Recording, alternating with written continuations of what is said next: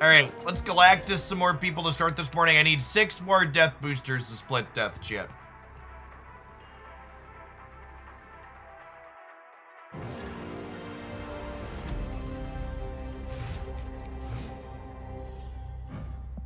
Needs an infinite border. She deserves it. God bless America.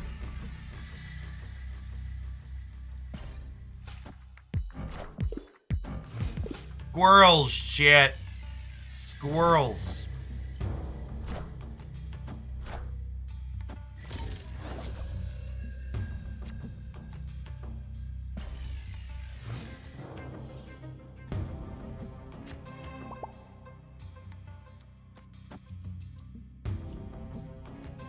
Just go with the cube. Yeah, I'm going to. I just want to get to turn 5 so I can... I want to get to turn 5 so I can get 5 boosters for my gal. Are we actually gonna do Cerebro one today? Yes. Yeah, I wanna start and I wanna get my last 5 death boosters to start. And then we're gonna try Cerebro 4 and 5.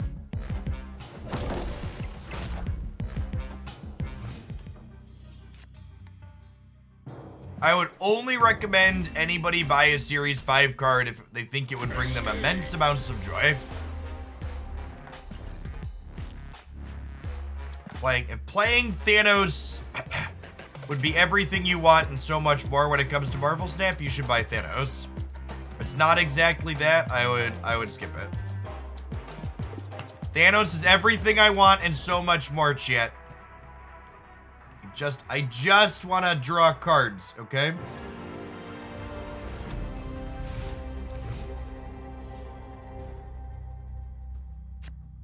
You got Hood and Sarah from your shop in the last 6 hours.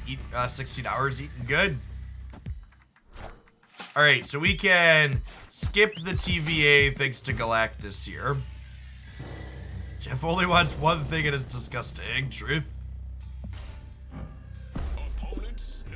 Opponent snapped. Yeah, it's fine.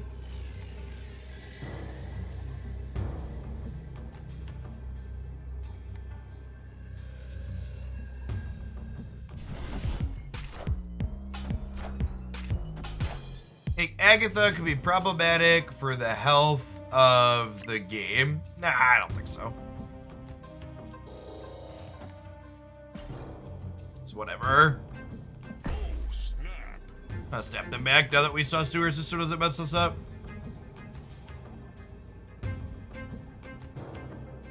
Thank you, Go Montoya. Thank you for the 1.5 years. Welcome back.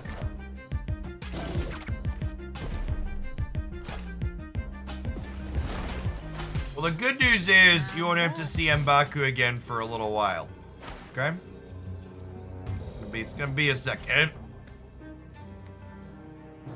Alright. Time variance authority. Kneel before Galactus. I believe, does the new cards have Galactus in it? I haven't gotten anything past Galactus yet. I have 6,000 tokens, chat, and they belong to Thanos. Okay? I believe I should see Thanos in my shop before I have enough tokens to buy anything else. Kneel down, friends. Kneel down.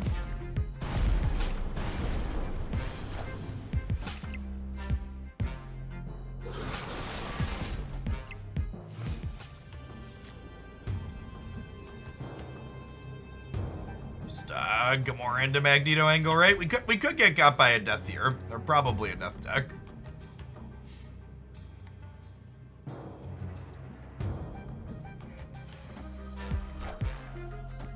Yeah, honestly, if you're not an endgame player, meaning you still have pool 3 cards, I would probably just not pin something like Shuri. And would instead recommend just like waiting. Shuri will probably be Series 3 or Series 4 before you can acquire her. Yeah, we lose to Death Magneto. Sedge. Yeah, need a death of our own. Unlucky. extra unlucky. No death boosters, no death in the game, no death boosters after the game.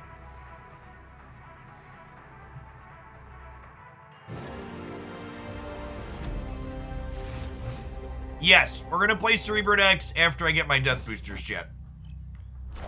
This might take a little while, it might not. We'll see. We'll see. Wait, how do cards change series? Well, we don't know the full details yet, but eventually most Series 5 cards will downgrade to 4 and 4 downgrade to 3.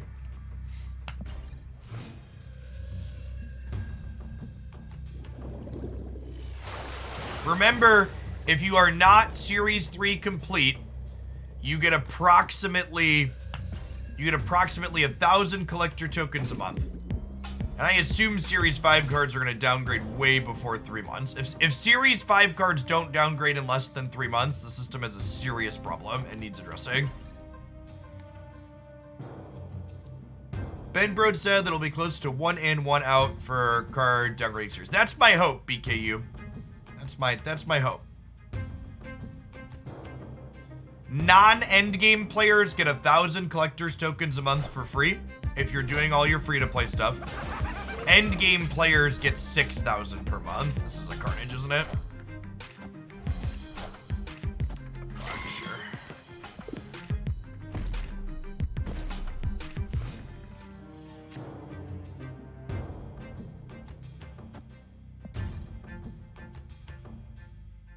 Endgame, meaning you have all Series 3 cards.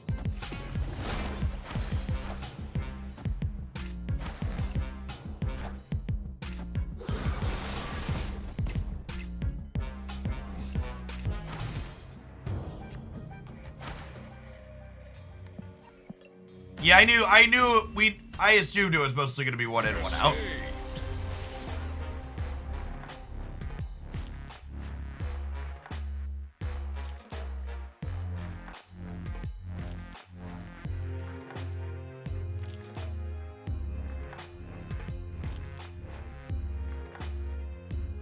Like I said, my assumption, again, this is pure speculation. I do not have extra information about this. Is I am assuming that Thanos and Galactus are going to be perpetually pool Series 5, and that the other 4 to 5 cards there are going to do a 1 in to 1 out ratio. Meaning, when they add 1, they'll rotate 1 out. And if they do that with the current pool sizes, it would mean cards are in Series 5 for 1 month, that they're in Series 4 for 2.5 months, meaning it would take 3.5 months to go from this card costs 6,000 tokens to this card is arbitrarily 3 in Series 3. Which I think is a fine timeline. Surefire way to find Central Park chat, queue up with Galactus, okay?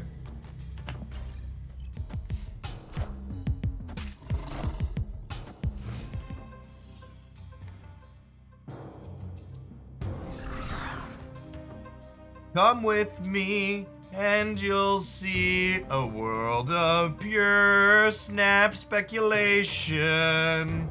We will see Reddit memes, lots of baby rage and adoration. Do-do-do, boo-do-do, do-do-do-do-do-do-do-do-do.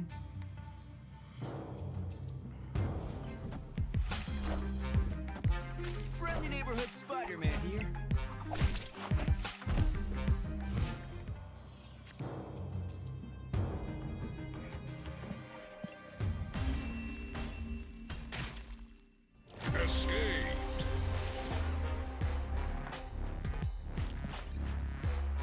I've been able to win that as a fair game. I don't know, maybe we could win left and right there. Just want my death boosters, chat. Is the Wakanda expansion 1 week shorter than the previous one? Yes, so 4 seasons every year will be 5 weeks, and then the other 8 will be 4 weeks. Because there's 52 weeks in a year. So you can't do all 4 weeks unless they're awkward. They like loosely line them up with the months.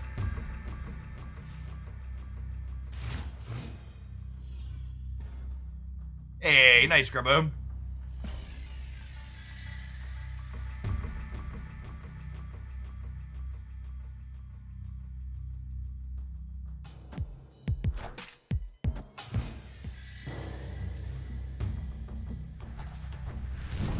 Hey, Limbo. Do do do do.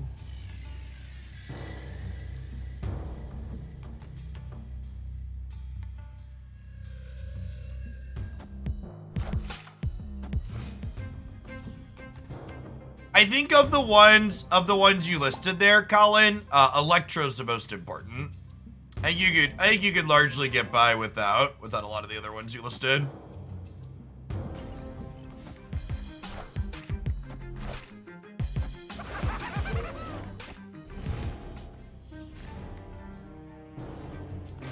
Yeah, people have been, unsurprisingly, complaining about the changes to the reserves, but I actually think the changes to the reserves are super duper reasonable. Crystal's one of the weaker cards in Snap. Not particularly strong. Retroid, thank you for the half a year. Welcome back. Iggy, thank you for the 20 months. And Jack, I almost missed that one. Thank you for the 32. I feel like I missed every sub this morning. I was gonna go back and double check them all. We had Gris Nick and Rub the Flea. Thank you for the brand new subs. I don't know if my chat was messed up or what. Ooh. We drew our lad, chat. We drew our lad. Let's snap them here. Thorium, thanks for the 2 months. And Hex, thanks for the 7. It's great to see a lot of folks coming back for the second month. Since we've switched over to Snap In. Victory. What change are we talking about here? I should probably make a command, huh? Reserves work differently as of this patch. There's a video breaking it down up on the YouTube channel this morning.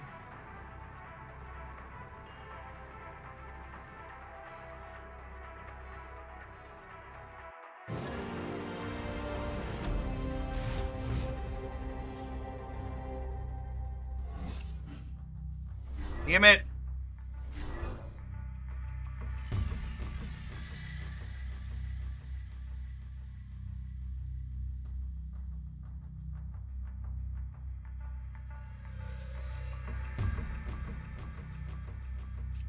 We win a fair game? Probably not. We're lurking on YouTube, glad you're in your community. Your content's the best. Welcome to a live one, Reb. If you want to engage with the community a little bit more too, be sure to link your Twitch account to your Discord account and pop on into the subs Discord server. Hey, Matsio, am I going to try the new Marvel Midnight Suns game? I'm actually putting a short pause on all of my non-sponsored variety content for the time being. The Snap metrics have just been really crazy, and I want to lean into doing as much Snap as I can humanly put out while the metrics are at their peak. That's unfortunate. Oh, Jude, thank you for the brand new Prime. Good morning, good morning.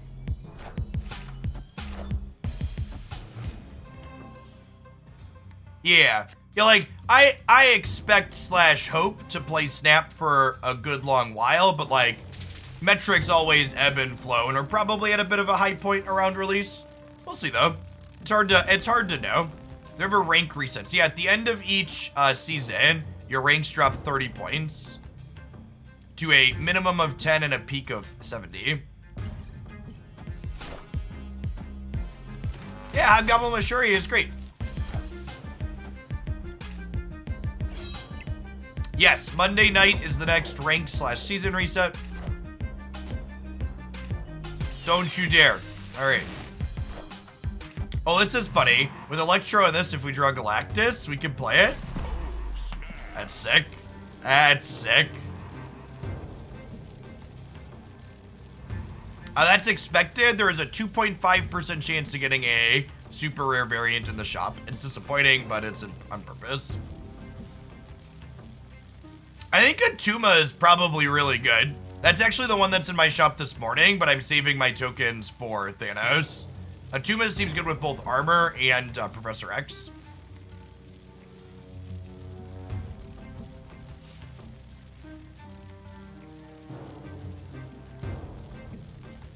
I have a preferred She-Hulk deck yet. We played a couple that have felt good.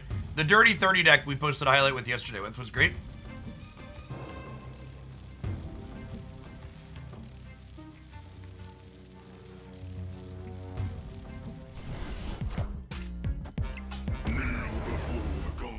Papa's here.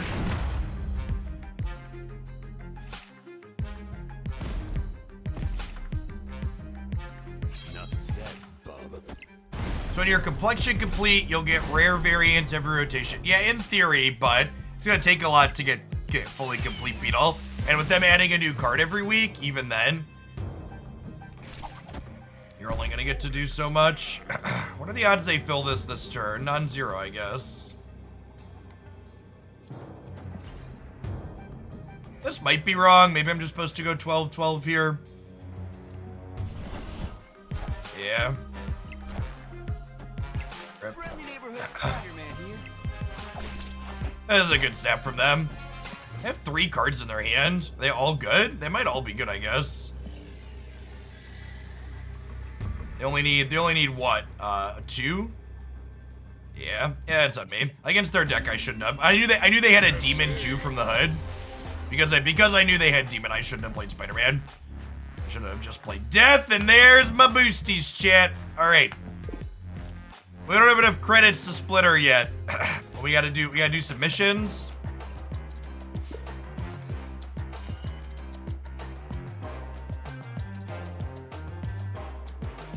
Okay, I need to play 200 powers worth of cards.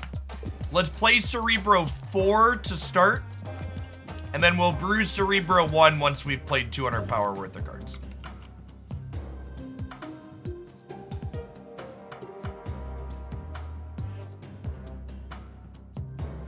Yeah, Wolverine isn't always upside. I think it's more good than bad, but it's definitely not completely free. Morning, Money Pants.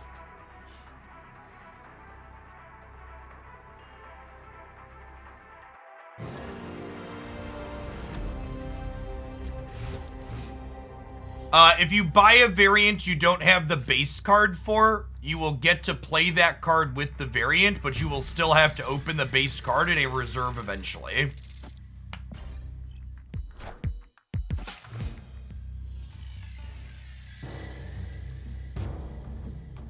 I talked about this a bit yesterday too, but actually playing with Galactus has given me extra confidence and awe of the Snap design team, because it really reinforces the idea that you can't judge. That's fine. I didn't want to play Marvel Snap anyways. You can't judge cards in games before you actually play them. And like, I was somewhat cautious with saying it could break the game, but like really experiencing it, like the design is fine. It's powerful, and it adds a new dynamic type of gameplay that's competitive, but it's definitely not game-breaking, and there's plenty of counterplay to it, it feels like.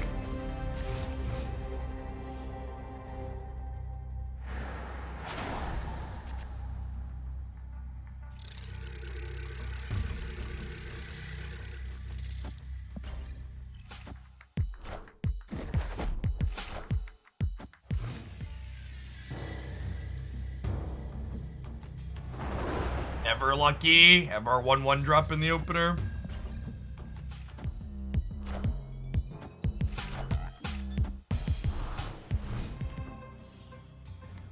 You can find deck highlights posted almost 7 days a week at youtube.com/Hoaglandia Snap.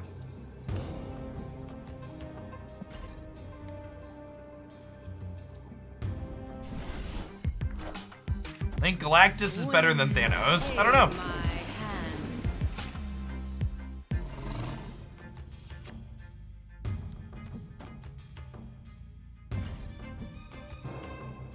I haven't played with Thanos. I think anybody that tells you they know how good or bad Thanos is without playing any games with it is someone who isn't very bright or is lying to you intentionally, and either way, you shouldn't listen to them. Welcome to a live one, Hoju.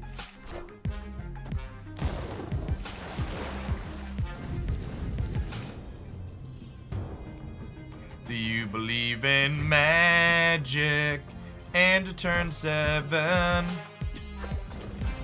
Do do do do do do do do. Magic, magic, magic. Magic, magic, magic. So I'll go Cerebro into Mystique, into Mystique, into Mysterio.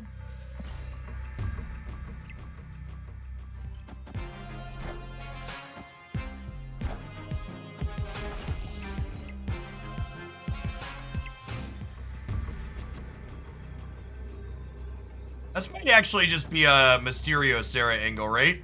Just put 12 over here. Sorry, 16 over here.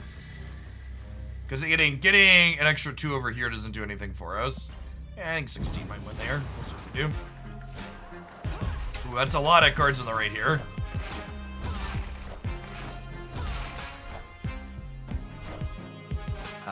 Narrator, 16 was not enough, in fact.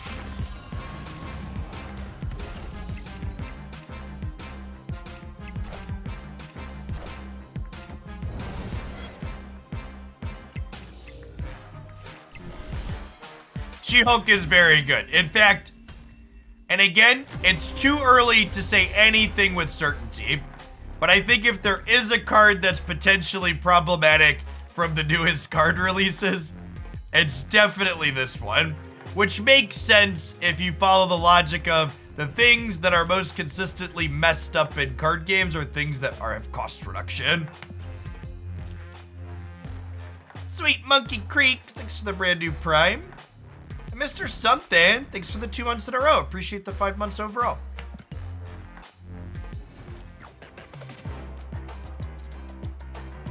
Yeah, but that also wouldn't have won the game, Drunk Owl. That sequence would have put more power in the center and less power on the right. I didn't need more power in the center. I needed more power on the right.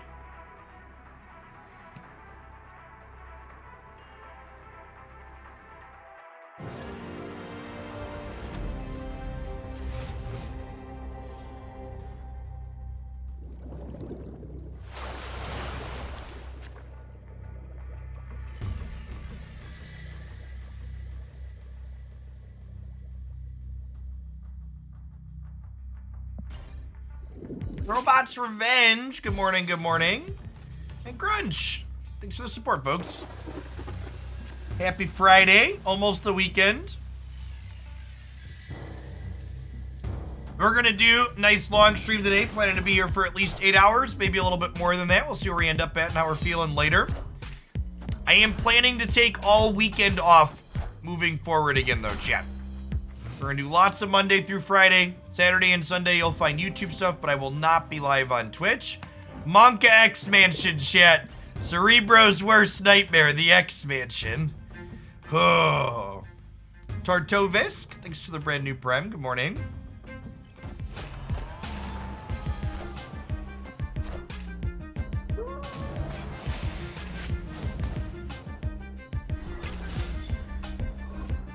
All right, we need expansion to be lower than 4. Okay, they just lost Dracula. Is good for us.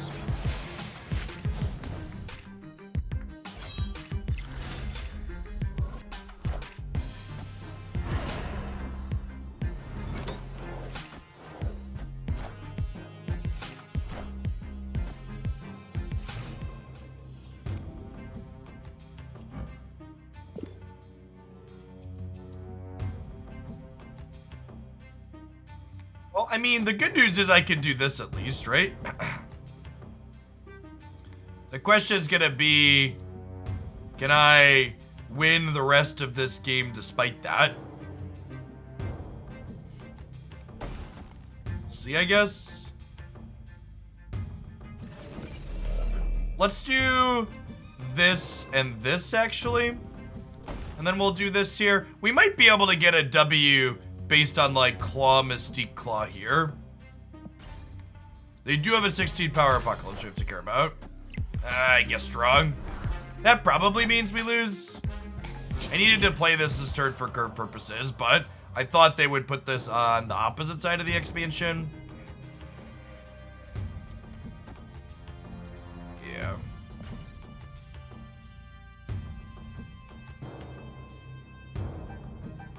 We only get up to 12 here, unfortunately. Yeah, I don't think we could win left with the Apocalypse. Chat, I don't even know if this deck, for people asking me for replacements for cards in this deck already, I don't even know if this deck works with the cards we're currently playing, much less with replacements. We're just getting started this morning. One of the things to keep in mind for decks when you see me playing them live on stream versus in highlights on the YouTube channel is decks I'm posting in highlights on the YouTube channel are things I feel I've played with enough to present them to you with and have opinions on them. A majority of what I play here on stream is me trying new things and trying to figure it out. So a lot of it is, I don't know. Let's wait and see.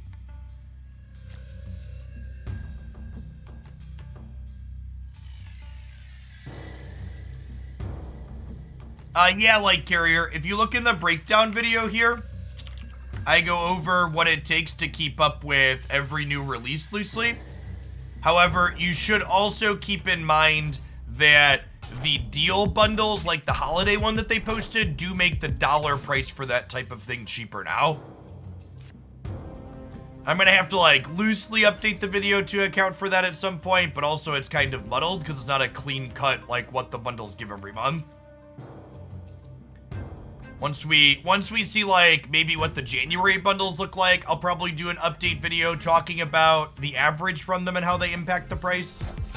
But for now, just know that they make it cheaper. Storm's actually kind of good for us with Claw in hand, right? And I have magic to clear the sewer system here, so I think we're doing okay for now. Snap's pretty different than that, Bugando. One of the things that's actually very different in Snap compared to things like Runeterra, Magic, or Hearthstone is that playing on curve's a lot less important in this game.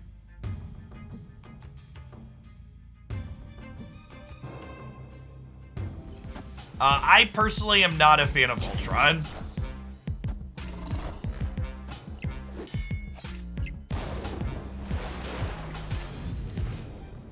Love the new Magic animation.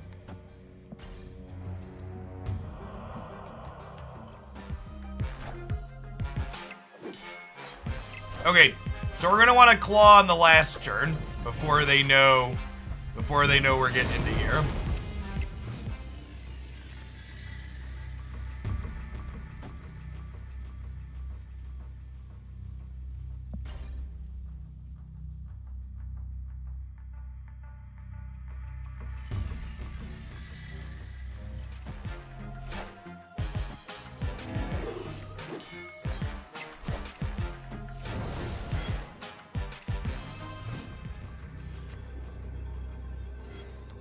Yeah, other content creators really seem to love Ultron for some reason. And I do not understand it at all.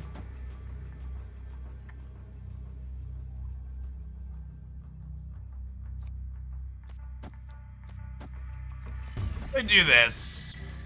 This is... so we double Cerebro. We get 16 here. We get 16... 3 is 19 here. I think this is good. I think this is better than clawing.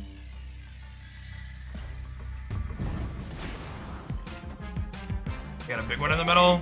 Yeah. Be a little short here. I would have won if I would have put Mysterio mid, huh? Mysterio mid would have given me 29. Right? Did I count that right? What do you mean 27? Yeah, so if I would have swapped Mysterio and Cerebro here, would it give me that? Maybe I'm supposed to assume they're gonna go big and play for the middle.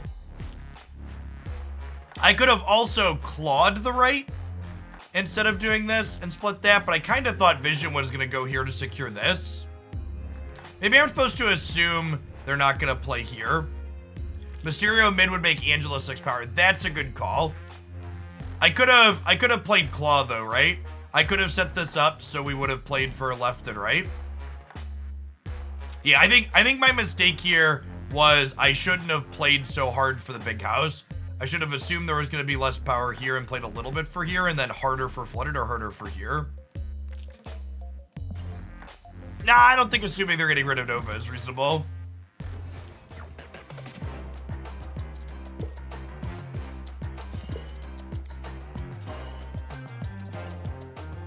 We're out of mission refills already. It's a cold, hard world, Chip. It's a cold, hard world. All right, I can split my death though, so that's happy. Oh, I have enough to split him too at some point. Let's remember to do that.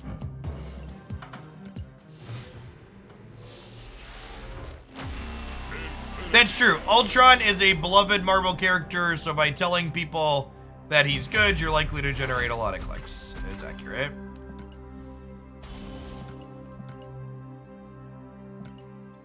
Okay, let's find a white card to upgrade once. So we can get another cash.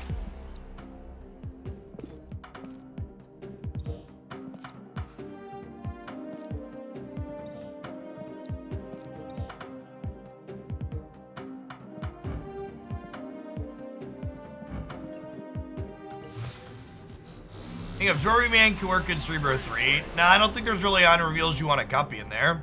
You have a Patriot deck highlight video? Yeah, check the playlist on the channel.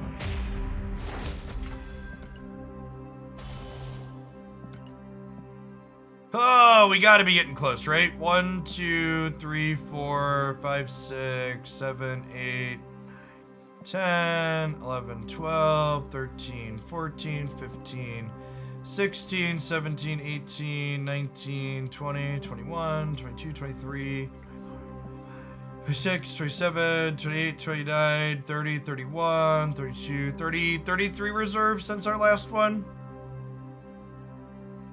That's the dreaded 79 boxes. So, probably not. We started at, I believe we started at 7,300 when the patch went live. I believe we started at 7,300 when the patch went live, and we should get 2 cards per 950 levels. So our next card should be coming somewhere in the next 100 levels or so from the track.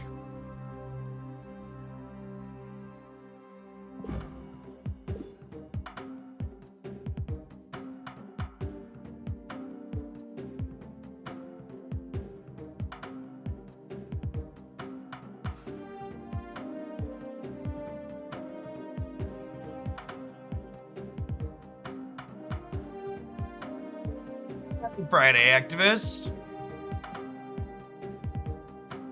If you think the pity timer is 79 on these boxes, that means you didn't watch my reserves videos. This is not a Republican safe space. I don't tolerate people posting bullshit not founded in reality. So go over here to this YouTube video to get the facts while you have your 10-minute timeout. Your 10-minute timeout is longer than that video will be, so go watch it and then let us know what you learned when you come back.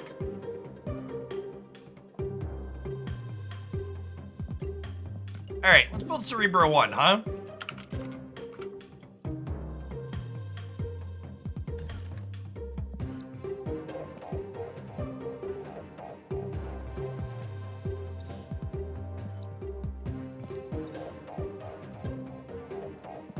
Okay, there's a good chance this is terrible. Just so we're aware. There's a good chance this is terrible, but I feel like I need to try it, chat, okay?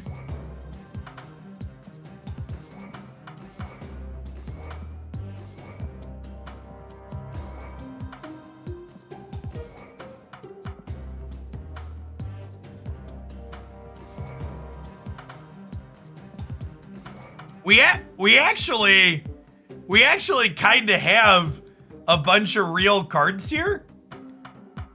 Are these are like almost all real cards, right?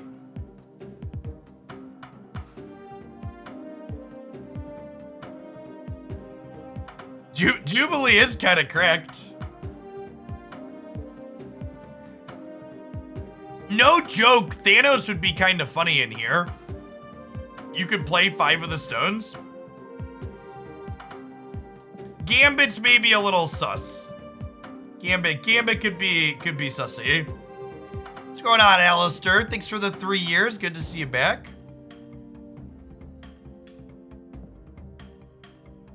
We could play goblins technically too. I don't know that Iron Man is good enough, right?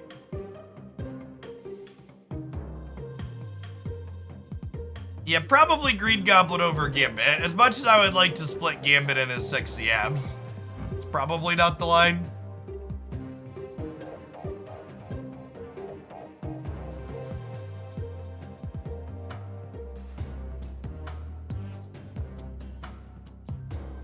Don't take Gambit away from Rogue.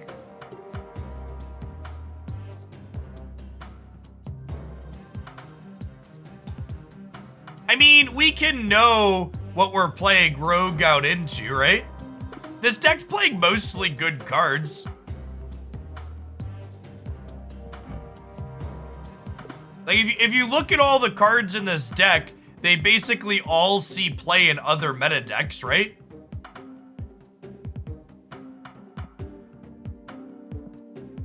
Which is like the line for, are these cards playable? Mystique Rogue does work how you want it to work. Am I supposed to fit Sandman in here? He's kind of okay into the Sarah decks. It could be right to play Hobgoblin. Hobgoblin's the one card I'm like sitting here like, do I want this?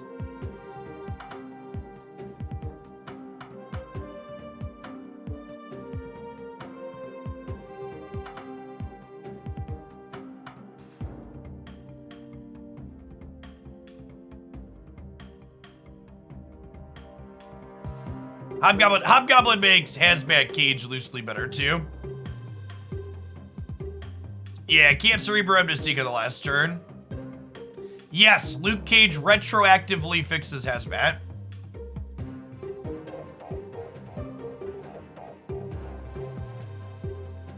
Is Rogue or Hobgoblin better? Hobgoblin's probably better than Rogue.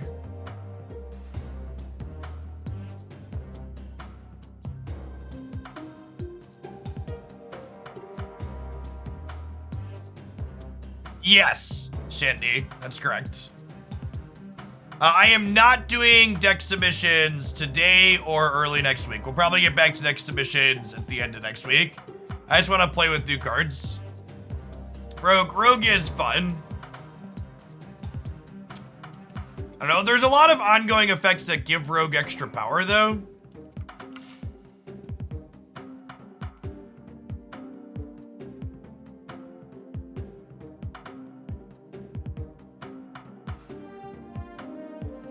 Jubilee hitting Hazmat early is fine, chat. You just draw Luke Cage afterwards. Volker, thanks for the prime, appreciate it. All right, let's give this a try.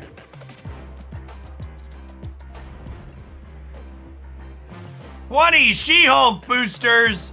Chat, those are boosters I actually wanted.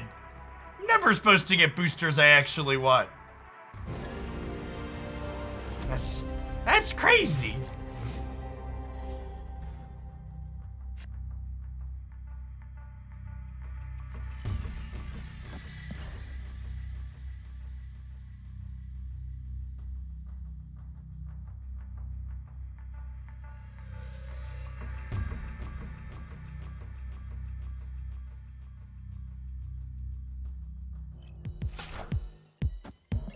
My child is an honor student. Man the digs.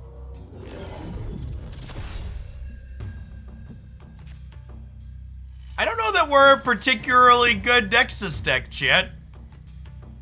That might not be great for us. We're gonna wait on Psylocke, because I would like to Hobgoblin on 4 into the Nexus.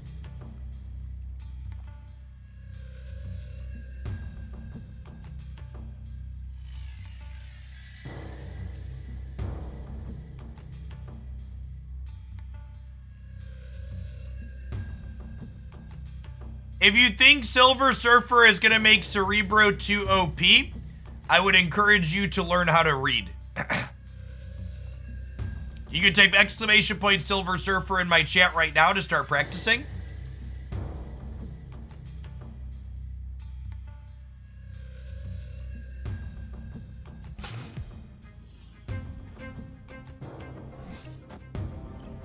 Wow, that's super unlucky.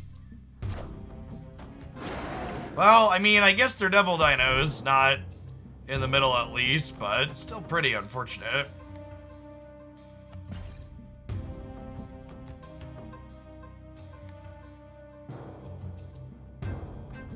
Wanted our Hobgoblin in the middle, chat.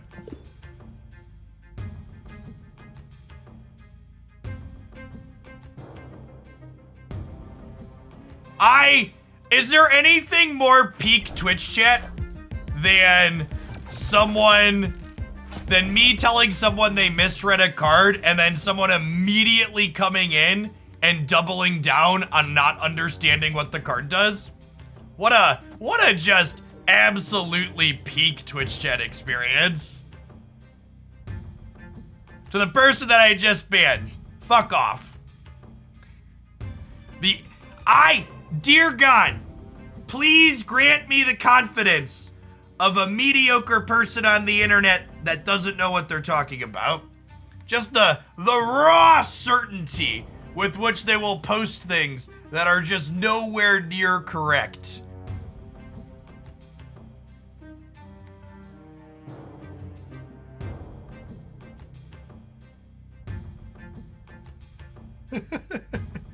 What's going on, Prozac? Good to have you. You can put Zabu to Cerebro 2 deck. Zabu looks like it. Like I've said, cost reduction is one of the scariest kinds of mechanics in games like this, and Zabu's got some killer cost reduction on him.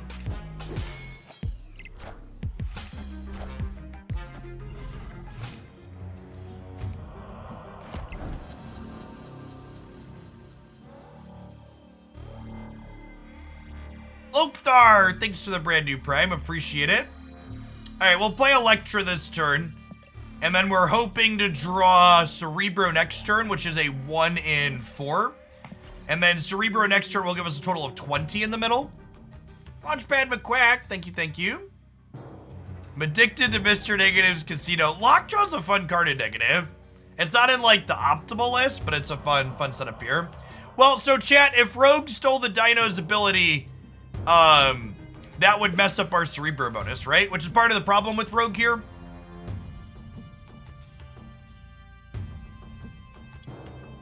So, Jubilee into Cerebro would mean we couldn't Mystique it, though. So we wanna draw Cerebro here. Why does it cost 999,905 shillings to be a Shillionaire?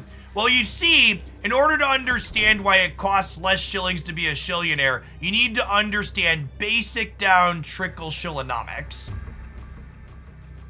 Every time a new person achieves Shillionaire status, it trickles down for everybody else and makes it cheaper. Listen, chat, we never make an opportunity to make fun of conservative talking points here. Just a trickle. So we've had loosely, for those that don't understand mechanically, there have been 95 people that have redeemed approximately 1 million shillings. Can we win this? I don't think so, right? We basically have to have Cerebro to win this game. So this would put them to 4 here, but then I don't think we're winning left or right, right? Can we win here? What are the odds we win here? I'm gonna stay for a cube. I think we lose, though. The wash second doesn't matter, chat. We have Mr. Cage.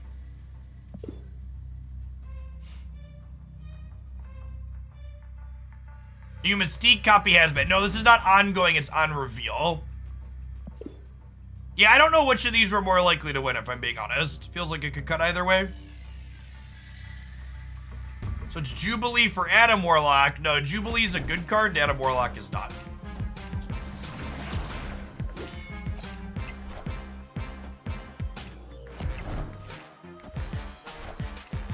Ah, we'd have won the right?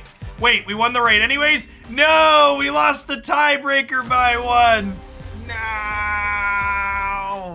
Man, we'd have actually won if we'd have hit our 75%er to have Cerebro, huh? Mr. Flanders, thank you for the 47 months. This game was like really close. Oh, we lost by 2. Yeah. So first and only tiebreaker in Marvel Snap, total power. So we're down by 3, they're down by 1, so they win. Cerebro would have shown up, we'd have crushed them.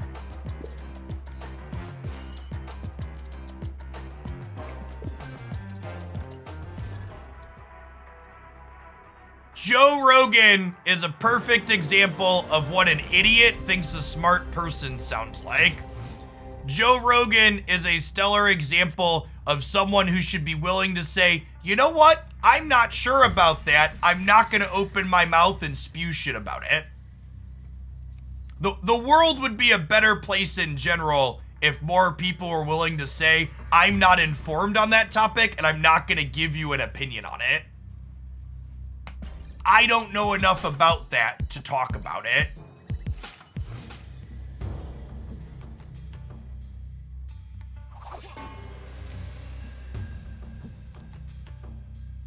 Curving, chat. We're curving.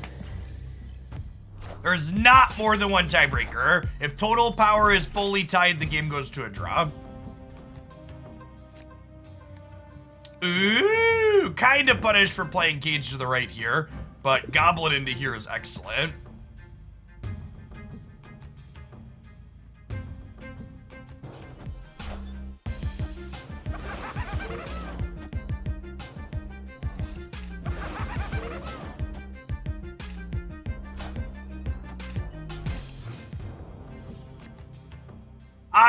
On average, the smarter someone is, on average, the smarter someone actually is, the more they are painfully aware of what they don't actually know. Is generally how the world works. I think we play both of these here, and then we like Hobgoblin here. Maybe they might fill this. It's gonna be close. Maybe I'm not. It could just be play these, and then like, well...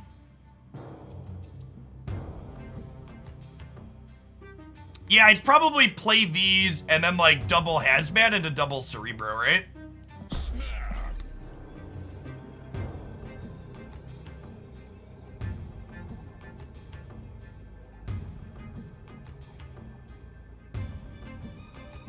We'll leave it. Yeah. Victory.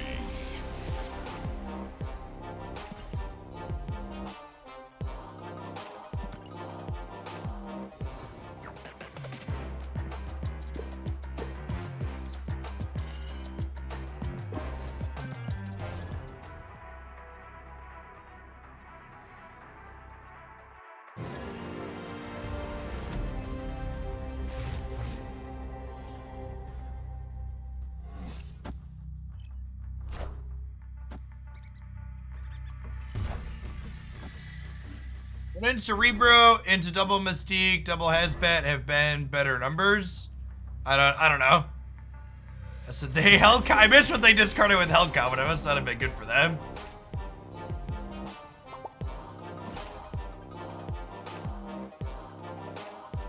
They discarded Lockjaw and Sif. God bless. Do I have a Squirrel Girl variant? Can't remember. I have this one. Oh, it's the baby variant. I don't have enough boosters to split it, though. Maybe we'll have to split this one at some point when we get enough. We're at 118.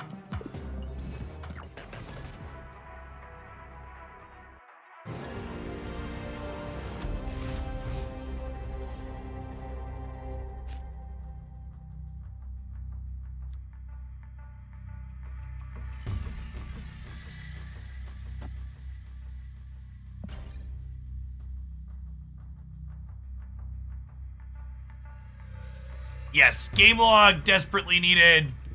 Would like to be able to click on discarded or destroyed cards to see what they are. Definitely much needed features. One of the interesting things about this build of Cerebro as well, chat, is normally Necrotia is awful for a Cerebro deck, but Luke Cage stops this from hurting us, right? Luke Cage says we don't get penalized.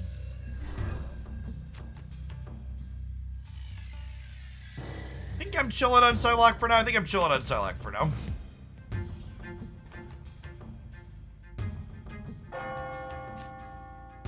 Rewarded.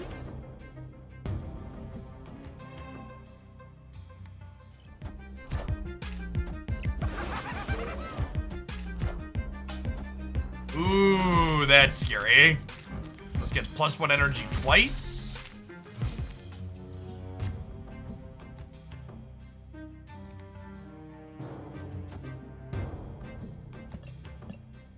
Now, one thing that's potentially awkward here with Jubilee is that if Jubilee hits Cerebro, I can't Mystique the Cerebro. Oh, no!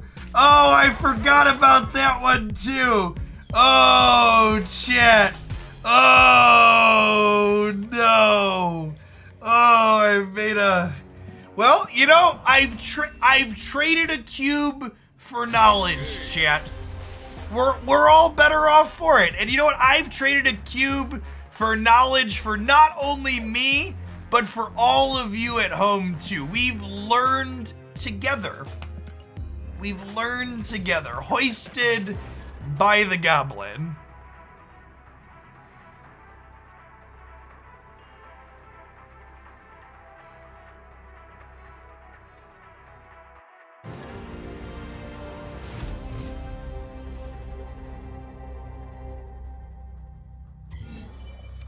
Now that is a location that's problematic for us. I guess we could just not play Squirrel Girl, but we largely just can't play into here, right? Outside of our goblins.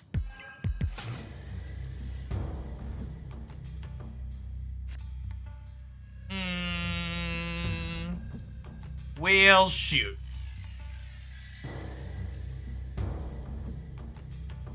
Okay, it's fine. It's just gonna be a green goblin. Green goblin. Green goblin.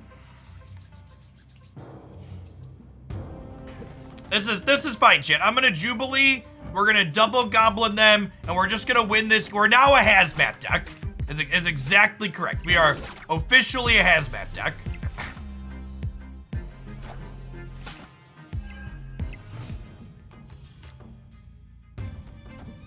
We're gonna fill their board with goblin friends. We're gonna draw Luke Cage. We're gonna hazmat it up.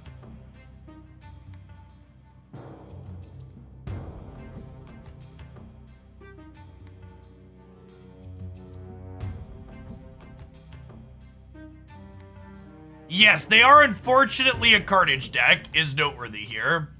With Deadpool, which is not great for us. Ooh, that's a huge Deadpool at that.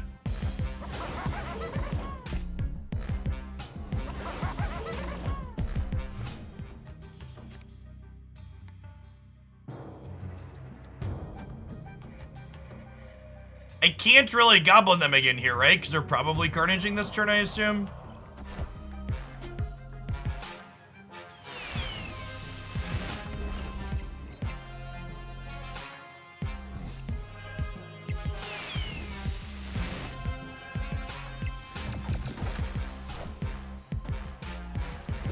Okay, Venom is less bad for us than Carnage.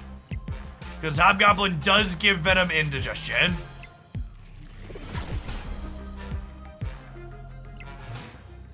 Luke Cage.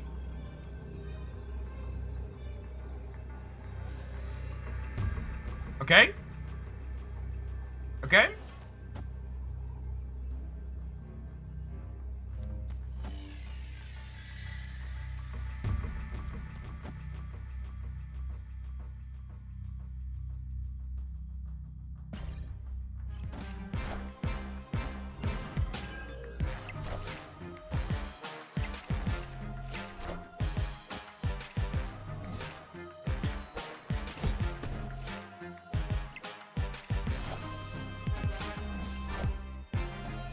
Ah! Go left! Go left! Oh, we'd have barely lost if it went left, right? Because it would have been 13 to, it would have been 16-16, and then we would have lost the breaker. So like, I know we've lost a couple of these games, but honestly, after playing them, like, we lost to priority, and it was really close, right? Like, this deck actually seems almost real, right? We're gonna keep playing games with this. This is kind of sweet. Yeah, these games have been much closer than I've expected. And Cerebro is one of those cards. Cerebro is one of those cards where as the card pool gets bigger, it's gonna get better and better and better, right?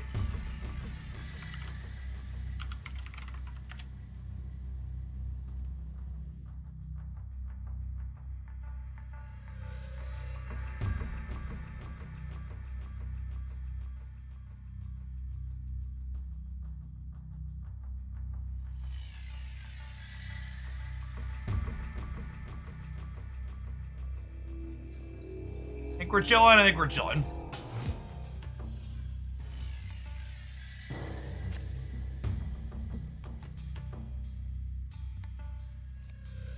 Do I want a second Psylocke?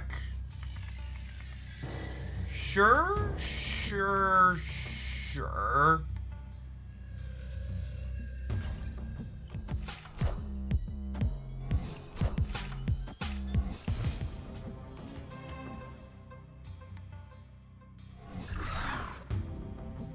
Hey, look, chat. They gave us extra raptors.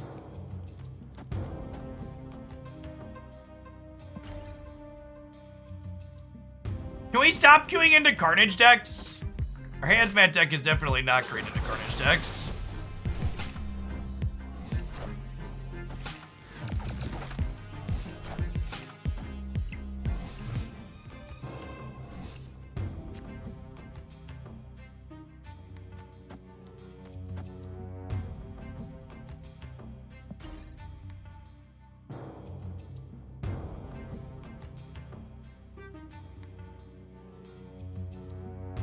Carnage decks are probably 70% of decks. No, that's not true, Burgle.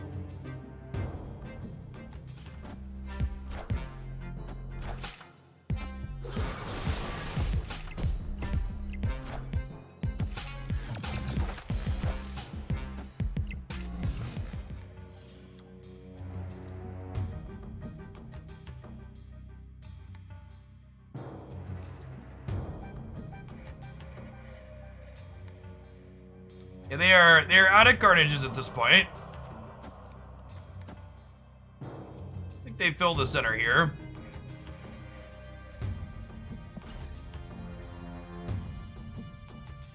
Yes, Luke Cage on turn 6 will pull all of the Hazmat debuffs off of my things. That's how the game works. Oh, they're Death Wave. Okay, so we're dead then.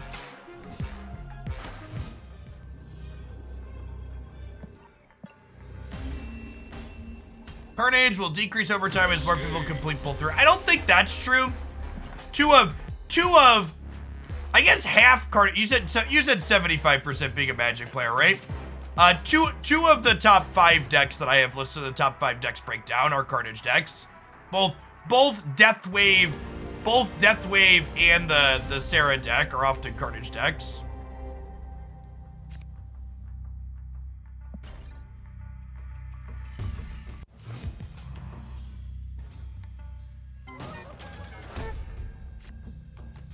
Stuck since the season began between ranks 36 and 39 playing Sandman Kazoo. I don't know who started telling people I don't know how the Sandman Kazoo deck got popular, but it's not very good. If you want some good pull 2 deck recommendations, check out these ones here.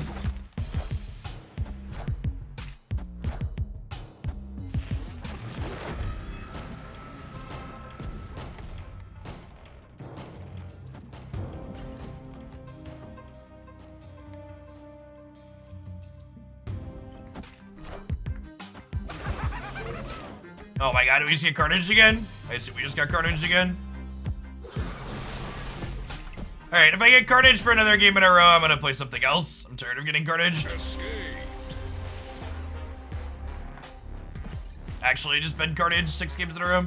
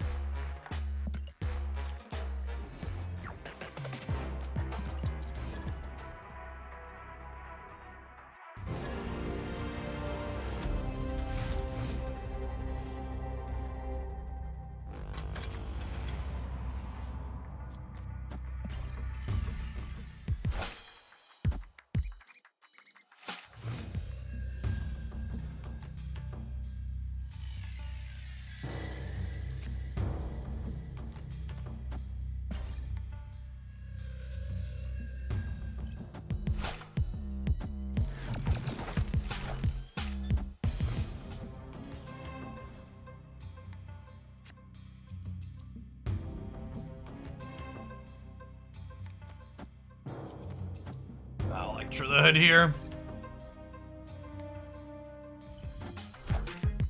Can Carnage it.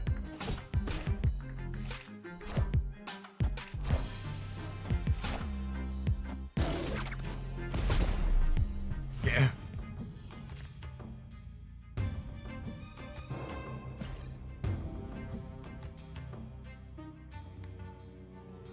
I don't think our deck's playable without the goblins yet. I think we just have to go play something else.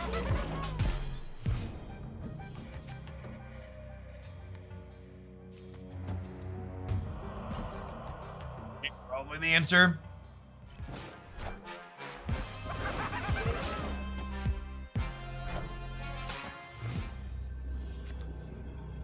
I don't understand your question, Incendium. Are you asking, am I taking deck submissions? The answer to that question is no.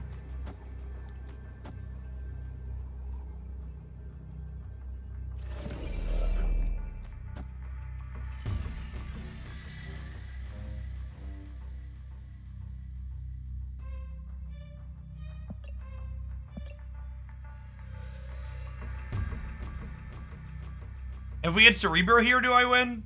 It's +8 over here, so no.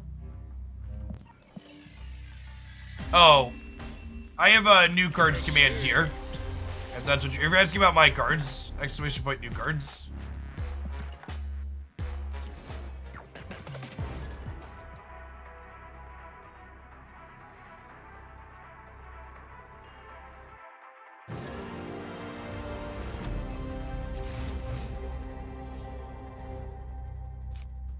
Strider's fine. I disagree with it. It's super consistent. At least on any list that I've seen feels super consistent, but you definitely win games with it. Our next chance at Thanos is in 2.5 hours.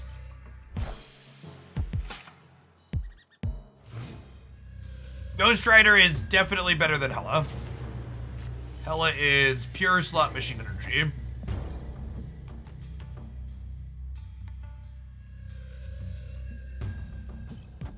You know, I don't think we beat the Killmonger Carnage decks yet. Hey, Life Coach, thanks for the sub. Hope life's treating you well. Chat, if you're looking for some other excellent Marvel Snap content, be sure you're following Life Coach. They've been streaming a ton of Marvel Snap as well.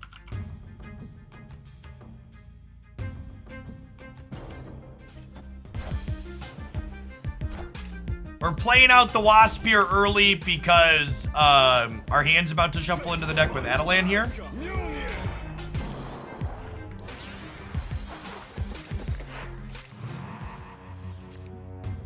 Okay, and this is why we went Cerebro second, so we can play Mystique now. Oh, Kiln is going to shift, and my brain is bad. Yeah, I should have put Mystique in one of these places. I always mess this up. They messed it up too, though, so we're fine. My opponent and I are equally bad brain, chat.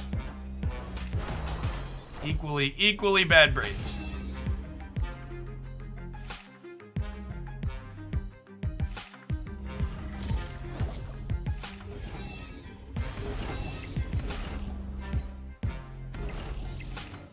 Now, fun interaction.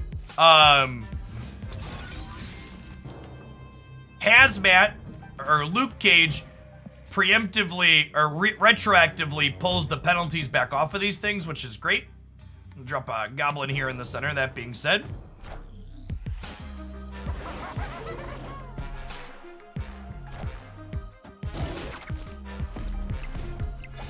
Nice of them to protect my squirrel with armor. And there's Hazmat. Victory. Yes, so Jubilee would still be 5 here.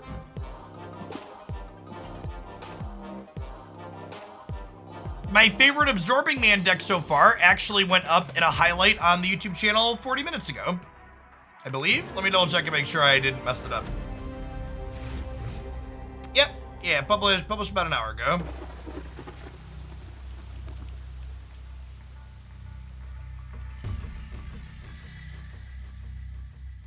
Yeah, when I post 2 videos in the same day, one of them has to go a little later.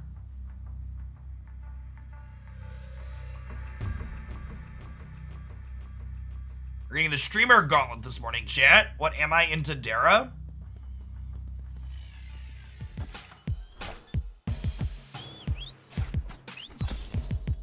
Murray Isle is not great for the home team.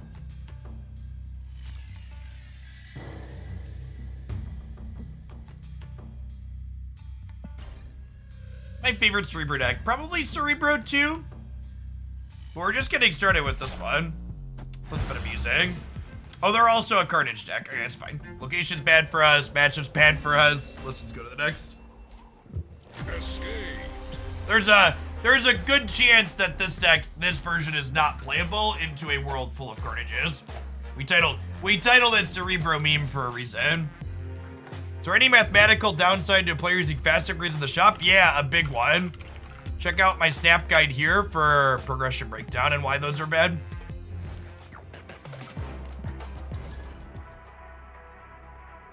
The Cerebro Destroyer variation is also good. You're correct. Armor is a great hate card.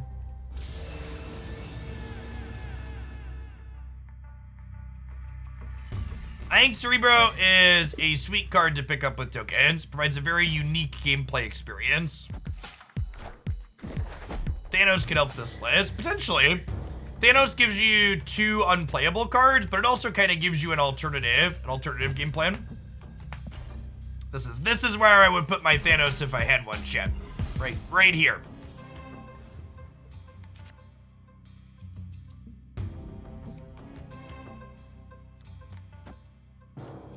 Let's Psylocke here, actually, so we can Hobgoblin on form.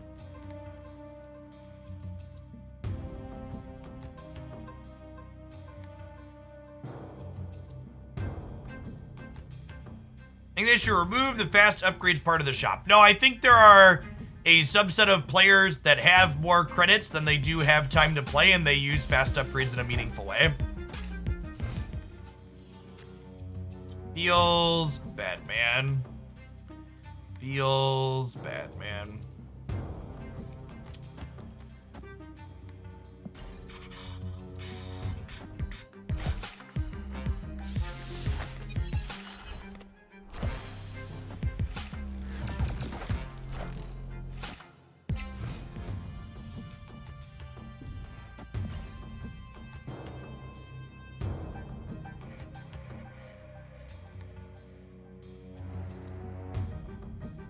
I definitely would not advise using fast credits to fast upgrades stay around 1,000 credits. I would recommend only using fast upgrades if you're bumping up against the 10,000 gold cap. Again, this is one of those interactions that really needs to change, or he needs to go back. No, they knew we had the hobgoblins yet from the White Queen. It is incredibly inconsistent that Professor X stops Hobgoblin from moving across the board, but he doesn't stop Oscorp Tower from switching. And either one of those two things needs to work differently. Professor X either needs to stop Oscorp Tower units from switching sides, or it needs to let the goblins move across. Pick one.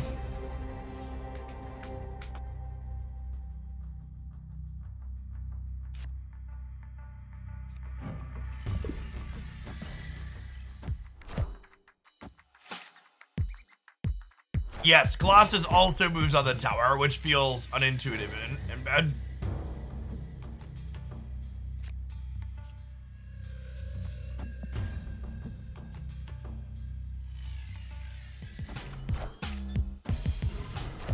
Fun Nightcrawler.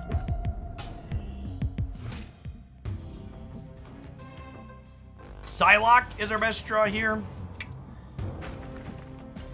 We're not going to be able to Hobgoblin with Dream Dimension.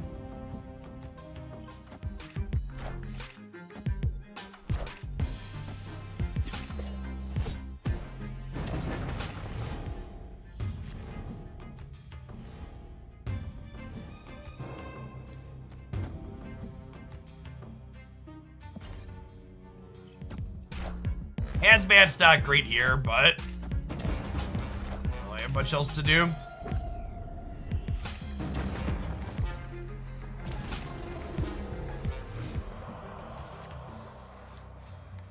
Cerebro there, we might have had a shot, but at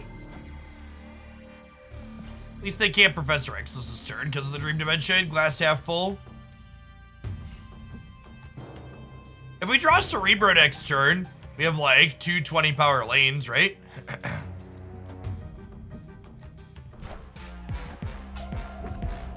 Maybe we got a real shot here if we peel our Cerebro. We're what?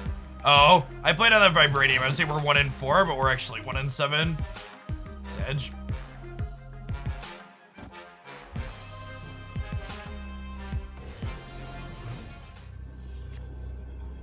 Yeah. All right, I think I got like 2 or 3 more cubes in me for this one before we try and make Cerebro 4 work. Cerebro 4 probably has more potential than this.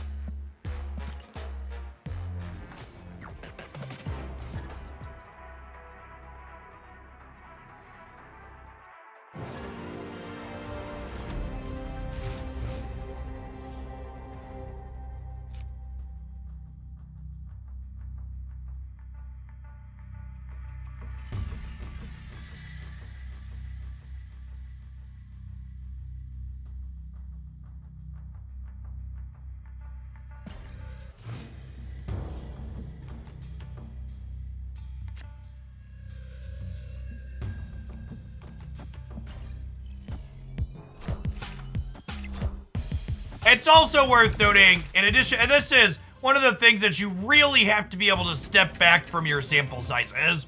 If you go back and look at what's happened in these games that we've played so far with this deck, half of the games we've played have been against Carnage decks that seem like a bad matchup, more than half. And then on top of all the Carnage deck matchups, we also just haven't drawn Cerebro in the 9 cards we draw each game in most of the games that we've played so far. So if you step back and ask yourself, okay, is what we're experiencing here the average case situation for this game? The answer is most likely no, right? 75% of the time, we're going to draw Cerebro on curve.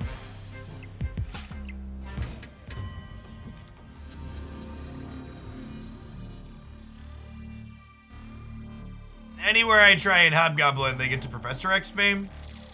So we're probably dead.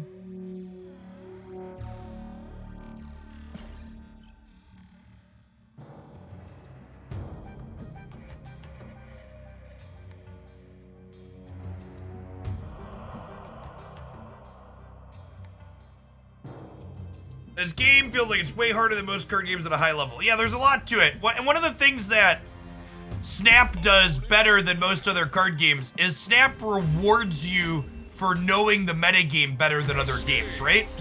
Because decks being hyper consistent in Marvel Snap means knowing the output range of your opponent's deck lets you play around things because they're more likely to have the things you need to be playing around.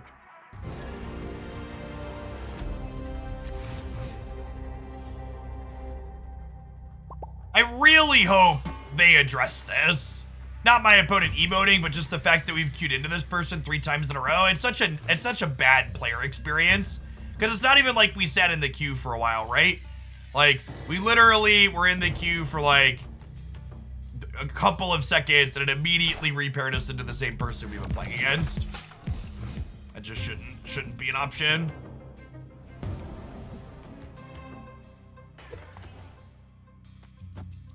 Wish we could add friends lists and talk to the player. I actually would prefer that the people that I play with and run good against or run bad against can't add me to harass me verbally after the match. That sounds great. If they want to add friend codes or whatever, they want to add codes so you can. They want to add codes so you can like add people directly. I think that would be fine, but I really have very little desire to have people add me after playing a game.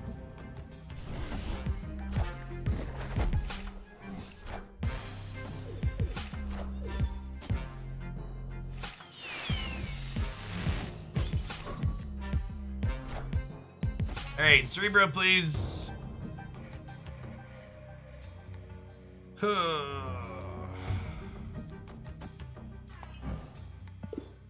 is again, right? Like, we're not even doing poorly this game. We're just like down to 3 cards in my deck and Cerebro is still hiding in them somewhere, right?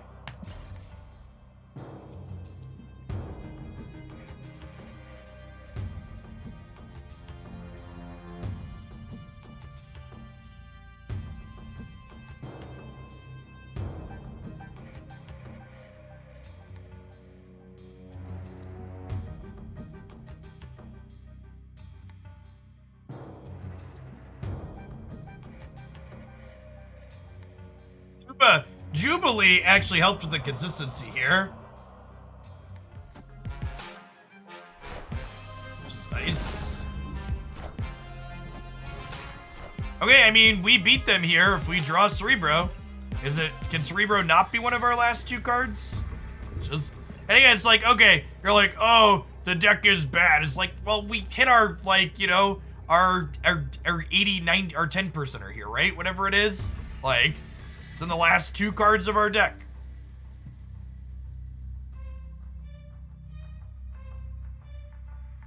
If we hit that, we probably win one of these 2, and we definitely win here. You feel like Cerebro decks are the worst. Well, it's a good thing your feelings are fucked, and I don't care about them. Escape. It's like even that, like that's such a peak Twitch chat thing. It's like I'm explaining how what we hit is a statistical anomaly, and someone is like, based on my feelings witnessing this statistical anomaly, this is bad. It's like, I'm explaining to you why you should take a step back and look at the stats instead of your feelings. You're just like, nah, but my feels. Faustus, thanks for the 2 months. Appreciate it.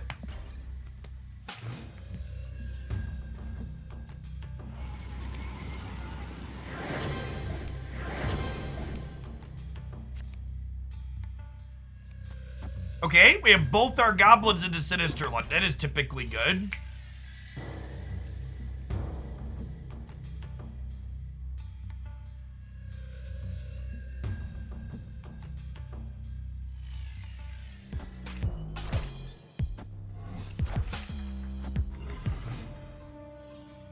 He's ever increasing the number of turns per game. No, definitely not.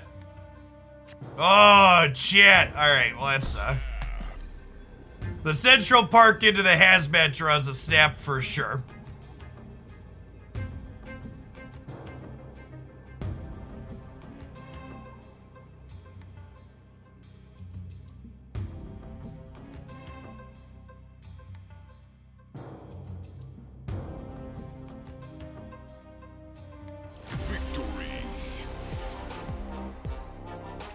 And honestly, this game's a good one to talk about too. This game's a good one to talk about too when you talk about feelings and how good or bad decks are, right? Like, not only... What a weird thing to say. Like, someone just said I was salty about hitting the 10%er. I'm not salty about missing that at all. I'm just taking the time to explain that that is not the average case scenario. So writing off a deck based on the not average case scenario is like such nonsense. Like, there's nothing mad about that explanation. I'm a little annoyed that people are in chat like trying to draw conclusions and throwing out their feelings while ignoring the sample sizes and ignoring the stats that we're talking about while we're talking about it. But none of it has to do with being mad.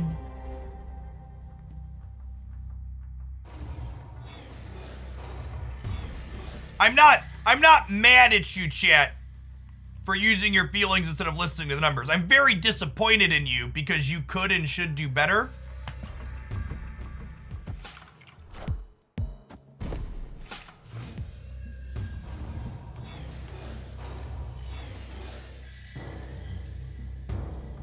And that's another thing that always irks me.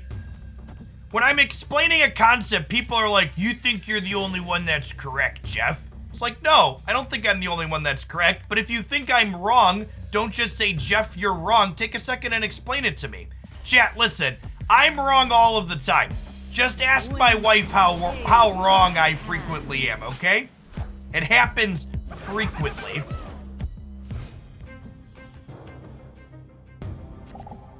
But I'm also not just gonna sit there and be like, oh, I'm wrong, when like you haven't explained anything to me about why what I'm telling you is off. Like, hey, like help me understand.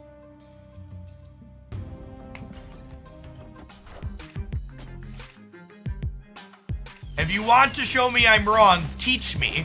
Don't just say, Jeff, you're wrong, you're not always right.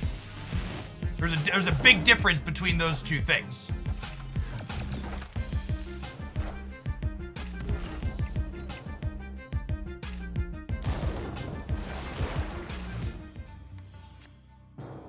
Mystique is a lovely draw. Now the question here is, do I hazmat, assuming we're gonna find Luke Cage? There's only one energy. I could probably slip hazmat in later, right? I think I'd chill on. Hazmat for now. I'm gonna assume they're gonna put a bigger card than Mystique in Monster Metropolis also.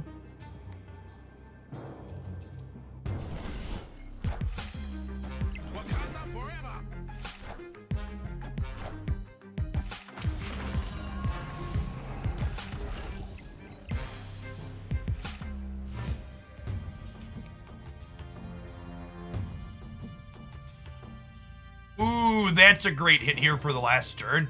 Do I think they're filling the center this turn? I don't think so. I think I'm snapping. Could get got here, but I think this Hobgoblin's good. And then next turn we go Jubilee, Electra, Hazmat, potentially. I don't know. We might not Hazmat if we don't draw a Cage. We have 4 cards here. You want to Electra into Hobgoblin on the right. Ooh, that would be a good line. That could be good. Yeah, I think chat's right that that's better. Oh no, chat, wait, sorry. I mean, I'm always right and chat is wrong here. You can't possibly be right with that suggestion. Because as we just went over, I only think I'm right all of the time. I apologize for giving you the false sense of hope.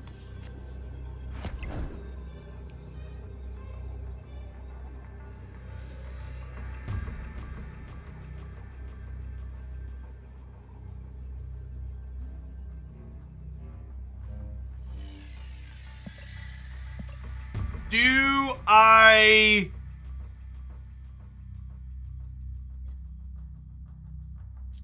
So I have two different 1 and 3s here. Jubilee can hit Squirrel Girl and win the left if I don't play Hazmat. Or I can play Hazmat and Jubilee can hit Luke Cage.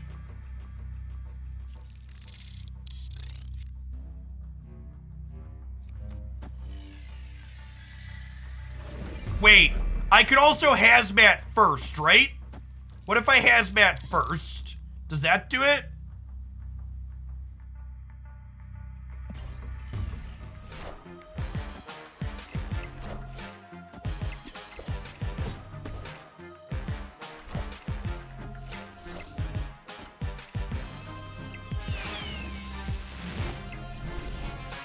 Yep. Actually, the only card in our deck that doesn't win the game. Actually, and again, right? Like, even this. Oh, if I would have Wasp Mid, would I have done it? Would Wasp Mid have gotten us there? It would have, right? I messed up. Wasp Mid would have gotten us there. I was so focused on the Jubilee that I wasn't counting what they were going to go to in the middle. Okay, so if I would have Wasp or Jubileed here, we would have gotten it too. I don't know, chat. I think there's something here. Like we lost our 1 and 3 there, and even if I had played right, we win that, right? But I messed it up, and I'm an adult who can tell you I messed up when I'm presented with that information.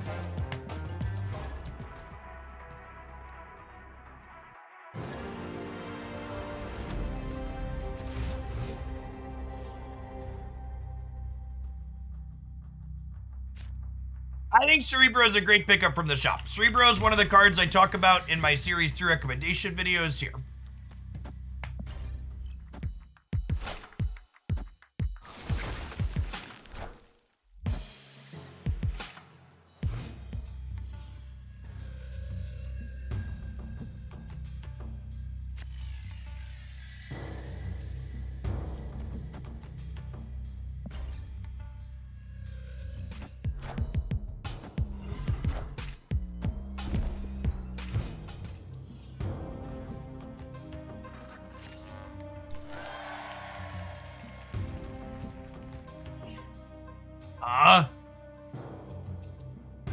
So I just can't play into Shuri's Lab is kind of problematic here.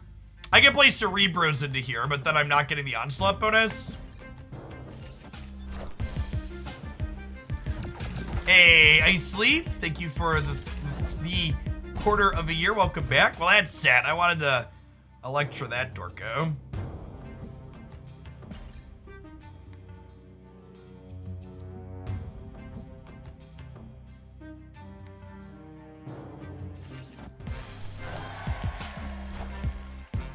That's true. Our goblins can play mid, is accurate.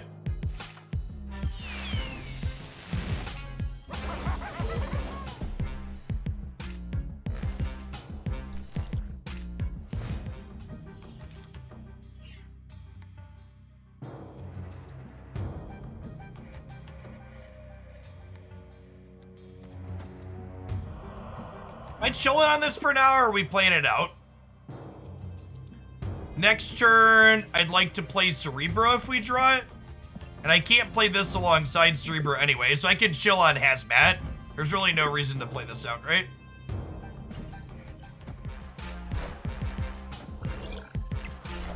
That's a big boy.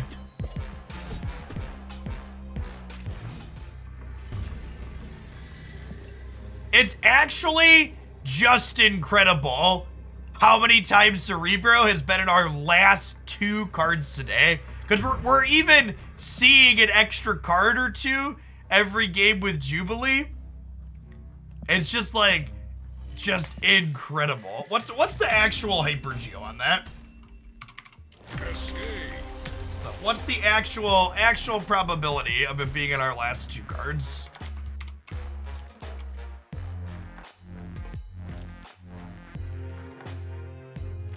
We're 17% to have it in our bottom 2 cards. So 0.17 squared. It's 3% to have that happen 2 games in a row. 3% to experience that twice.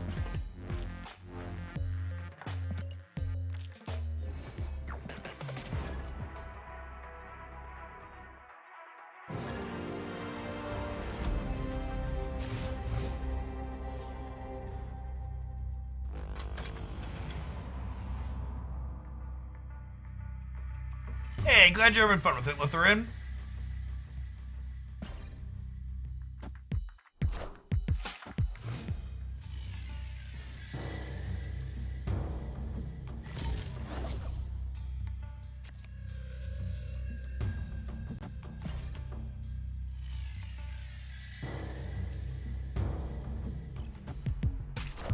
Cereberus 6 with Hood, Bucky, Sword, etc. Could be okay.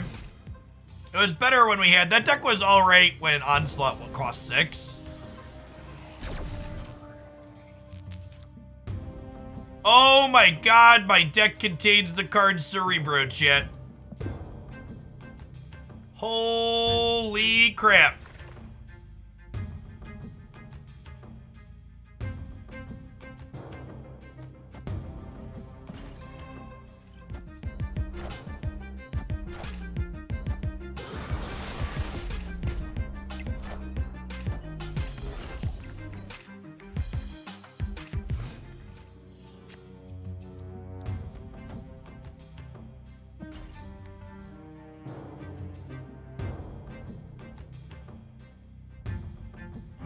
I'm waiting to play the Electra out here because I don't want to put Vibranium in my deck, ideally.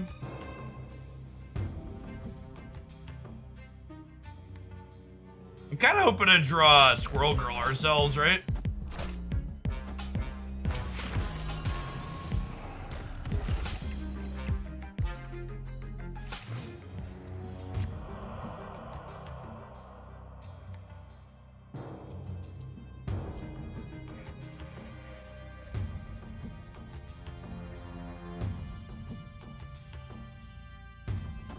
We might be able to win here.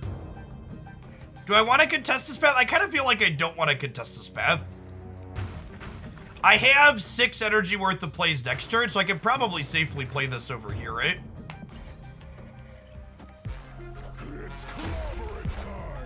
Might have been right to just YOLO this center.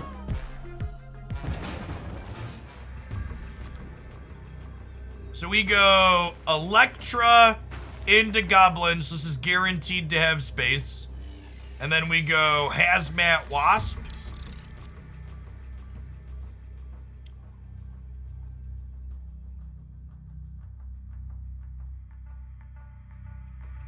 So there'll be -11 over here. And I'll have 5. And then we'll have 15 in the middle. And they're gonna be, oh, they're gonna be -13 here, actually. They're gonna be -3 more here.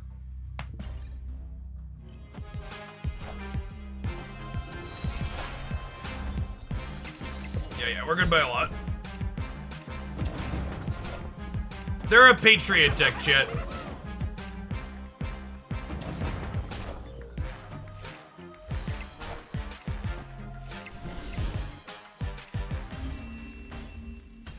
They're a Patriot deck that didn't draw Patriot. And even if they'd have had Patriot, right? Like we were beating +6 here in the middle.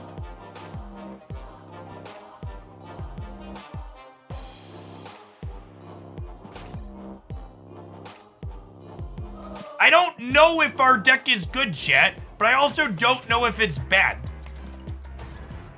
Like I'm not writing it off. It's doing some neat things.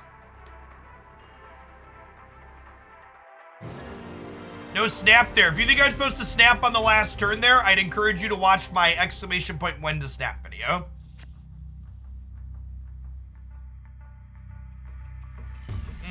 This Dark Tower's awkward.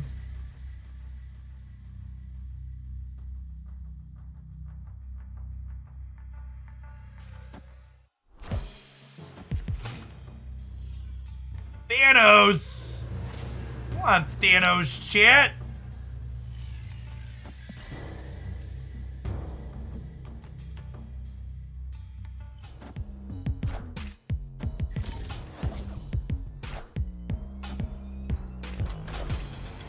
Ugh, what a beating.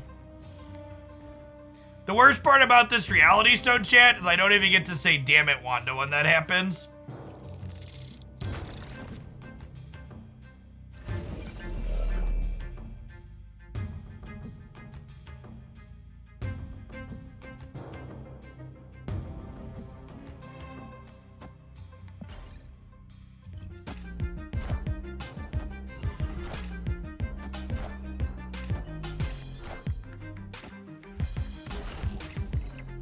Alright, Mr. Cage doesn't care about the soul stone, which is nice.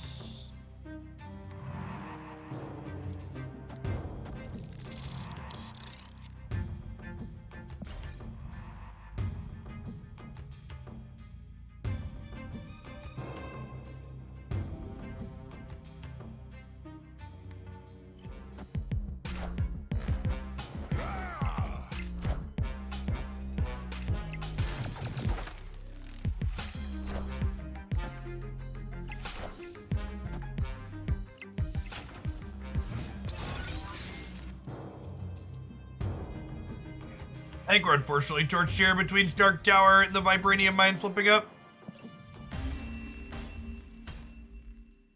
Escaped.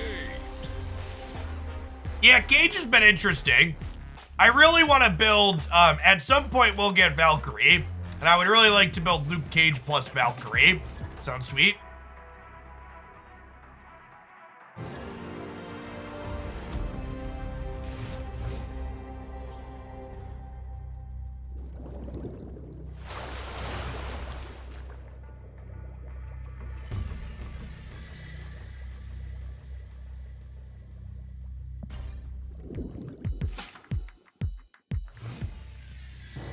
They had Sunspot on the right, Everlath, which means that that wasn't happening.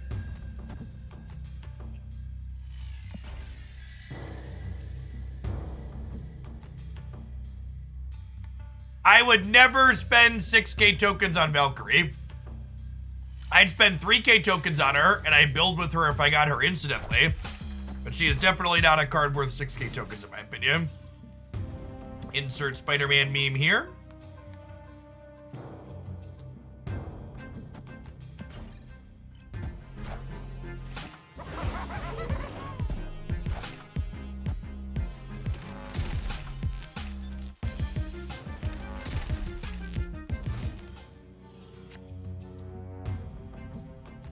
Okay, chat.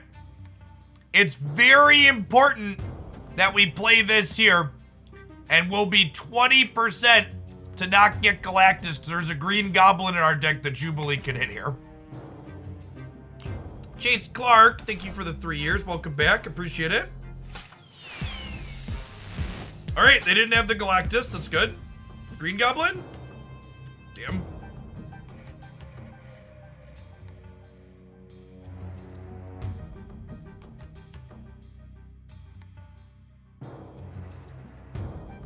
Well, they didn't have it last turn. Oh, they have it this turn? Maybe they just wanted the Sabretooth to be free? Yeah, I think I leave. Unfortunate that. Green Goblin's the card we need that's now in the bottom 3. Escaped. Why does Wave on 4 make She-Hulk cost 0 energy the next turn? It doesn't, King.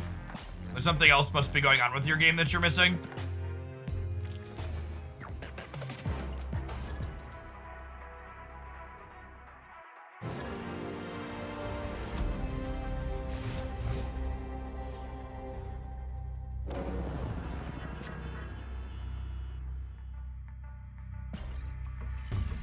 Opponent snapped.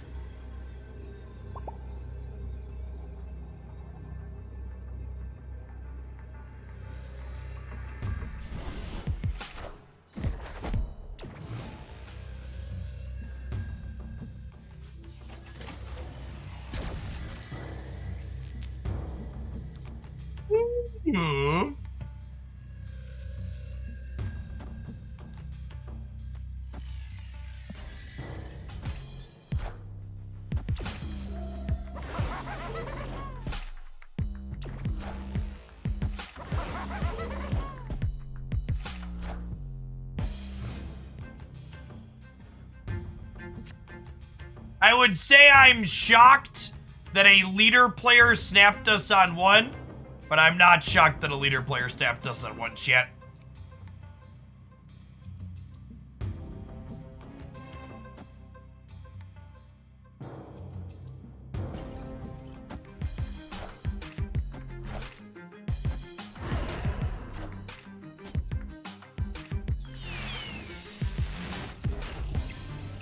Oh, getting Cerebro here is actually a little awkward, right? Because it means that...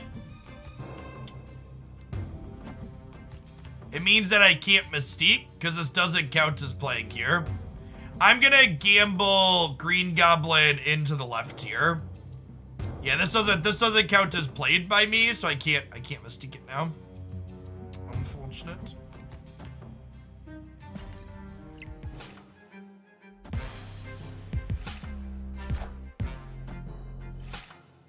Wow! Just absolutely rinsed at every possible moment. Bad dog. Yeah, we're done here. Escaped. Hard sniping, maybe.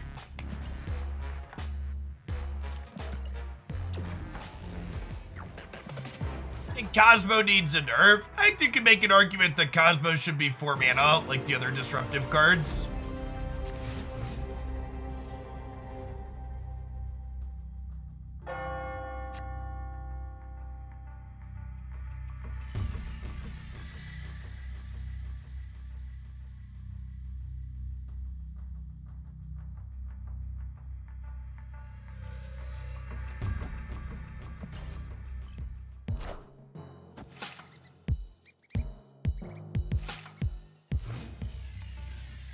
Game's gonna get a little squirrely, chat. Alright, I think I need to play a different deck for a little bit. I'm done cerebroing. Let's play some She-Hulk. Or maybe some more Galactus or Absorbing Man.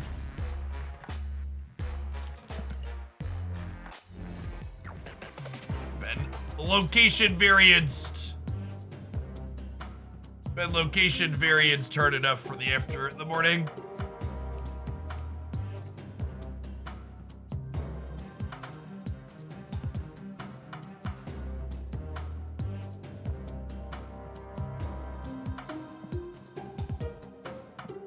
Amount of deck slots, chat. There's something in here I can delete. The Deathwave deck's kind of boring. I can delete that.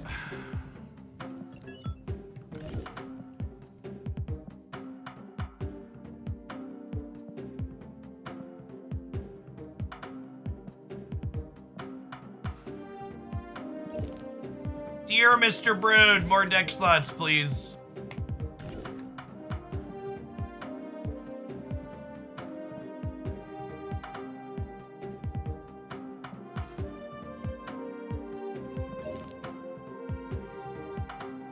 We wanted to try magic in this, right?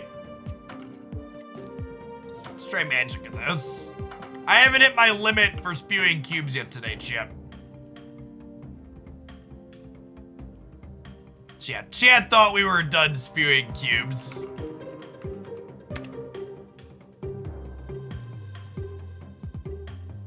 Let's absorb some friends here.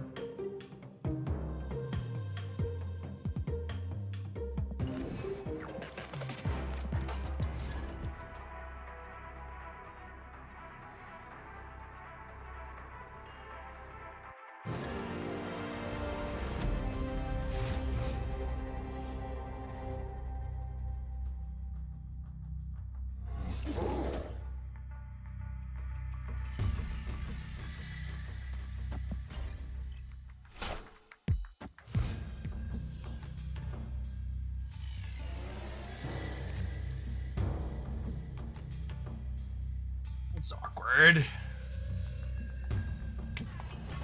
So we'll just Psylocke mid. I don't really want her stuck on the board.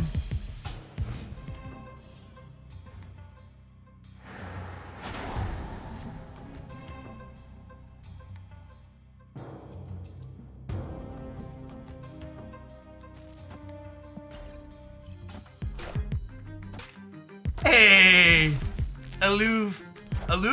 Thanks for the tier 1 for the 3 months in advance. I plan to be here. I was gonna put Electro here and turn off its ongoing, and then we'll magic in the middle. It's the interaction between Odin and Mystique. Well, Mystique no longer has an on reveal when she's in play. She's an ongoing.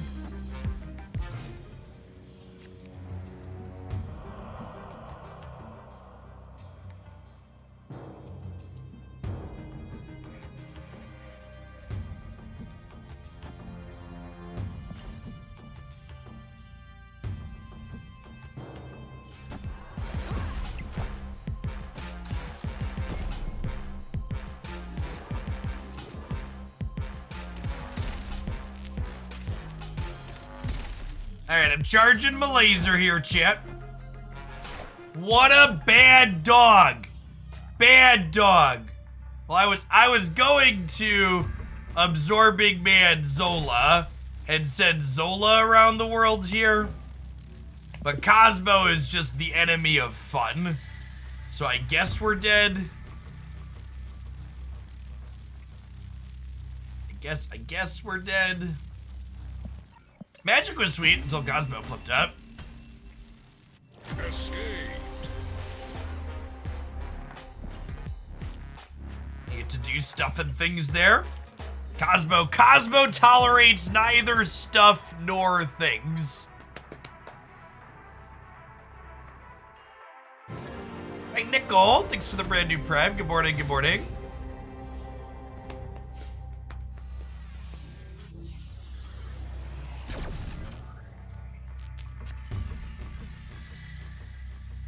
Not Psylocking on 1, don't want to Ironheart on 2, we'll Psylock on 2 and DeWong on 3.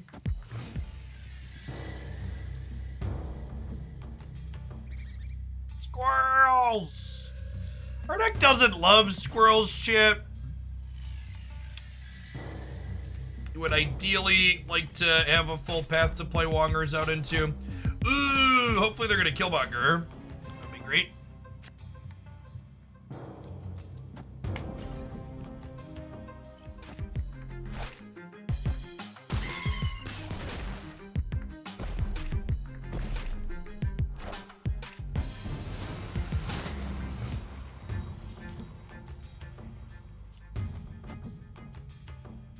Well, if I'm expecting them to Killmonger, I probably want to not play Ironheart yet, right? When you said Deathwave is boring, you mean bad too? No, I think Deathwave is one of the better decks in the game right now. I just find the play patterns really dry.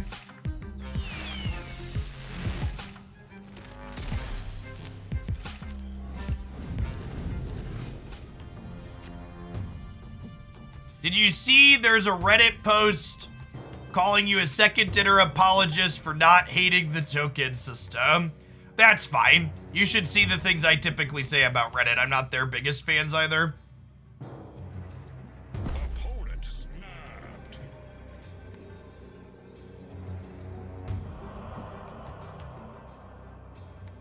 I think we're out here. Electro's kind of awkward. For people... Escape. For people that aren't familiar with my content,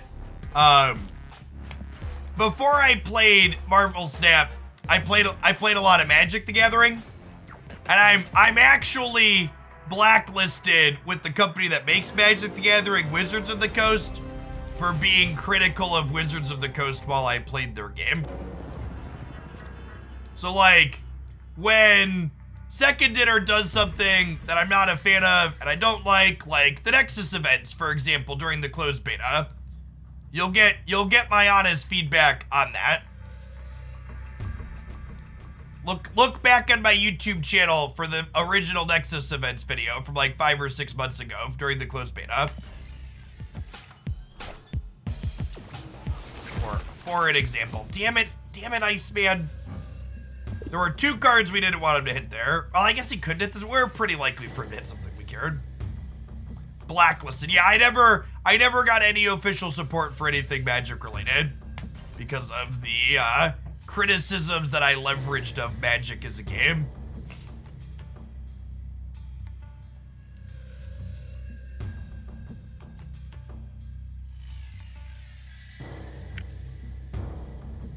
I actually didn't get preview cards from WotC for a long time, Rhino. It's just people hated alchemy so much, they couldn't find anybody else to give previews to. I got a couple of alchemy previews because of being there by default.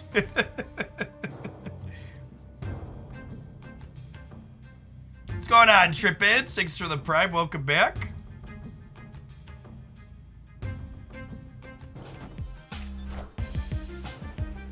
Okay. Cosmo ended up not on my Wong for a change. Love it.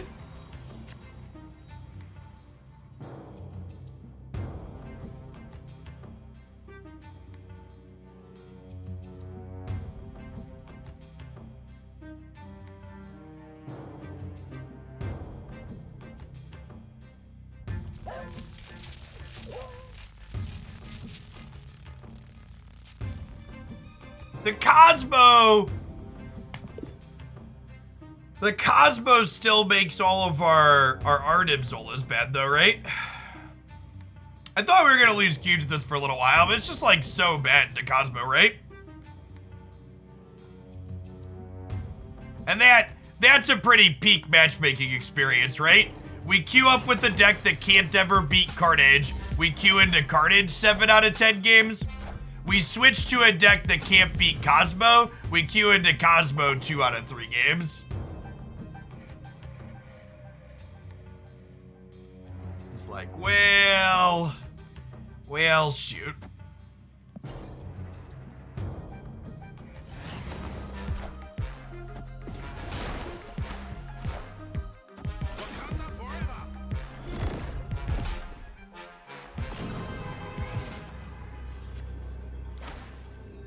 When your Q has a wrong half problem, LOL.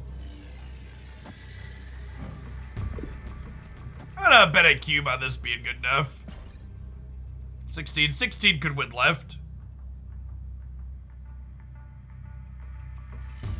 This matchmaking sucks. You're right. It's time to change my title. Absolutely, Trippin. Thanks for upping for the 2nd month.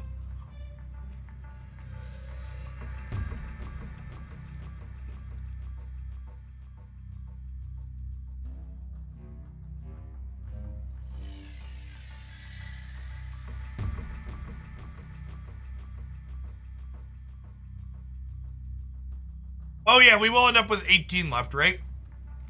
So we're gonna send Wongers there as well.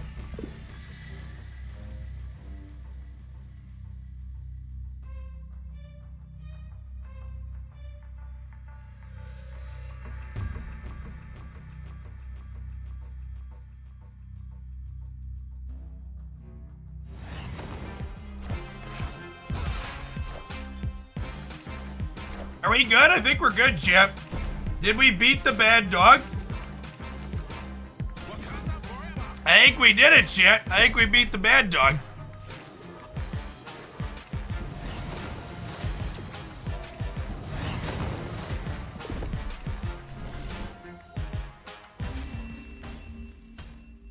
Get out of here, pup.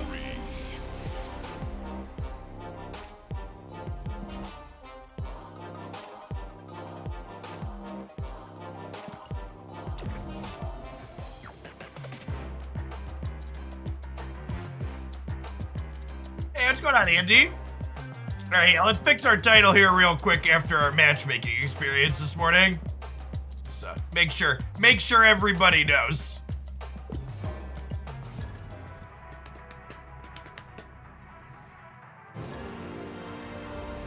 Good morning, honey. Oh, she messaged me on Discord.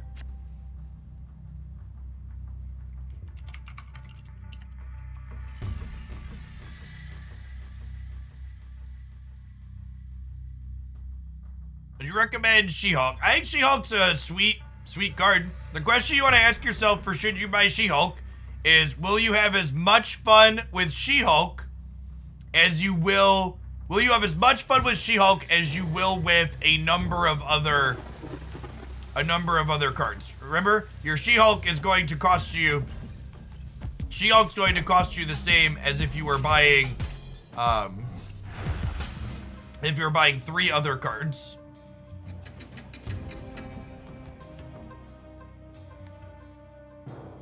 Okay, do we believe in magic, chat? Do I want Sinister London here? I think Sinister London's better for them than it is for me. So I'm gonna magic Sinister London here.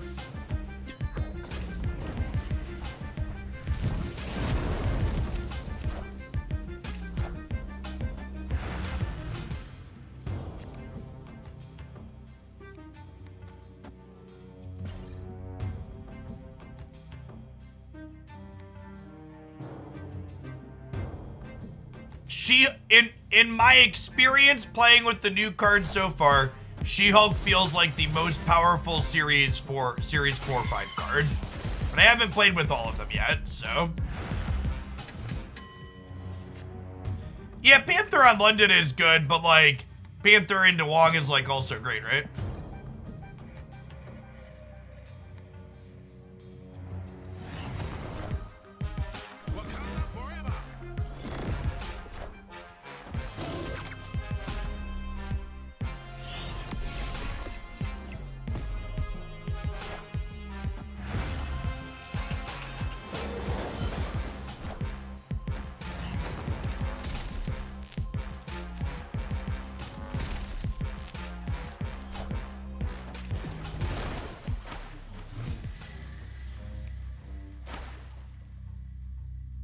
Well,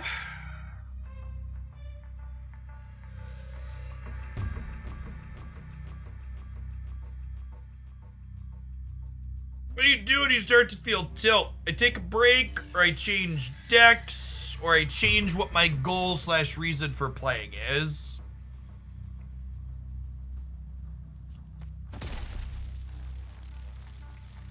Our plays here are particularly exciting.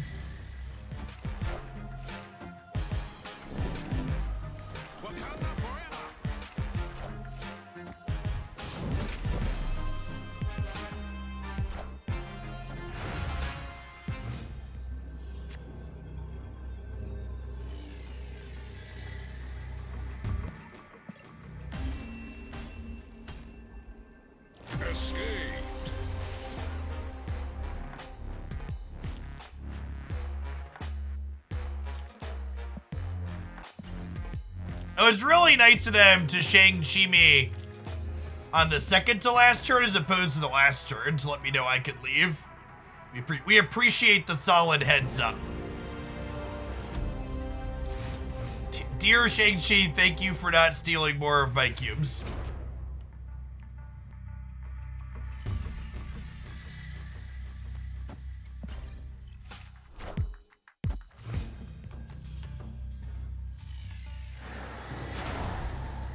Ooh, that's a piece of candy.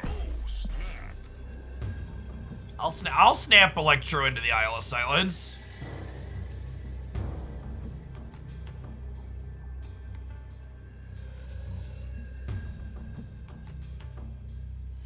Victory. Sag.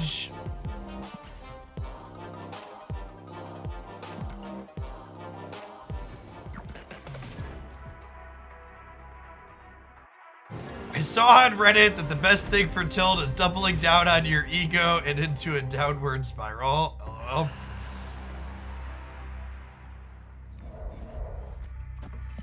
Our deck's pretty decent into Death's Domain.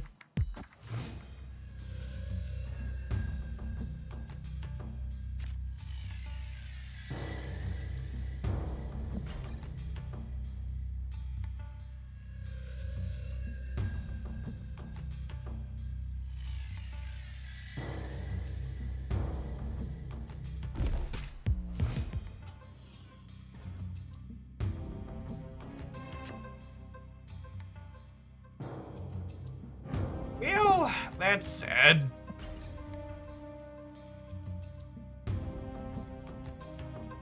Yeah, I should probably change to a better deck so we can win some cubes. I'll play some She-Hulk here in a second. This deck is definitely more meme than dream. If I Jubilee and hit Electro Wave or Psylocke, we can Magic next turn to get an extra turn out of the game. So let's do that. We're 60% to hit an Accelerant here. I don't think She-Hulk does anything in Galactus.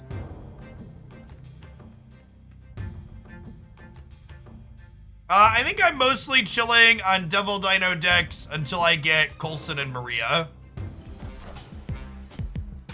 I'd like to play with both those cards.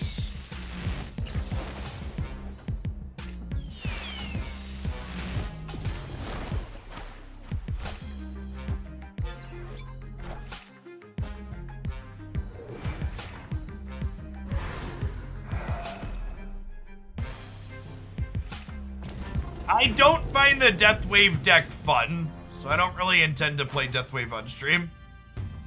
Find its gameplay patterns to be kind of dry.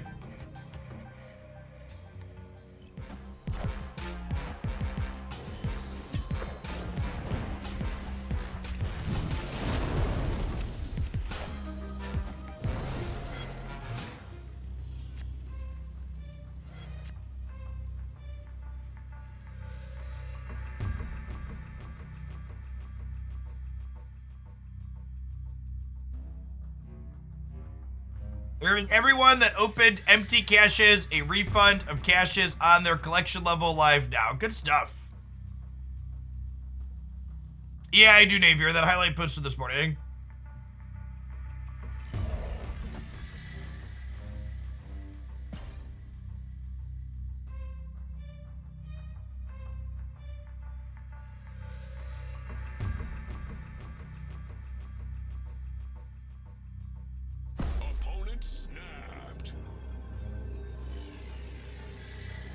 I think I'm staying in here because we're going to go Panther here, and then we can Zola, and we'll be 2/3 to put something bigger over into the left, right?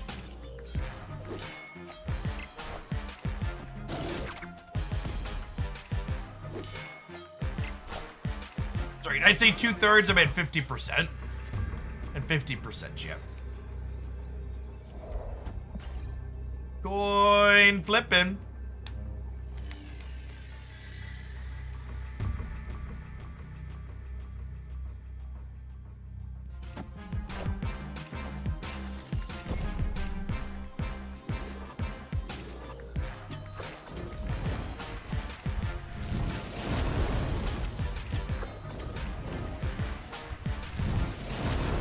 We're going to limbo, friends.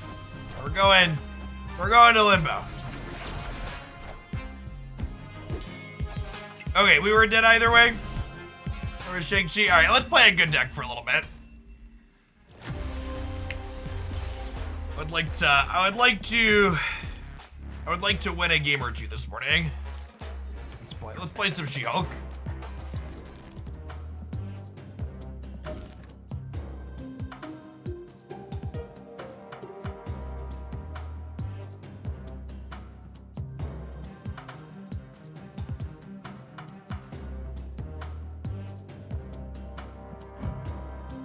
Let's do 6 boosties, 8 boosties.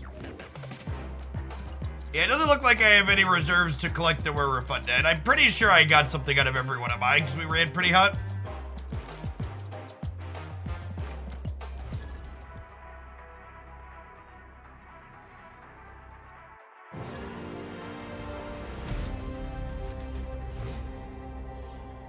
I haven't been doing deck submissions, Shardy. I haven't had any donations either, but they're also not open. I'm putting deck submissions on hold probably till the end of next week. SPB, thanks for the brand new Prime. There's a period at the end of my deck days because of a bug in the Android client. Someone in chat a second ago said there were extra caches live on the refund, or on people's tracks that had issues.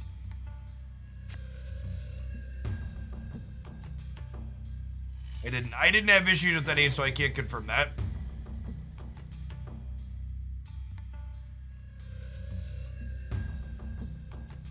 Had to close and reopen the app. Okay, I'll do that really quick to make sure that I didn't have any that I missed.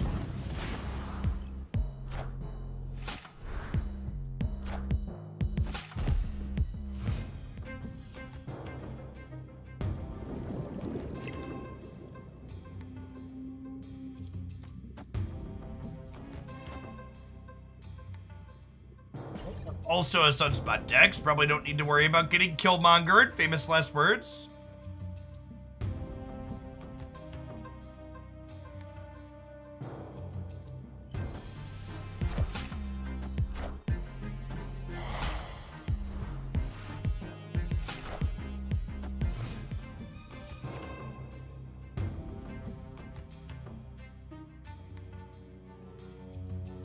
I don't have priority here, unfortunately, so I can't Juggernaut their Lockjaw.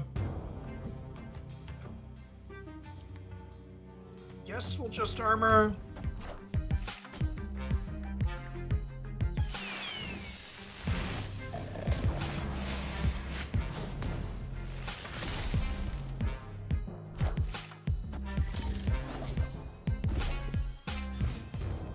People that are saying you found other caches and got stuff back, did you have to scroll down to find them, or was there a red dot that showed them available? Escaped. There was a dot. You had a red dot. Okay. I'm pretty sure all of my reserves had. I'm gonna restart just in case. 'Cause I opened a lot of them. Maybe I missed one, but I'm pretty sure I wasn't missing any. You had a red dot and auto scrolled you to the new cache. Okay.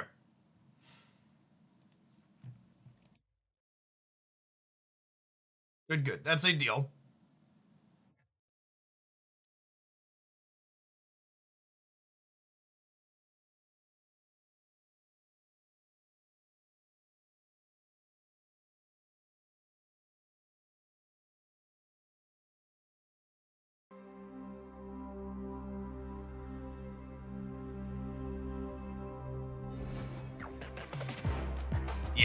Yeah, nothing here. But like I said, I'm pretty sure I got something out of all of mine.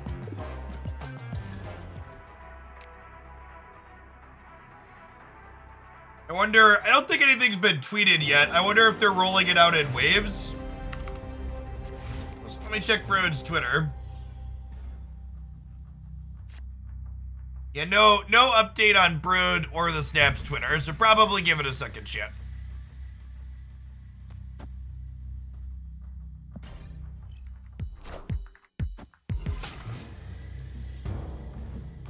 Are you looking for my thoughts on Series 4 and Series 5 cards? You can find them there. Ooh. Well, I mean, sure. Makes my mood grow a little awkward, but funny otherwise.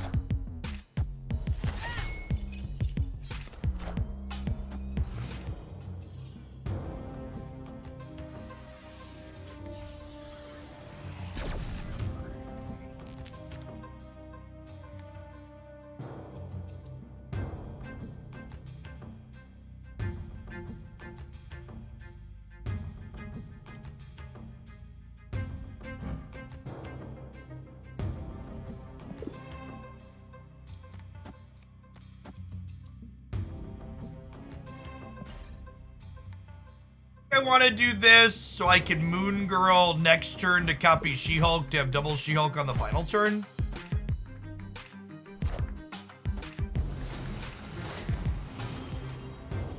Wongers.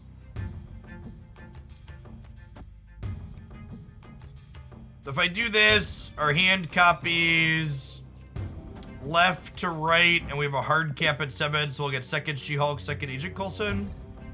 It'll be a question of if we can beat Wong, though.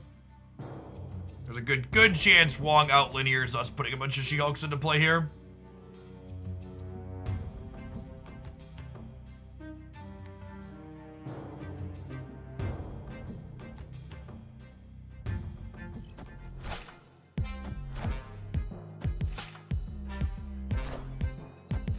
Wind, aid my hand.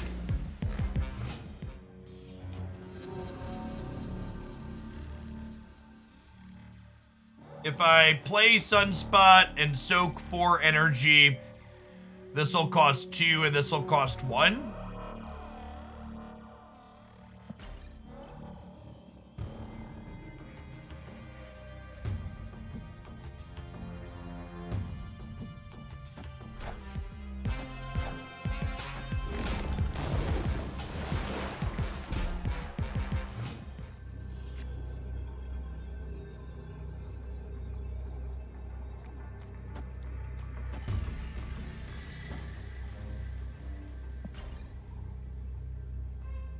Okay, so they're gonna cheat some power into the right then, huh? We're putting 28 in the middle, so 27 should be good here, hopefully. And 21 likely holds the left. Even if they like double cat, we win the left, right? Pixie, thanks for the 3 years. Welcome back.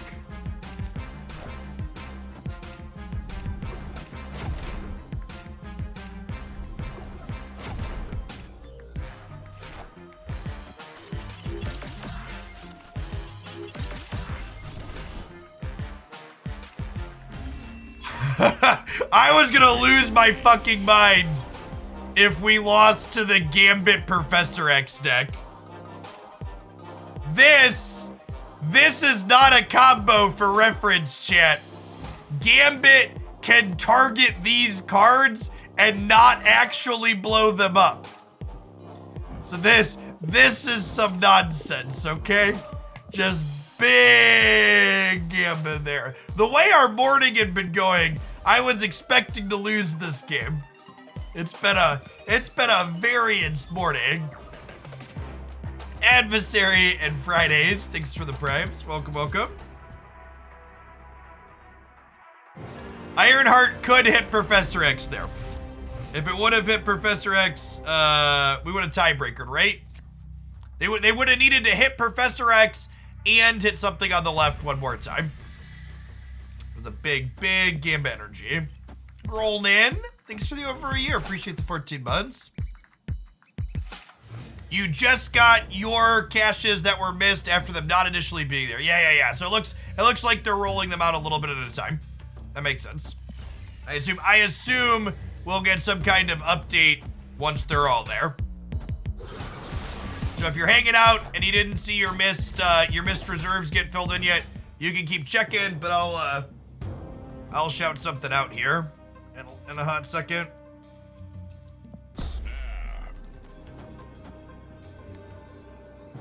Thanks for the cube, bud.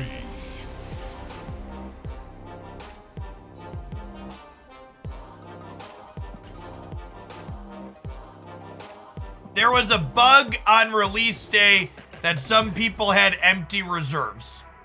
They opened their reserves and got nothing with the flip over.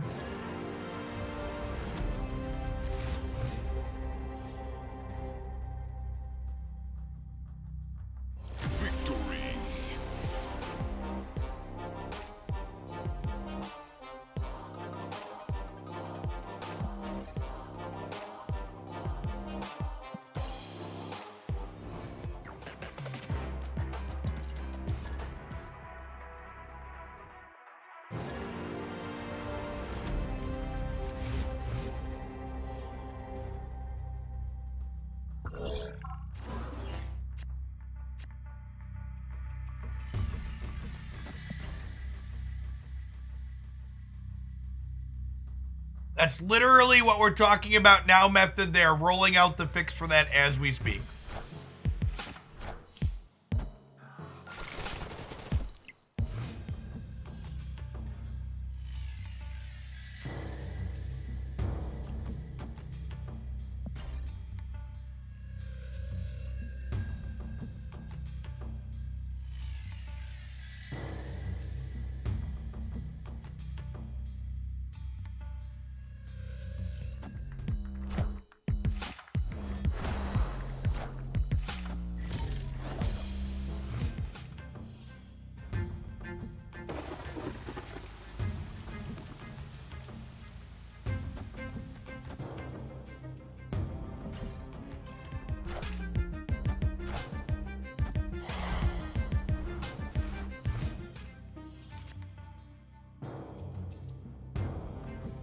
The hub is so awkward here. If I didn't have this stupid Nick Fury in my hand, I could Moon Girl and get double max, double demon. But because we have this extra hub card, I can't do that. I think we still just do this, but it's less exciting. One of us, Dad. Welcome to the fold.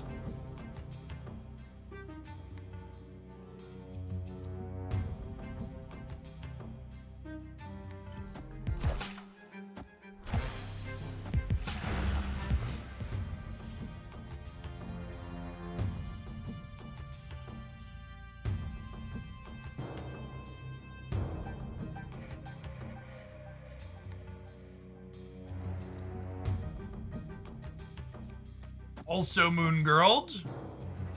Okay, so if I play both of these out, I can soak 3, and then this will be free, this will be 2, this will be 1. And if I draw a She-Hulk, she'll be 3. Sounds good? Sounds good.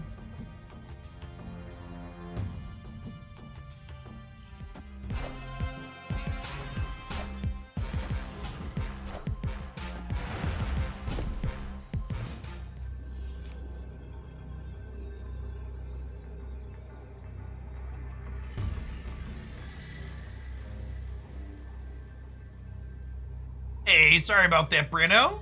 Let's make sure we get you a sword. Appreciate you sticking around. Chat's been moving a little quick these days, so I am missing some on occasion. Apologies when I do. I think I'm playing for all 3 here. Is my plan.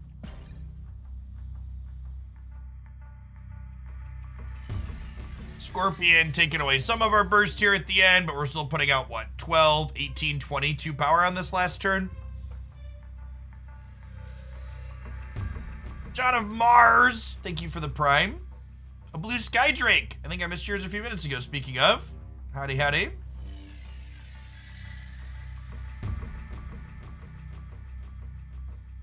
Anyone have thoughts on Iceman versus Yondu for generic low-cost cards? Yondu basically only sees play in the death deck for making death cheaper. Otherwise, milling them a card can be detrimental.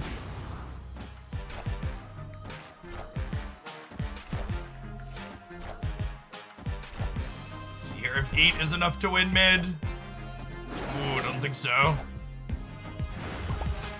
Ooh, we got him by 1 on the right because of the Murray Isle. Close game. You're trying to do a Juggernaut in this deck. Yeah, it's just a control piece. Juggernaut is a good turn 6 play, chat. This deck is essentially the build your 6-drop from multiple different pieces. Our turn 6 is a flurry of different plays generally that are a mixture of lots of cheap cards.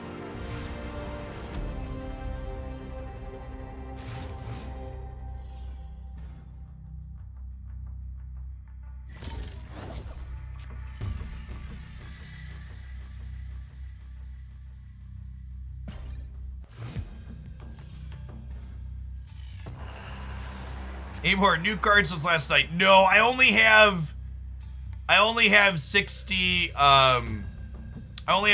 200 tokens left or so, and they are reserved for the big bad.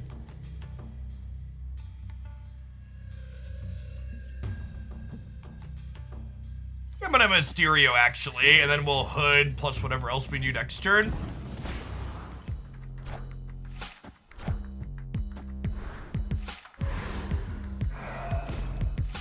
Hopefully Thanos is gonna be in our shop here in 69 minutes. Nice. Damn it, Mysterio.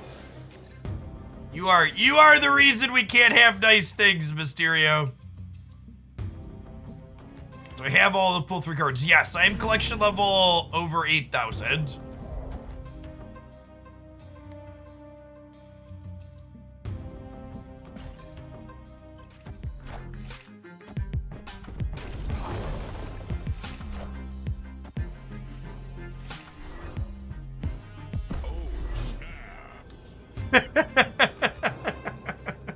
You what was that? You discarded Hella?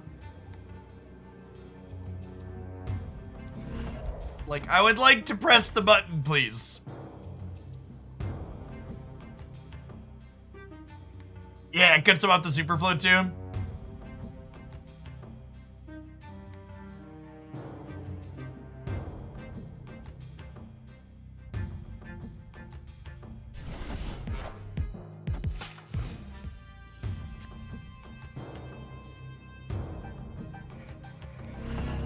If I play Sunspot, each of these costs 2. If I don't play Sunspot, each of these costs 1, and then I can also Maximus. So I think that's the line.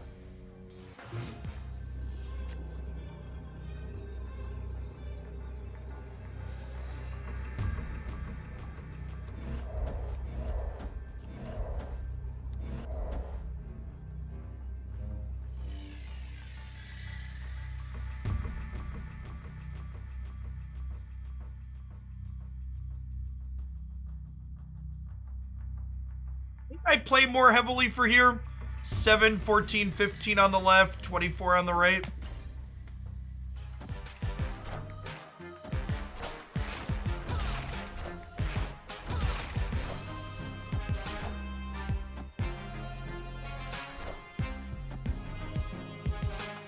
Alright, how big is this one? We win the breaker here, right? This is the real Mysterium. Please stand up. Clean game. Victory.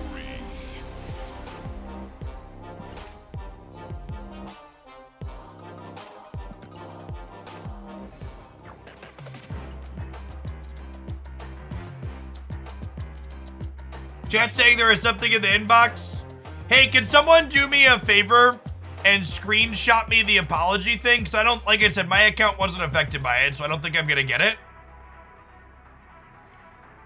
Links are enabled in chat if you want to drop me an Imgur link in chat. Oh, you need to restart your game. Okay, maybe everybody got it. I'll restart my game in a second. You didn't get affected and you got it. Okay, I'll need to restart the app real quick. That's fine then. No need for a screenshot if everybody's getting it. I like free stuff.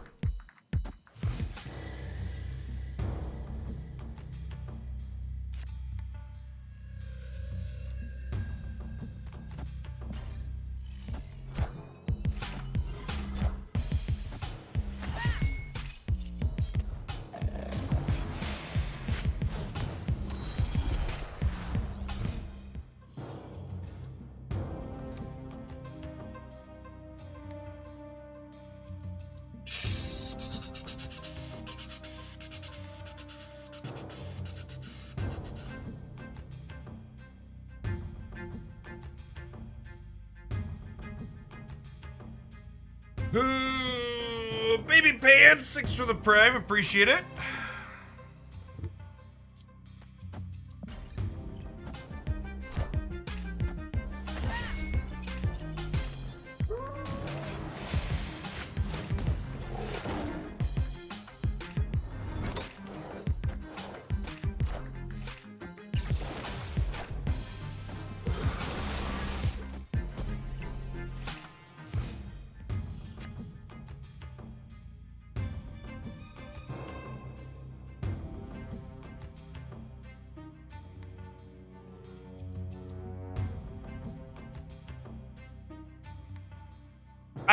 I will say, it is kind of weird playing a game where when the company has an issue, they give actual meaningful compensation to the players that experience that issue, rather than just giving everybody 1,000 Battle Pass experience like Wizards of the Coast would do with Arena.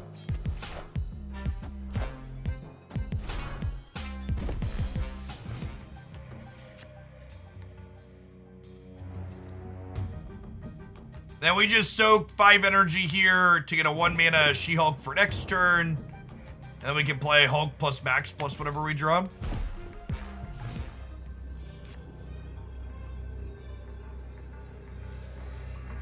They're 15 mid.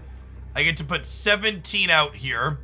I have 5 right, 4 here. They're up 12 here though, plus a face down. Wait, if I do this is plus 13 here. So it'll be 13, 17, and we kick whatever goes here. They could play in both these spots, which is bad for us. Yikes. We still lose even with 4 more power here, though, right? Rough.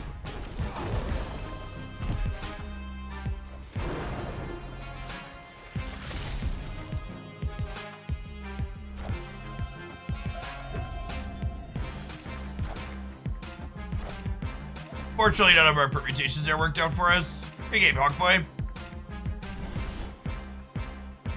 Yeah, I could have been 21 in the middle if I hadn't played the jug, but I think their deck probably has enough big stuff on average that it's fine to assume they're only going to play 1 card in jug here, but just lose to that one. All right, let's kick it one more time. Chance that we had to restart to get our 200 gold, huh? Hey, Kilobis, thanks for the prime. Appreciate that.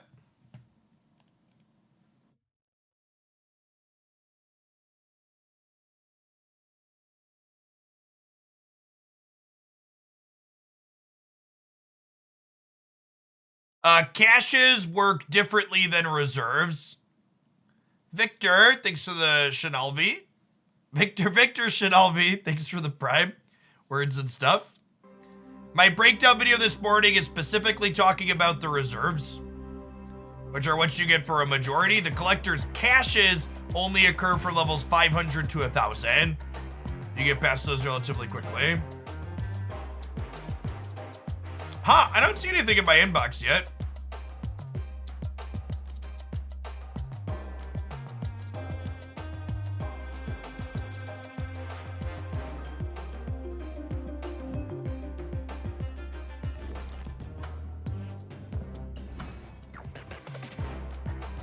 They just tweeted? What are chat saying open mobile? Open what? I guess they decided you had enough gold yet. Yeah, I just reset the game.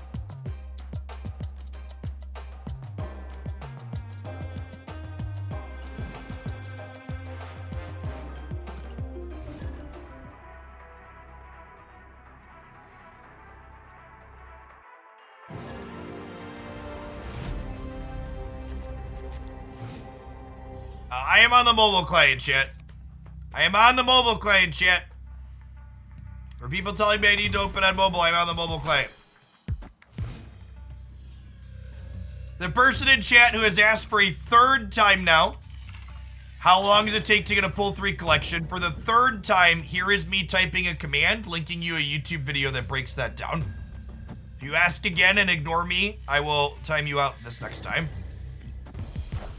If you ask, just as a good note to most people, if you ask a question that's kind of repetitive, I'm not going to verbally answer it. I'm going to type a command that gives you the answer to the question. It prevents the regular people who are watching all day from having to hear me repeat the same answer to the same questions 800,000 times. You'll probably still hear me repeat it like 100,000 times or so, because I do occasionally verbally answer them, even if they are frequently redundant, but I try not to do it constantly.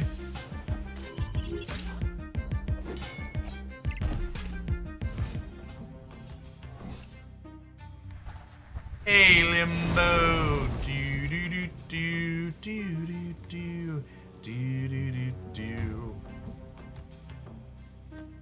Love to copy the cards in my hand, chat. Opponent snapped.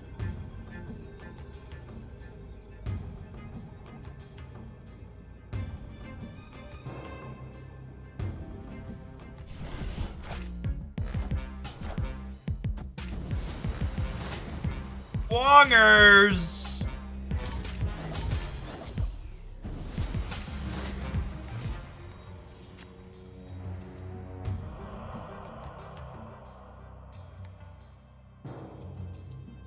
Hey, Aloof, thanks for those sub gifts. That's a lot of them and super generous. Happy Friday. Hope your weekend's off to a good start. Thanks for starting mine off strong. All right, so we're gonna get to Jug Wong at some point. I think it's this turn, because this turn is like the Black Panther or White Tiger turn, right?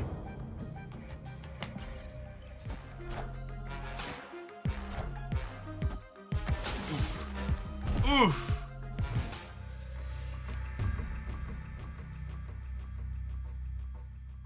Hey, Cool Best, thanks for re-upping. Welcome back. All right, what are we doing on this last turn, Chip?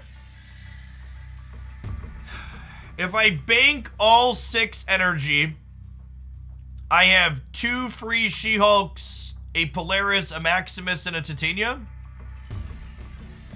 All of that might not be enough to beat Mr. Negative, if we're being honest.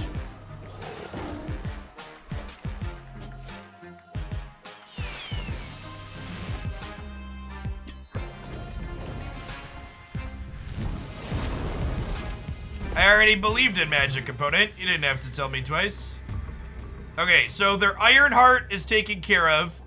The right side is locked at 15 power. So we can go Max plus Titania here is plus 12 for 16. Oh, I do need to think about, Blue Marvel, right? Blue Marvel's the big consideration. I think I play for left and right here, huh? What if I do this? What if I do this? And then we soak the extra 3 on the left. Yeah, if they stay in here, I think we do this because it puts us to 14, 21, 26 over here. And it puts us to 26, 29 over here. Seems good.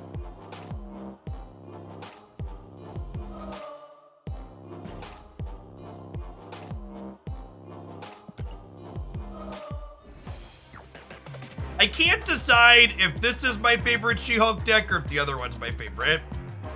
Alright, chat has assured me that this time, when I restart, the gold will be there. I am in desperate need of gold, chat. This 200 gold is gonna make or break me. Drum roll, please.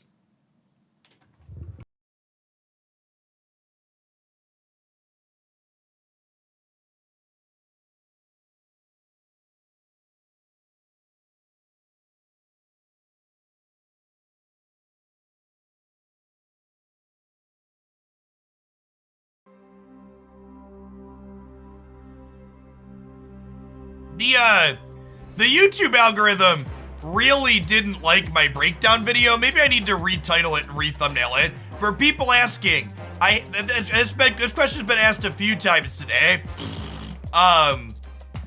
This question's been asked a few times today. I already reran the numbers based on keeping up with Series 4 and Series 5 cards, and how long it takes to get Series 3 complete. If you missed this video, it's a great breakdown. The only asterisk I will put in your heads before you look at that is the amount of money it costs to keep up is less now than that video says because of the new deal packs like the Cyber deal. That's up there. The Cyber bundle and other things like that are gonna make it cheaper to keep up with everything. How much cheaper? I don't know. I haven't run those numbers yet. You had to clear the app cache. I'm not gonna deal with that now. I don't know. The 200 gold doesn't matter, chat. Listen, chat. We're something of a large sea creature around these parts. We'll figure out how to get the extra 200 gold later, okay? And so at some point we'll want our freebies, but for now we're gonna be okay.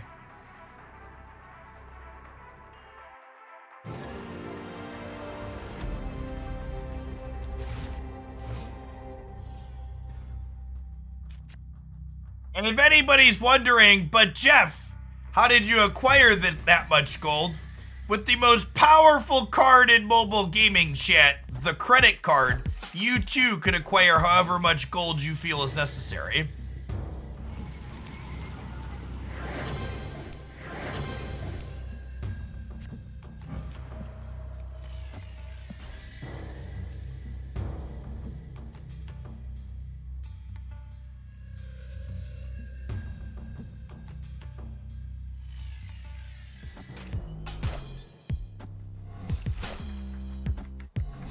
Insert Spider-Man meme here.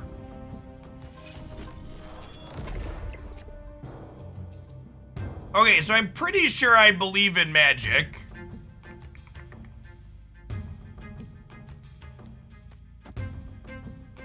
I think.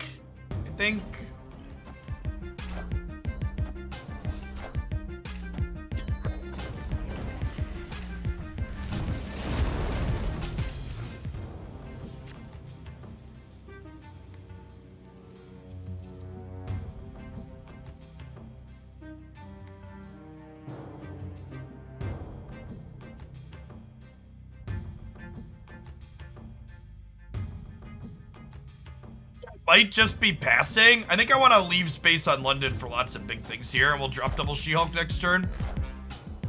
Hey, Nautilus, thanks for the 2 months. Welcome back.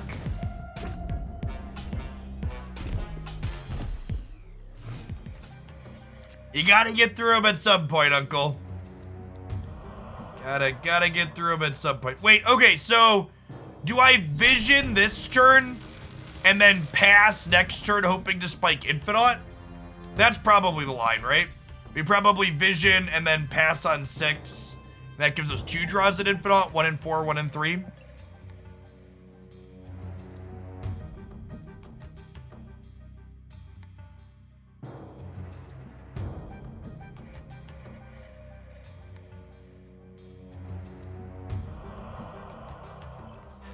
Oh, yeah, I'll only get 1 card, right? Because my hand's full.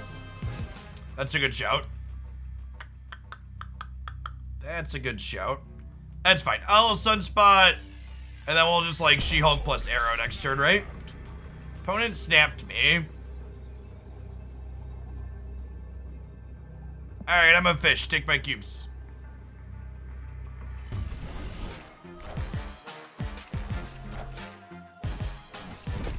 Opponent is like, yes, you are a fish, and yes, I will take your cubes.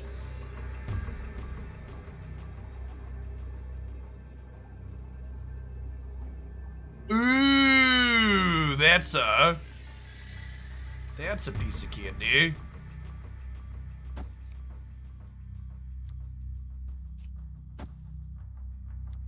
If I do this, this is 18, 19.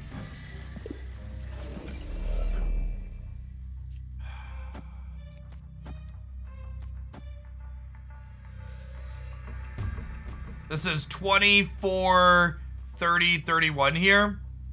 Yeah, unfortunately just not beating their Infinite, huh? Yeah, Hulk's, regular Hulk's a fine swap for Magneto in this deck. Escaped.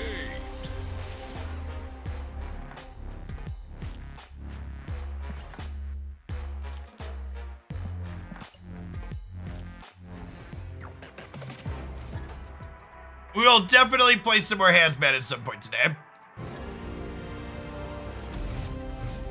51 minutes till shop rollover, chat. Give me your Thanos energy.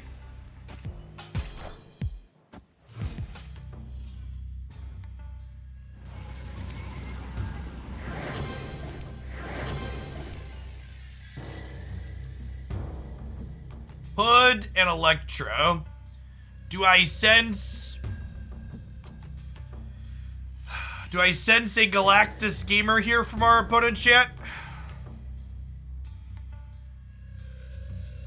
I do not have Super Scroll. That is not a card I will spend 6,000 tokens on.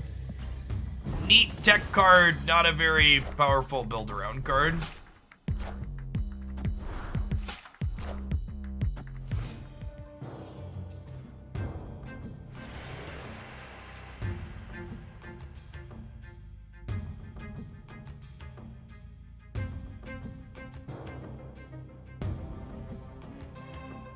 Yes, that is correct, Kelebus. When you finish Series 3, you have a 25% chance 1 in 4 reserves has 100 tokens. And then you have a 22% chance 1 in 4 of the card reserves will mostly have 400 tokens. Or, to put it loosely, you average 100, you get 500 tokens per 4 reserves, essentially. For approximately 6,000 per month.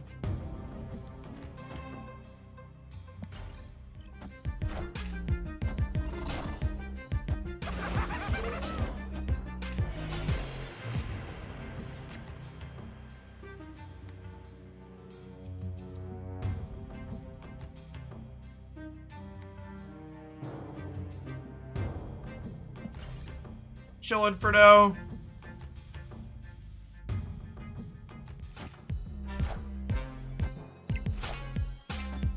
Oh, they're a hazmat deck?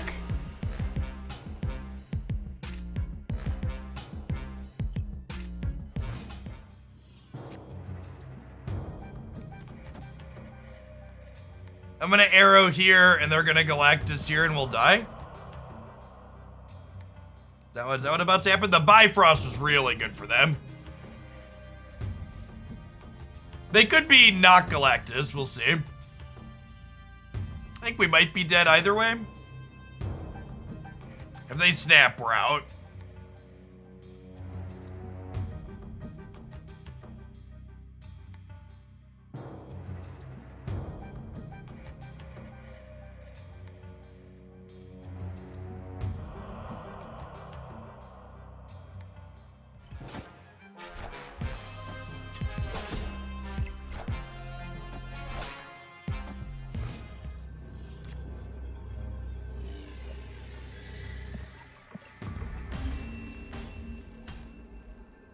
Escaped.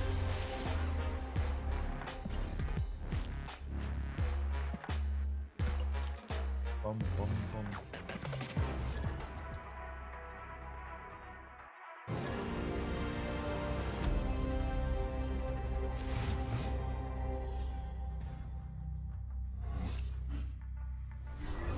They lost arrow, we lost infinite.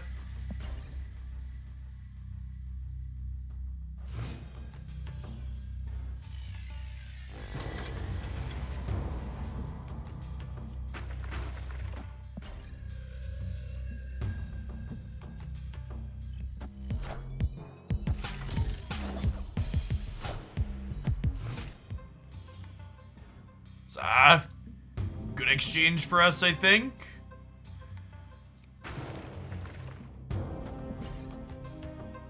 Our doggo out over here.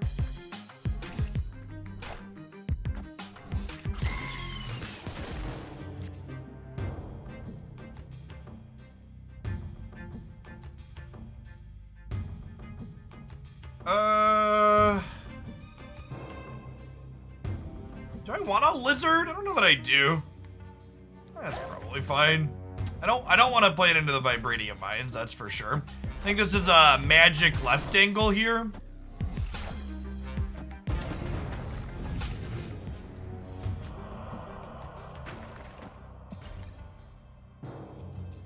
They appear to be dead. Maybe.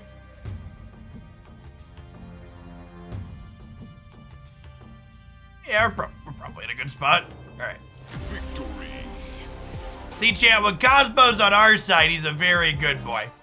The magic animation is quite literally fire. It is. Hey, Tyquace, thank you for subbing 6 months in advance. Here's to many more months of Marvel Snap. Appreciate the support. Chat, speaking of lots more Marvel Snap, I'm not going anywhere for a while, but I do need to duck out and use the bathroom really quick. I will BRB. I'm gonna hit an ad roll while I'm stepping away anyways. You're not gonna miss any gameplay content. Thanks for hanging out. BRB.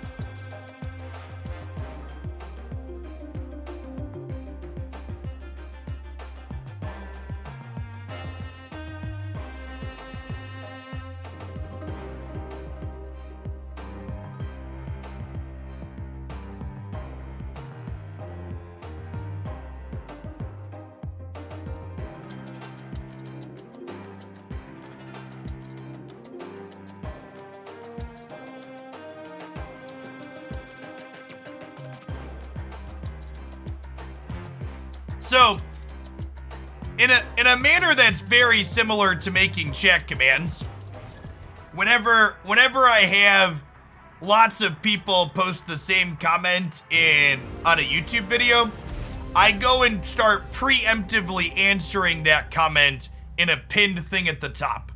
And the number of people that just like blindly scroll past the pinned comment and then write the same complaint / question ignoring it is like, yeah. It's like, no, I have an answer for you. Come back. I'm not gonna snap armor on the cloning vets here because they might play Carnage turn 2 if they have it.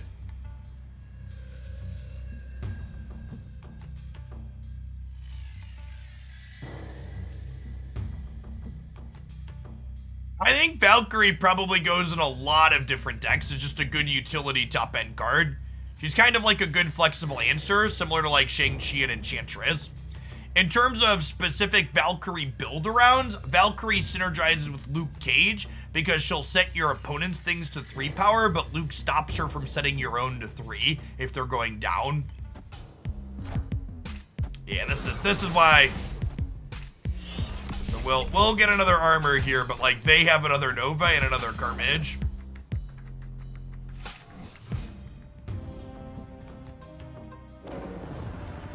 Firestar, thanks for the prime, appreciate it. Okay, we do have magic into Skip 6 into She-Hulk, which is nice. It's gonna preemptively armor the Baxter building. Luke does retroactively unset power changes, that is correct.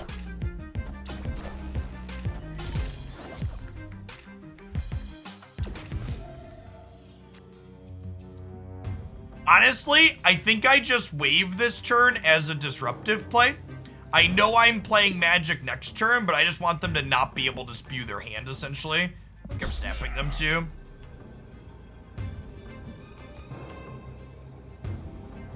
I actually don't know if Luke retroactively changes what Valkyrie does. I haven't played those two cards together to understand that yet. I would think it does, but I don't know for sure. Luke also works with Bast. Oh, that's a question. I don't know, Chit. I don't have Valkyrie or Bast. It's gonna take me with weekly card releases starting next week. It's going to take me close to 2 months to get a full collection again to be able to try all these things. I will eventually catch back up. Luke for sure stops Valkyrie from setting your power down. I've seen that interaction. I don't know if Luke retroactively gives you credit back or gives you things back. That's the interaction I'm unsure of.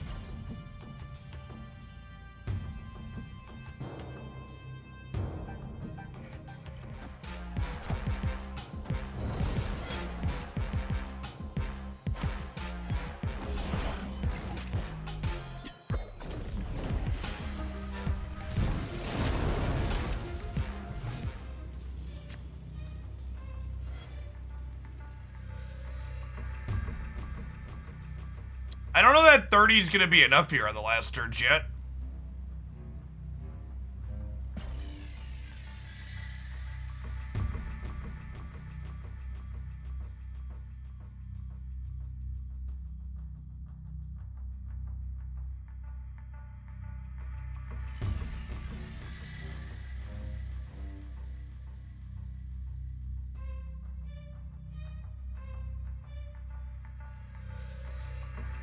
It'll take 2 months even if you flex your whale powers. Yes, even people spending money don't get every card instantly in Snap. It takes a new player, even spending as much money as they can to progress as quickly as possible, almost 2 months to get everything in Marvel Snap. That's by design. They don't want people just showing up and only swiping their credit card and instantly having everything.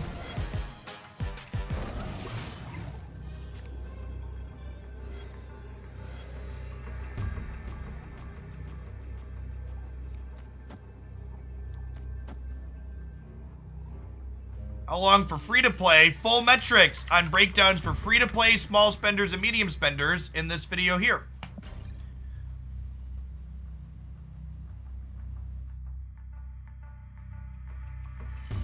Infinite might not be enough to win left. I'm only going to 23 there, but I need power other places too.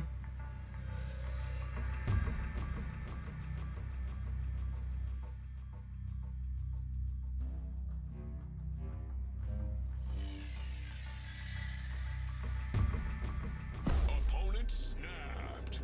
There's our video breaking down season pass value. Tomorrow, actually, I'm going to go over that generically. It's been on my to-do list to get to.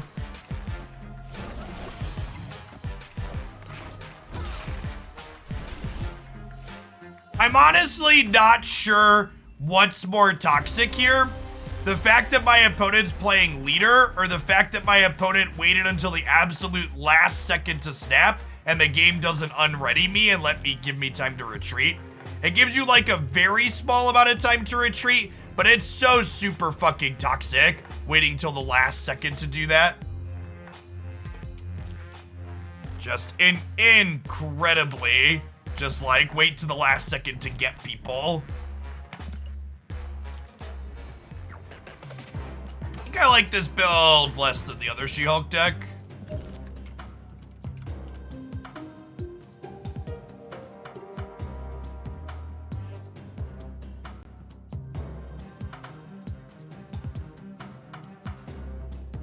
The person in my chat that said it's optimal to be toxic, fuck off, you competitive toxic gamer piece of trash. I don't care if it's optimal. It's still frustrating and annoying and toxic. You wanna justify being toxic, have some toxicity back? Does it feel good? Was that justified? I felt justified. Weird. You enjoy toxic things being optimal. Enjoy some optimal toxicity.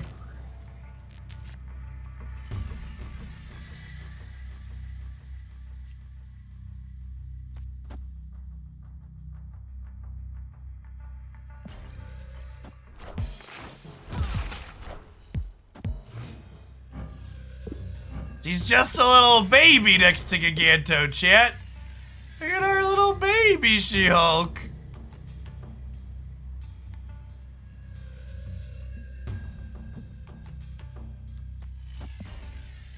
Alright, I don't know that we're necessarily punting the left. Hopefully Thanos in 35 minutes, fam. I believe. Alright, Limbo's pretty good for Sunspot. I'm chilling for now with Limbo. I'm not really in a rush to play things out.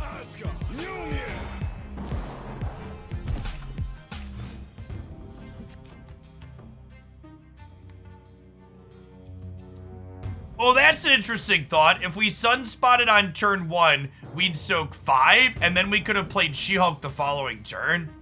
Yeah, I like that. That's a good shout. You're correct. I should have sunspotted on 1. That's a good catch. It's not a situation I've had come up before. We'd be ahead power if we had sunspotted on 1 as She-Hulk done 2. Good call out.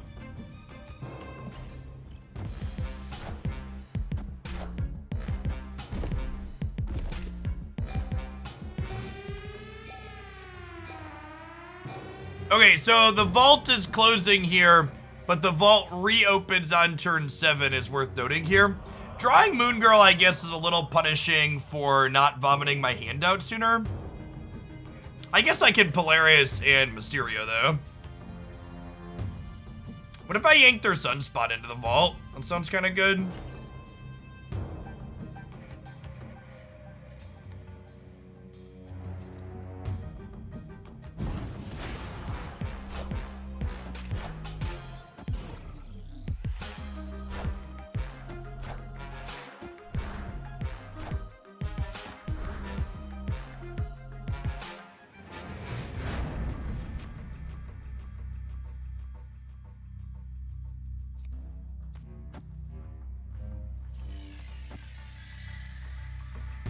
So if I do this, next turn I have all of these.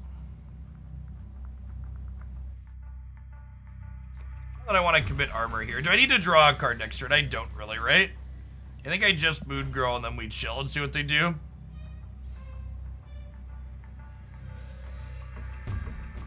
I think it's the best deck for Debris. I posted a Hazmat control deck with Debris in it on the channel a couple days ago. We'll probably play some of that this afternoon, depending on what we open. If we open Thanos, it's going to be Thanos for the rest of the day. I did not spend tokens on Agent Coulson. He seems like a sweet card, and I definitely would build decks with him, but he's not a card that I think is worth investing that much in.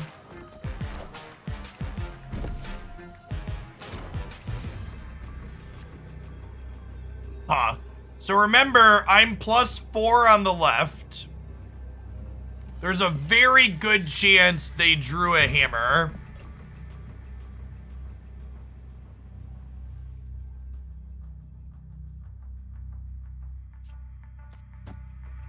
I think we're certainly staying for one more cube.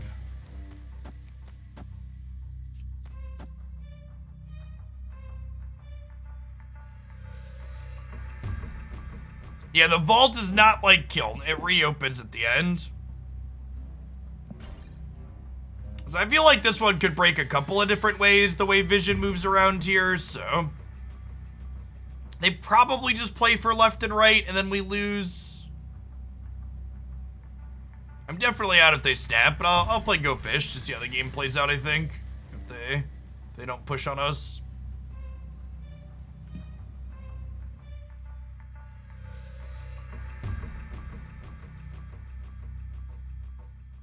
Is it better to not play here and get 3 more power on the left? Yeah, possibly. Maybe that might be better. I can't undo this, which is unfortunate.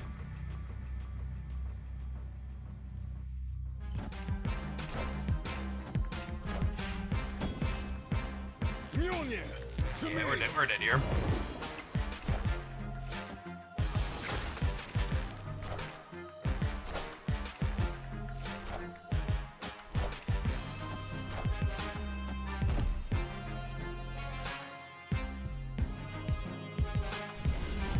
So I guess it's worth noting.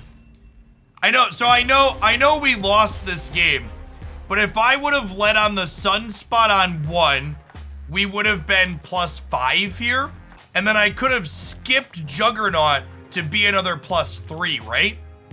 So with better play, I could have been +8 on the left here and won this game. This is a good shout out.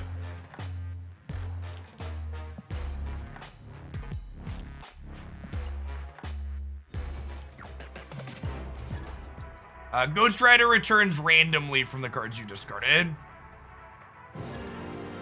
Matchmaking is a mixture of your collection level, your current rank on the ladder, and your internal MMR.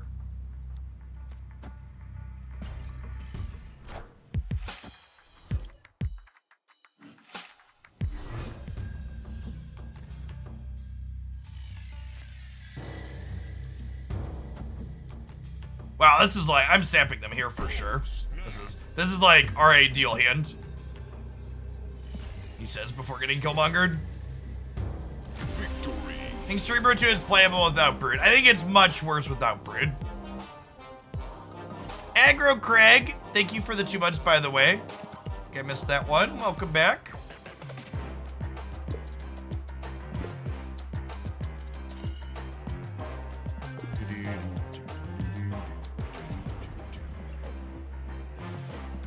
Death boosters, gold.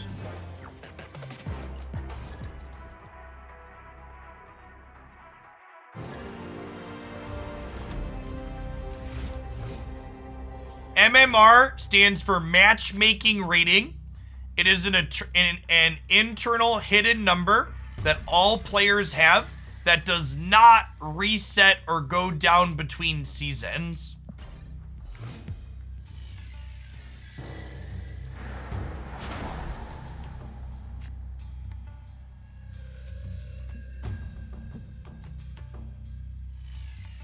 Hey, just Zoe for now. Thanks for the prime. Cerebro 3 or Cerebro 5? Cerebro 5 actually got hugely nerfed with the power change in the most recent patch. It's not good. I think Cerebro 2 or Cerebro 3 with Destroyer are the two best Cerebro decks currently, based on my experience with them.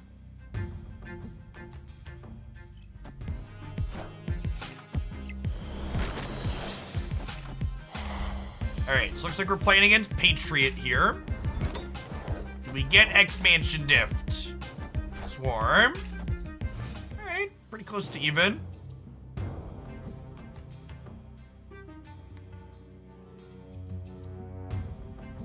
How you feel about Cerebro 4? I should probably play a little bit more of that today. I haven't played enough with Cerebro 4 to have an opinion about it. We'll see what happens here in the shop in 25 minutes.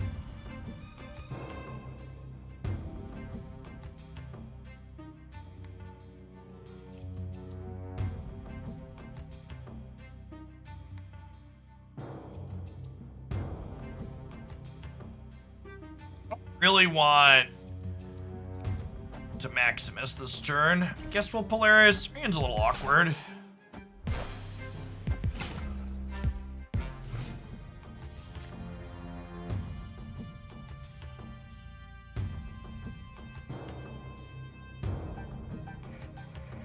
I guess we're just banking energy. And then it's max She-Hulk armor on the last turn. I think there'll be a thriving esports scene for this game. I think it would be incredibly difficult for Marvel Snap to have a big competitive scene, actually. I think for as much good as the collection track stuff is for keeping players engaged inside of the individual games and like keeping people chasing collection things, the collection system is very much not good for competitive stuff.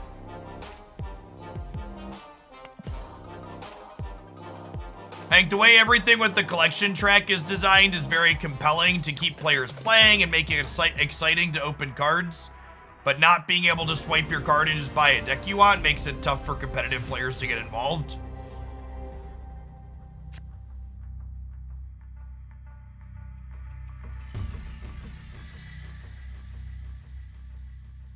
I really don't think the rank system in this game, Maddie, is any different than any other game, having played rank systems and lots of things.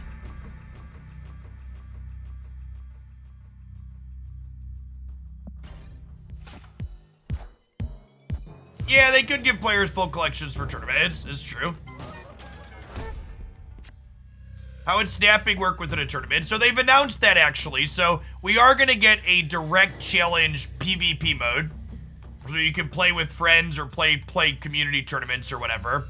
And each round in the heads-up tournament, each player will have 10 cubes to start with, and you will only lose cubes, and the first person to lose 10 cubes loses the round.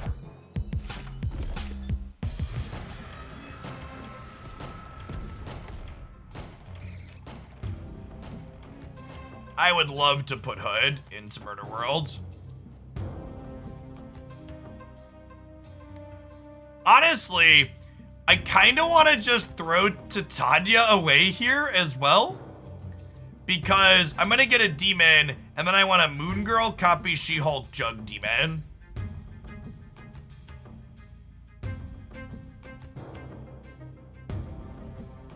I think from a strategy standpoint, high-level Snap seems super interesting and fun. This game is incredibly skill-intensive and rewards metagame knowledge like no others. So from that side of it, it's very interesting.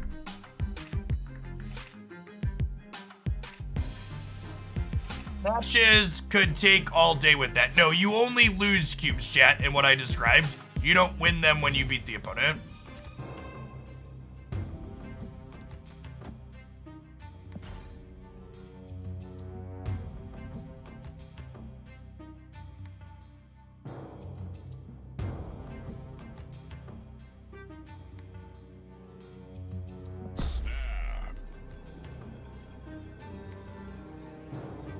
I played the Titania out here because playing her over here is a risk that I could lose her.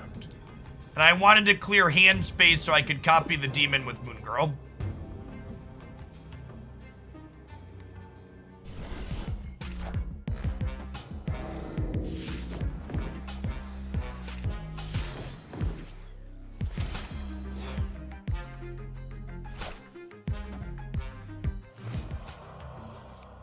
Okay, and then we pass. Soak 5 energy on Sunspot. And then we have Demon, Demon, Hulk, Hulk, or Hulk, Hulk, Demon, Juggernaut on the last turn, depending. Okay, so Captain Marvel means I'm not playing Juggernaut.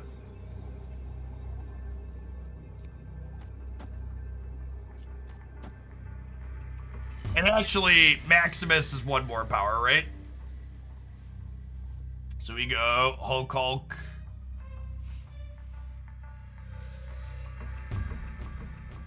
And I can't play left because of Hellfire Club. Actually, we could play Max left, right? Do I play for all 3? Is it a play for all 3 angle?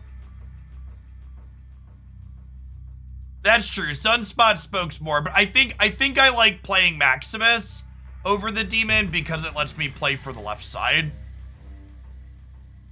Yeah, I think we play for all 3.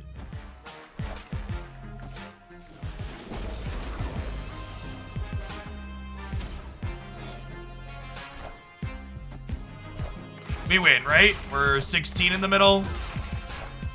And if Captain Marvel jumps here, they lose here because we played for the left. Victory.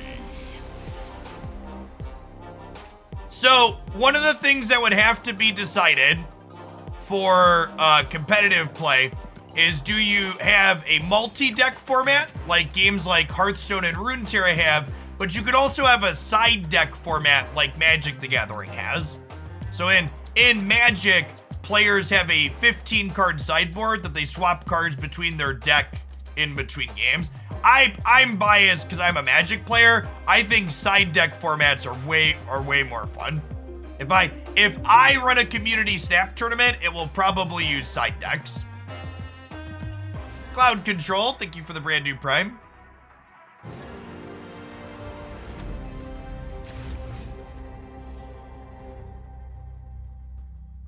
Yu-Gi-Oh! Is also a side deck format, yeah. And I'm sure people's preferences is based on what other card games they've played in the past. To appeal to other people, I personally despise multiple deck formats because when I'm playing a card game competitively, I love to take one deck that I love and optimize the shit out of it and learn the ins and outs of all the matchups for that deck. And having to learn matchups for 3 different decks kind of sucks. It takes away a lot of the joy that I personally find in a card game, making me find 3 decks that I enjoy playing, and then also having to commit the time to learn matchups for all 3 of those decks. It is way more energy and effort to learn a multi-deck format.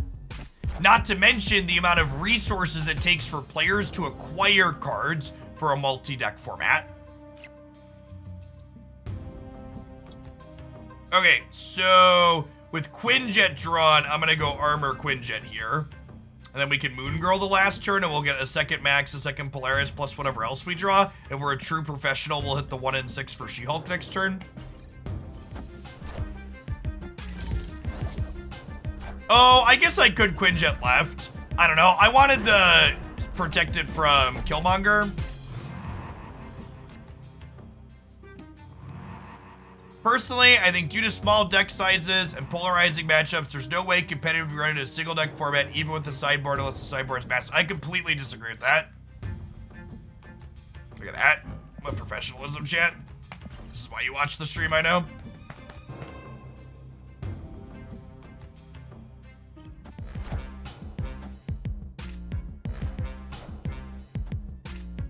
If you play the side deck format, isn't there a risk that every player plays the same meta shell in their deck? You're right. And this is the other reason that I think the multi-deck format's kind of laughable.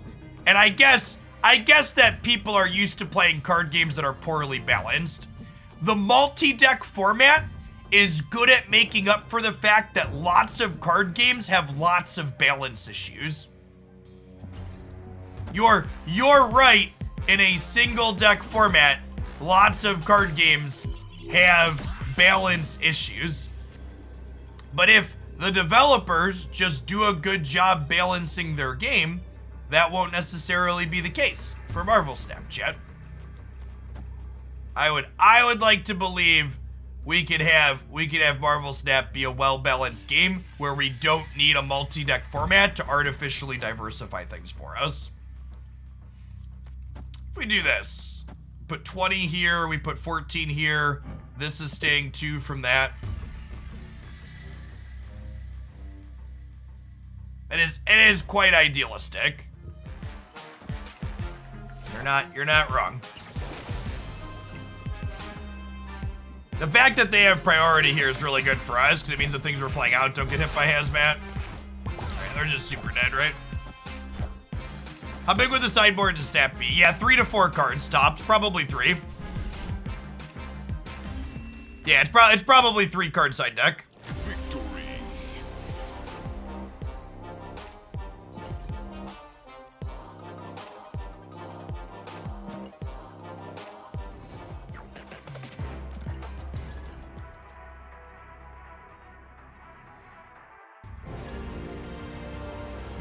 Yes, your side decks in Marvel Snap would be cards like Shang-Chi, Enchantress, Cosmo, Armor. They would be the tech cards that give you counterplay in important matchups. That is exactly what having a side deck would do. It would make it so your deck's never cold to Wong.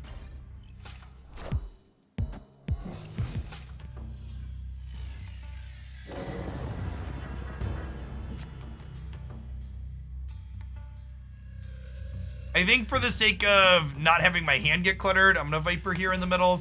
Means I get less Sunspot soaks, but it is what it is.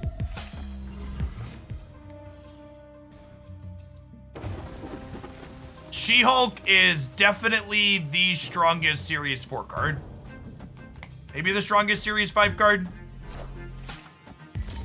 She's real good.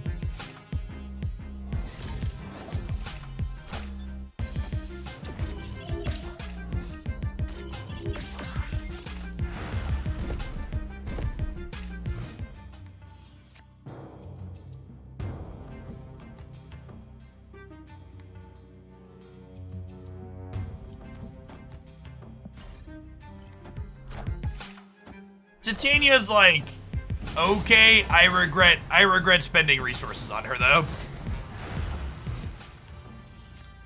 I would not spend resources on Titania again given the option. I have regrets.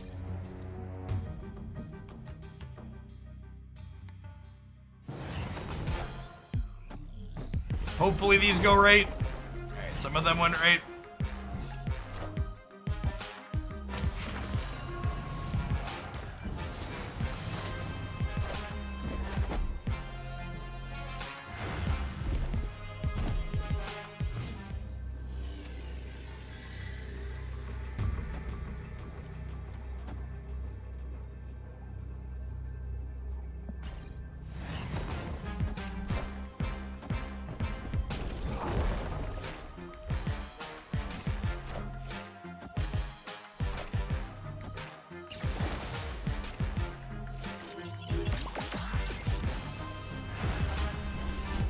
Juggernaut's so good, chat. Juggernaut's so good. Victory.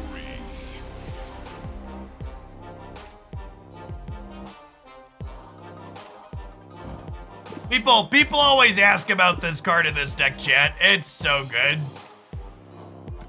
Getting Arrow and Juggernaut are just such powerful effects. Getting to dictate where your opponent's cards play to is so strong.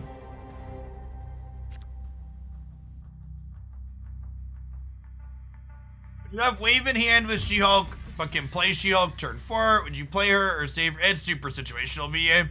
It's not a cut and dry carbon thing. I'm gonna snap here. I have Hood into Viper the Hood, into Moon Girl, copy the Demon, and Titania. Mafia, thanks for hanging out for over 3 years. Good to see the old regulars back while we're snap-a-lapping.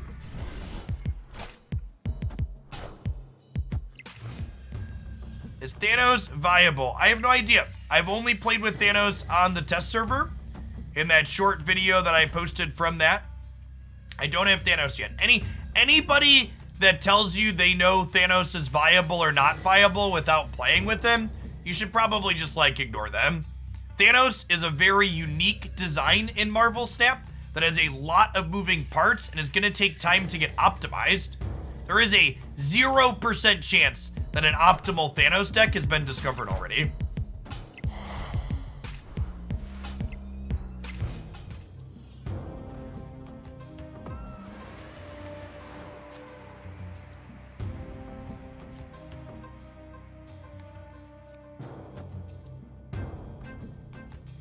Part of me wants to Polaris into the Warrior Falls this turn, but I know we'll just roll the Hood. So let's not. I'm just Quinjetting this turn because I want to copy Titania and Demon with Moon Girl next turn. Forklift, thank you for the 37 months. Welcome back.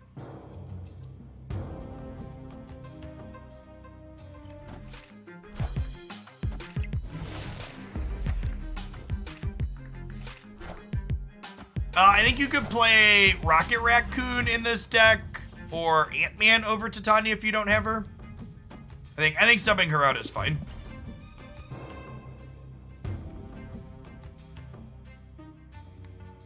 Yeah, it's been kind of crazy that 3K has been the norm this week, VA. It's great to see people excited for snapping. Would a reverse Viper effect be too powerful? Pull a card from their side. Yeah, I think that would have to be like a 6 drop. That's a really strong effect.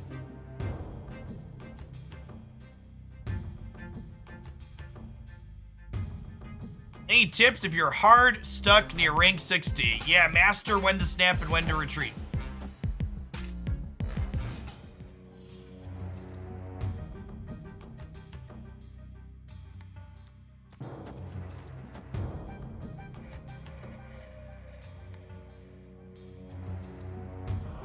What are the odds this gets me into trouble? I kind of want to do it anyways. It's definitely the fun play. This might be wrong.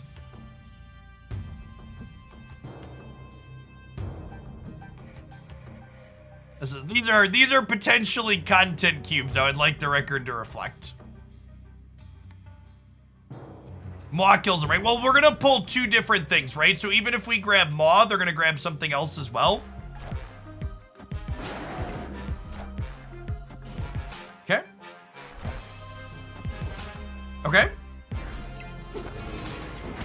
And then, this actually works out now because I just get to put armor in over here now, right? And then I could go Max, Demon, and then Demon, Titania. What is this? This is a casual 22, 27, 32 power on the last turn.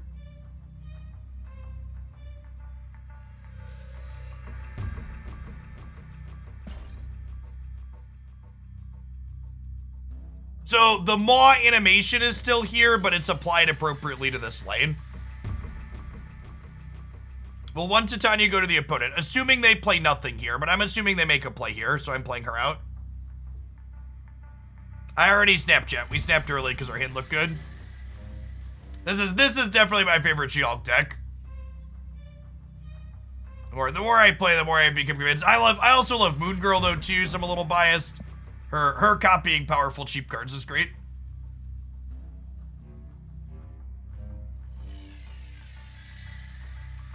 Do I prefer this deck or the Moon Miles deck? I don't know. The Moon Miles deck is more interactive because it also plays Arrow. Is nice.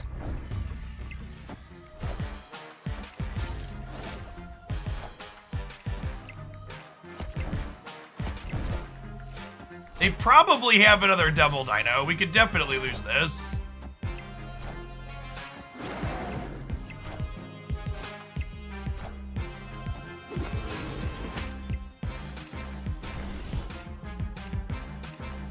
Close game. First and only tiebreaker in Marvel Snap is total power. They are up 9, we are up 6, so they take the W. Monster Metropolis being the deal breaker there. Devil Dinosaur, appropriately powerful there.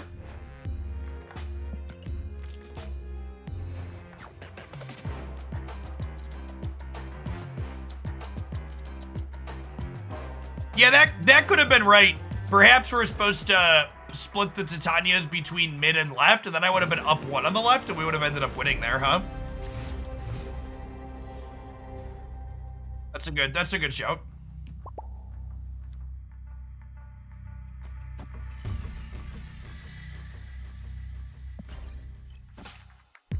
The compensation caches should be up now.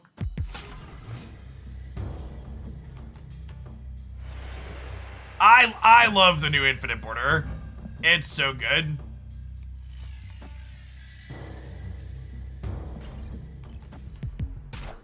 The Moon Miles deck has a video up on the YouTube channel, chat.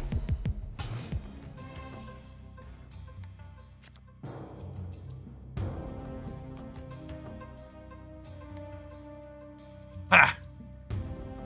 So do I go here then? And the clone slides over into Kunlun? And then we max? I could also just bank 3 and then She-Hulk next turn. Well, I could bank 3 and then She-Hulk plus Titania, right? Because she'll be 3. That's probably better. Wind, aid my hand. Hands up. Time's up.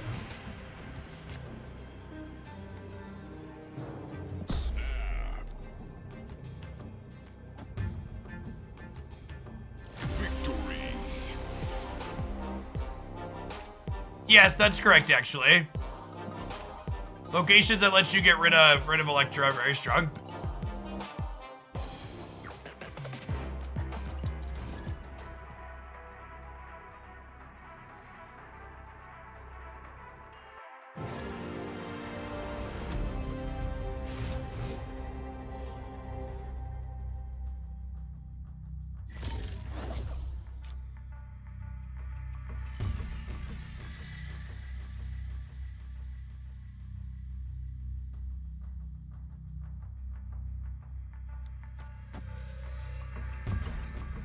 You ever tried to Viper Electro? So the problem with Viper Electro is you're spending 2 turns to do that, which doesn't leave you with a lot of turns to actually leverage the extra mana that you have. It's like the crux of the issue. This location's so bad for us. It's like, don't want a bunch of extra crap in our hand. At least one of them costs 0.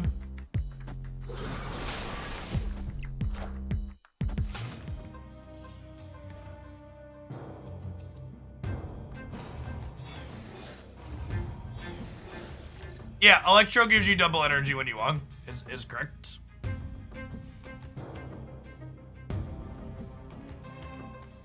Chug their Angela path here, hopefully knock them into the super flow. Flip it, baby. Sometimes lucky.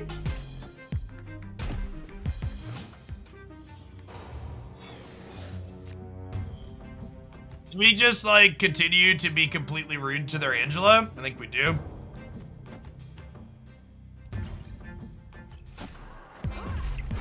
Come here, babe.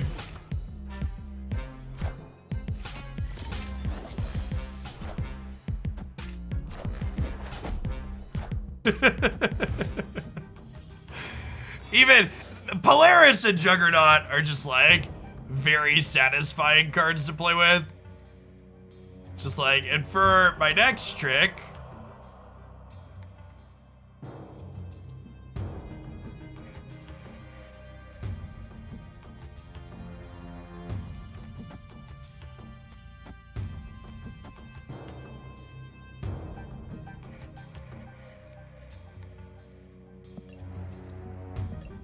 Do I soak in case we hit the 20% to draw She-Hulk? I guess if I don't soak, I could just cast her. But there's also not a lot of huge upside here, right? Because I'm getting energy either way. I'm gonna chill. I'm gonna soak the 6.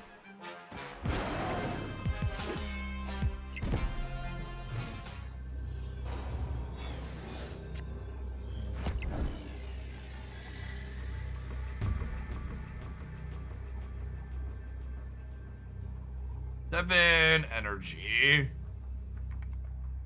So they're going first, which means if I play Titania last, she's not going to run away. So if I go Mysterio into you, we're doing kind of a, we're doing all right in the middle, but keep in mind they're kind of +3 here because they can play one arbitrarily. I think we just do this and don't contest the right.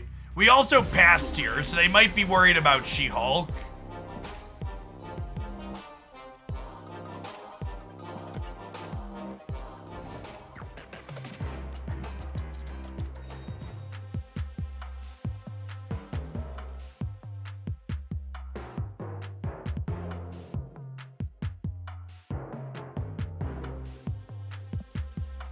These are the other one I'm waiting for, chat. We need more credits. We need more credits, chat. Can you pull a card that you have pinned in caches? You can, yes. If you pull a card you currently have pinned inside of a cache, if you pull a card you currently have pinned inside of a cache, it'll rotate off at the next natural rotation. It doesn't replace itself immediately. I think Atuma is actually a very playable card, chat. I just only have 7,100 tokens, and 6,000 of these tokens are reserved for Mr. Thanos.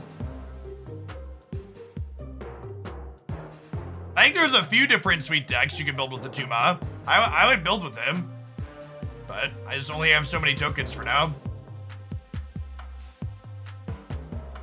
Snap doesn't really release bad cards, chat. You can build and brew with basically every card in the shop.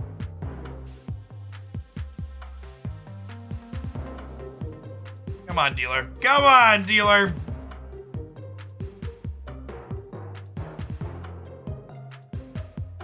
I have to... Wait. That shouldn't be possible. Is that bugged? What's the...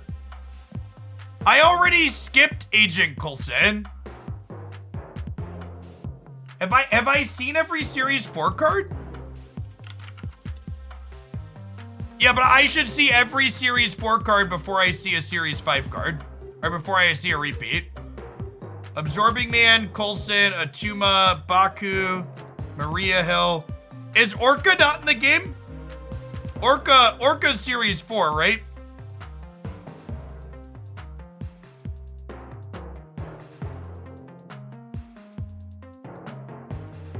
Okay, so I'm gonna make a, so Orca didn't get added yet, really? Okay, I thought Orca was not in here. Okay, if Orca was removed at the last minute, then this isn't a bug. So for clarity's sake for people in the shop, chat, you can see repeats on series that you've seen all of before you see everything else.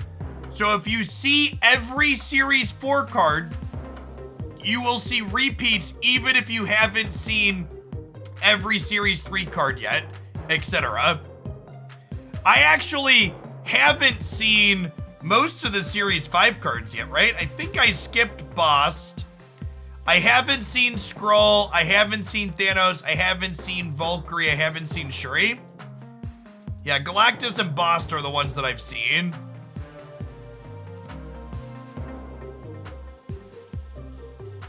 I don't know if the price drops if you have a Series 4 card pin, then it drops to Series 3.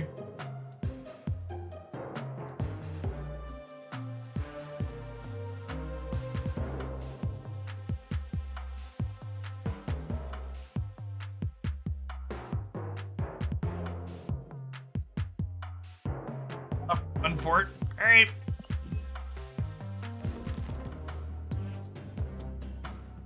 Yeah, we're running cold. It's 2-1 that you should see Series 5 cards.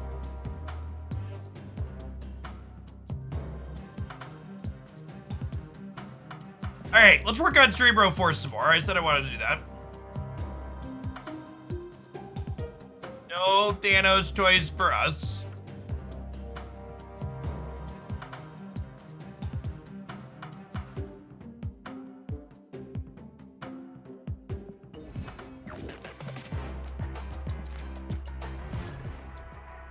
How long did it take for a Series 5 card to go to Series 3? We don't know that number yet. They have not told us. You've not seen She-Hulk in your shop, and Agent Coulsa's in your shop for the second time. I don't know. That's not supposed to happen. Maybe you missed it. Maybe you're misremembering.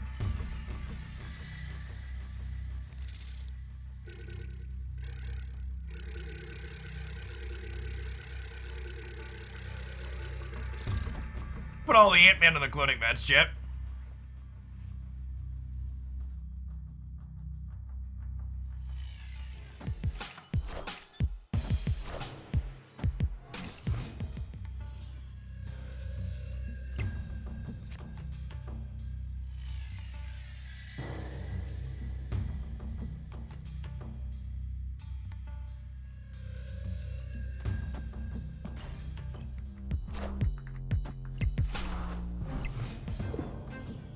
All right, so we're gonna have to magic the throne room.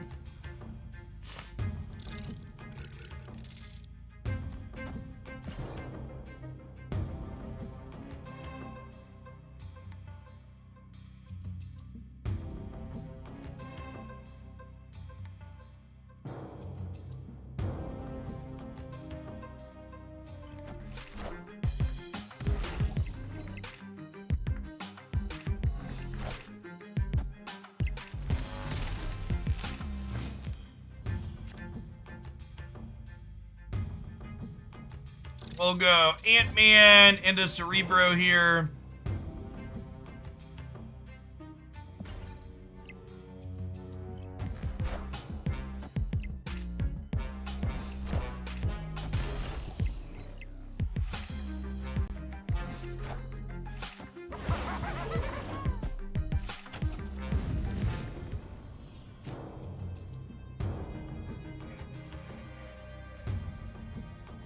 And then we die to Galactus, right? Our next just like 0% here.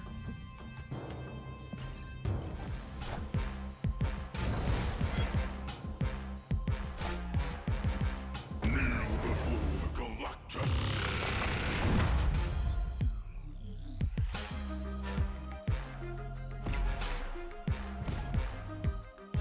Yes, Polaris is not a key enabler. It's just like a generically good card.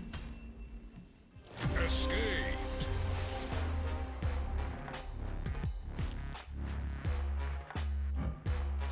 We don't, Sunday.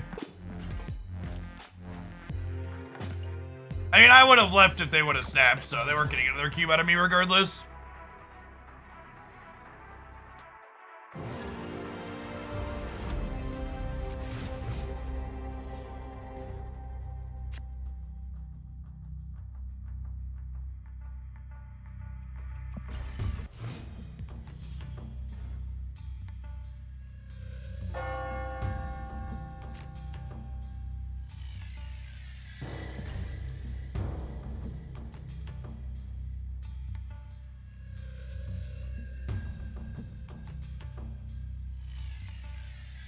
If you are missing Series 3 cards, you are 60% to have a Series 3 card in your shop, chat.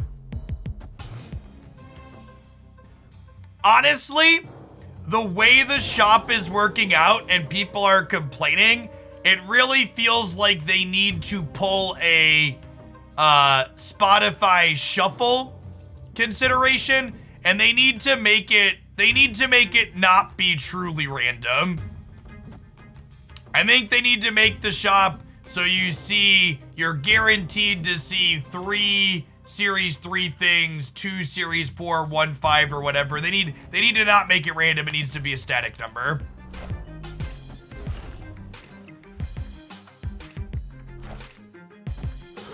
They should. They should probably mitigate the variance there. No, not choose from 3. They obviously want there to be 1 card at a time and people to log in every day. They shouldn't show you series 4 or 5 cards if you can't afford them. Nah, they want people to be able to pin things to work towards them. Chat, they're not gonna give you more than 1, chat.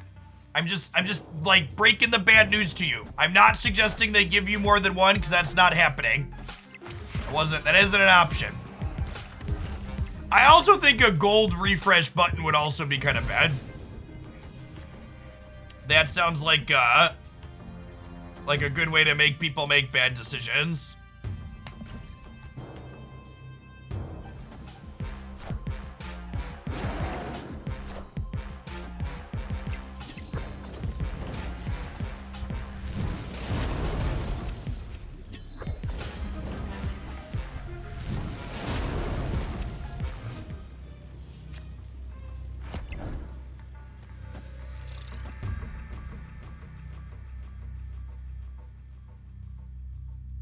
We're in a good spot here with the Enchantress.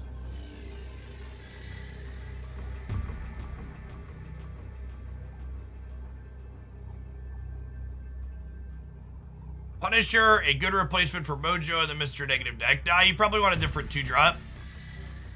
Keeping keeping the cards you make budget replacements for the same energy cost tends to be good.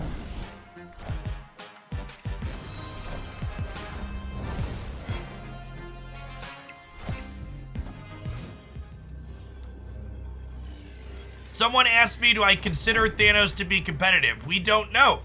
I haven't played with the card. It might be great. It might be terrible, but I have to play games with it to figure that out.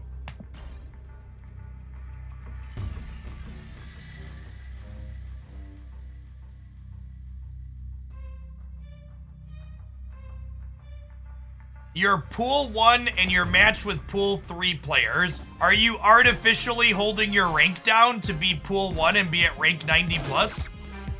If so, you should stop artificially holding your rank down. Yeah, did the Killmonger here, unfortunately.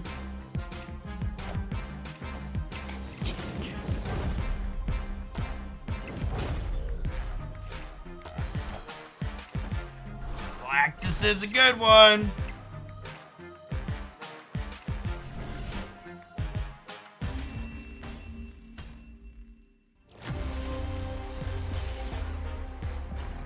I think letting people spew resources for refreshes is very predatory. And I would prefer they didn't add it.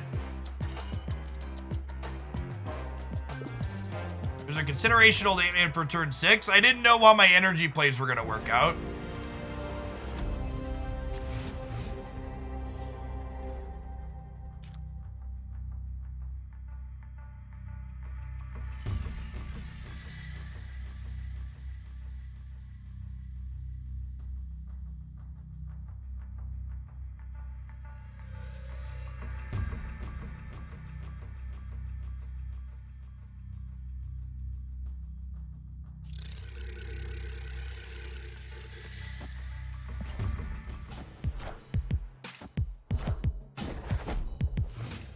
Okay, so, I'm a pedantic card game player, and definitions matter to me, so I'm gonna ramble for a second about predatory monetization at the risk of annoying people at second dinner. Something that I found really frustrating in the Marvel Snap community is that when they added these recent bundles at 7,500 gold, people started complaining that that pricing is predatory. I hate to break it to you, chat, but the entirety of the Marvel Snap economy is predatory like most of these games. Predatory monetization, when we talk about it in the industry, refers to leveraging psychological hooks to encourage behavior from the people playing your game. And Marvel Snap, with its various login bonuses and time gates, all of those things are predatory. But most people didn't bat a fucking eye at the time gates or anything else like that, and complained that it was predatory, because most people don't actually care if things are predatory.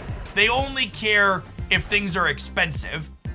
And it's one of my pet peeves working in the industry that so many people use the terms predatory and expensive interchangeably. Just because something is expensive doesn't mean it's predatory, and just because something is free doesn't mean it's not predatory. Predatory has nothing to do with the price point of something that you are experiencing. It has everything to do with whether or not you are being abused psychologically to get you to engage with that thing. And don't get me wrong, chat, I fucking love Marvel Snap. And it's far from the only game in this space to use predatory tactics. But it's just like, ah.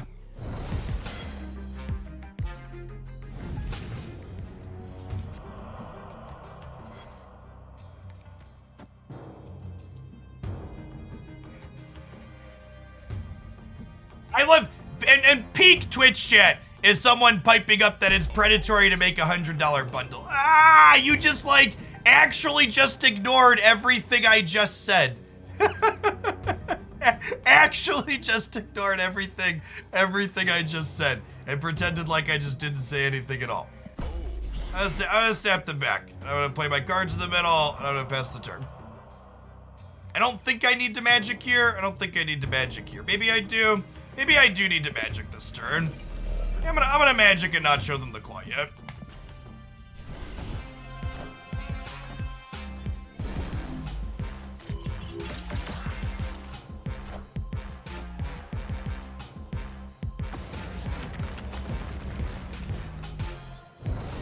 Okay, we've been got. It's a real shame the Sanctum didn't show up here.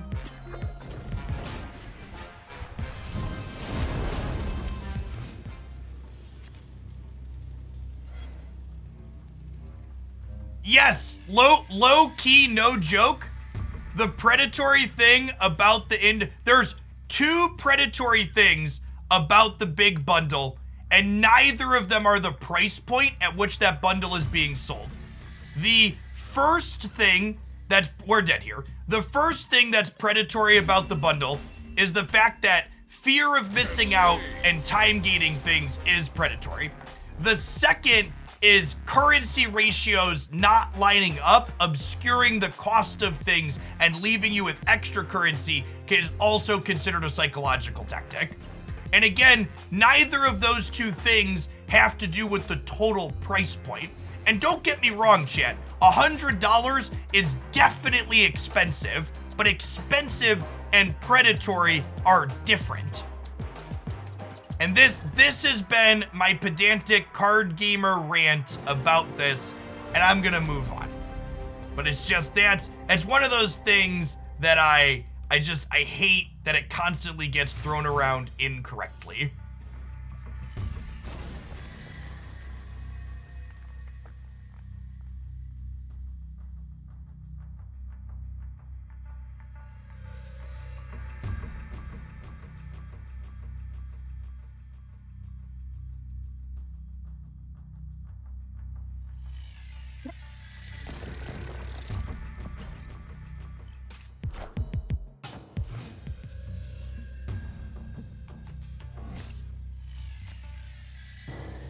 There are lots of things inside of capitalism that are predatory, chat, outside of just your mobile games. For reference, mobile games didn't invent predatory monetization. You could definitely argue they've perfected it and mastered it, but they certainly didn't invent it.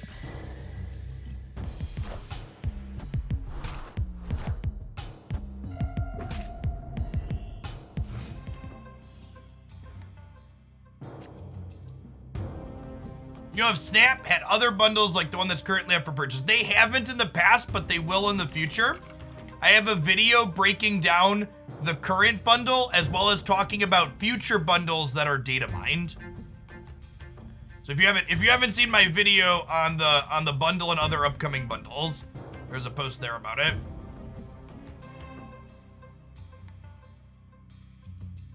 I think I want to just empty the left side cards in my hand so I can get to a point where Moon Girl can copy Mystique and potentially Cerebro as well.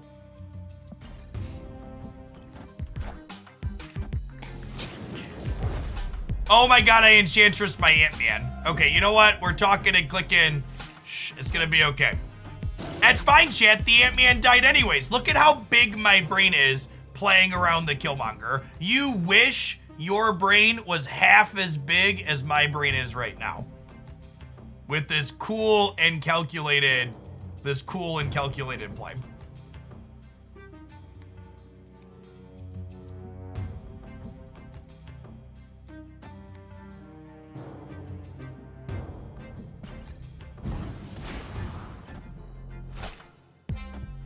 The random screen flickering is not your Twitch. It's my emulator. I'll restart it here after a second. Apologies for that. We'll finish the game out though.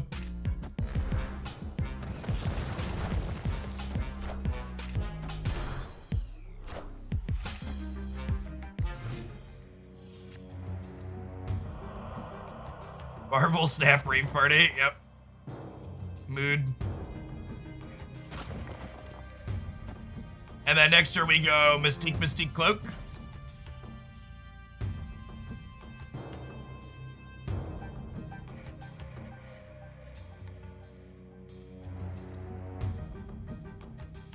Killmonger will not kill things like Miles or She-Hulk that are played at reduced cost. Pluto as a planet, thanks for the 6 months of Prime. And Asherin, thank you for the brand new tier 1 sub.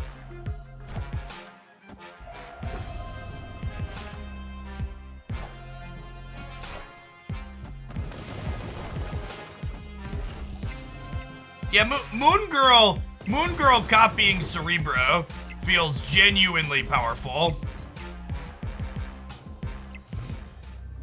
Like getting to like put 4 Cerebros into play here. Like obviously Elysium helped a little bit, but getting to put 4 Cerebros into play here seems correct. And this works the way we want it to. For reference, the first Mystique copies Cerebro, and then the second Mystique copies the ongoing from the first Mystique. And then we'll have what? We'll have 24 power in every path here. It's pretty good.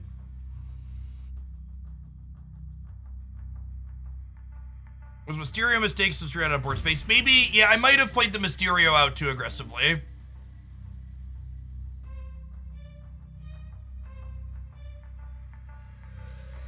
Absorbing Man doesn't work with Wong and Odin right now, and I don't know if it's a bug or if that's working as intended.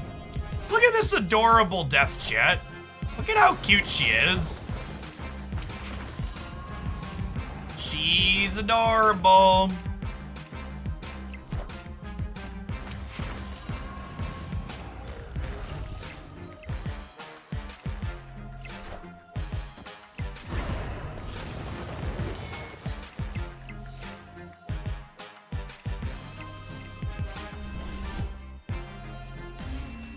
Clean symmetry here.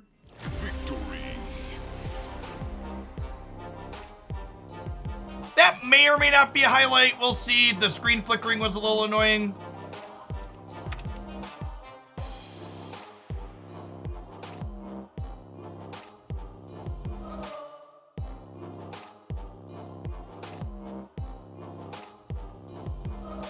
All right, let me restart my thing here really quick to fix the flickering. Apologies for that. Thanks everybody for hanging out today. My little Twitch ticker here says that almost 200 new follows today. It's awesome to see. Appreciate everybody stopping by the stream for the first time and deciding to push that button and come back again. If you're new to the channel, welcome. My name's Jeff Hoagland. I stream full time here on Twitch. I'm generally here Monday through Friday from about 9 a.m. Central until about 5 or 6 p.m. Central. I've been streaming here on Twitch for a little over a decade now. I've been doing it as a full-time job for almost 5 years. Before Marvel Snap, I played a lot of Magic the Gathering, other turn-based strategy and card games. So I spent a lot of time in the industry. Hoagland is my last name, long O sound. In a former life, before I was making content here on Twitch as a job, I've got a couple of degrees in mathematics. I spent time teaching both at the high school and college level. Also spent some time doing software development and process automation at a Fortune 50 company for a little bit, but these days we're here playing games and just having fun. far as our focus on games, usually like to try and play a lot of different decks. We try to play the decks that we play well. I'm human, I make mistakes occasionally though, but we're not too super competitive. Finding things that spark joy is more important than moving as fast as we can up the ladder. Thanks for that brand new Prime, Feihe. And welcome back, Snad. Good to see you for almost 2 years. Oh, chat, my inbox gold is here. Yay, I like free stuff. Yay, free stuff.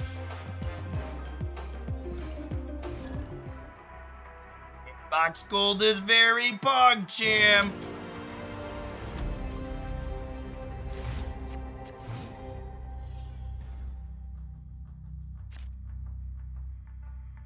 I make all of my Twitch layouts myself. My overlay stuff is done by my management company, so all the graphical stuff is done by them.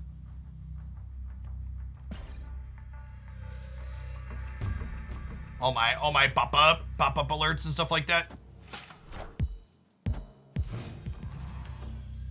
They should change X-Mansion so both players get the same cost card. Nah, I like high variance effects like X-Mansion. I think they tend to be more fun.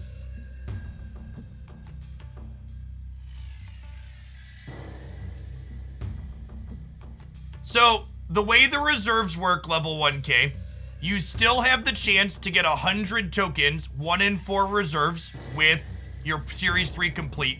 Your Series 3 cards where you previously got Series 3 cards, those are replaced with 400 tokens. So you get 100 tokens, 1 in 4, and you get 400 tokens, almost 1 in 4.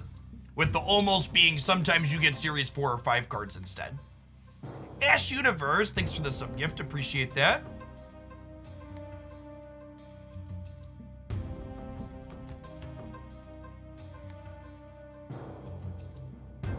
Mysterio onto cloning vats does not work how we want it to do. Even if I play the real one here, I still get a fake one back to my hand.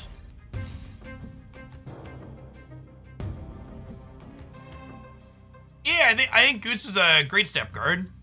You can fit it in as a nice disruptive element. Anyone know where you can find optimized decks? You can find lots of decks that I think are fairly optimal on my YouTube channel in my highlight videos that post daily.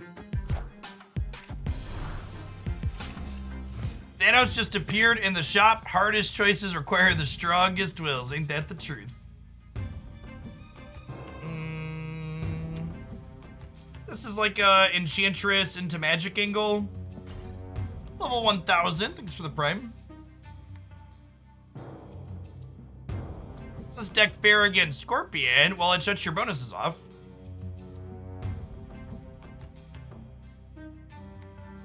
Last night, both me and my opponent got Galactus off of X-Mansion. That's hilarious. Sometimes RNGesus takes the wheel and drives you for a trip.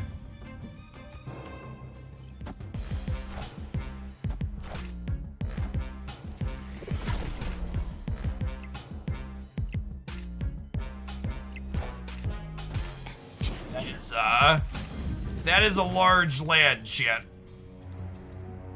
Ooh.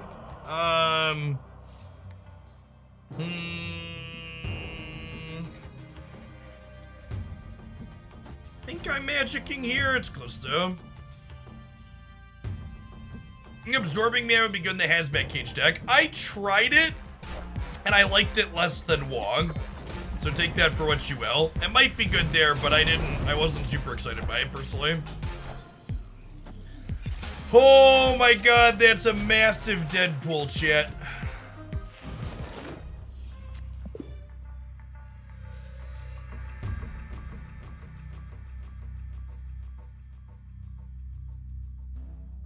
It's so big.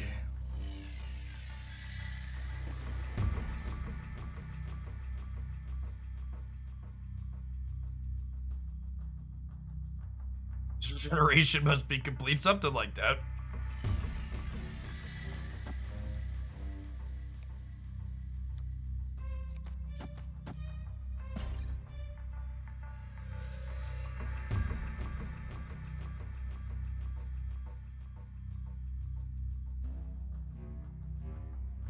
So we're kind of hoping to draw Ant-Man next turn then. So we can go Cerebro, Mystique, Ant-Man and fill in either here or here. We did play some Cerebro one earlier, but honestly, I might rotate back around to it. We had like some bad variance with it, and it was kind of fun. Wind, aid my I was having fun with Cerebro one. This one's been a little middling. I feel like I'm less excited about this deck than I am. I'm less excited about this deck than I was about Cerebro one. So this will put us to 16 here. And it'll put us to 11 only here. Probably die here.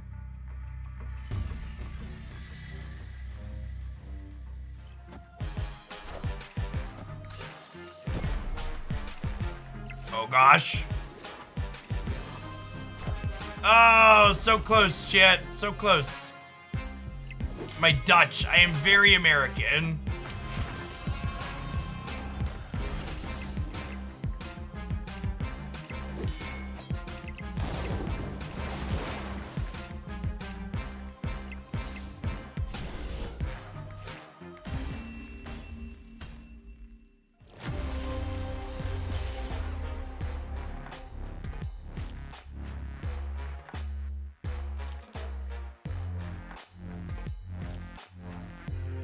Alright, yeah, I think I'm gonna flip back to Cerebro 1. That one's a little more memey, but this one hasn't felt particularly good. Not super excited by this.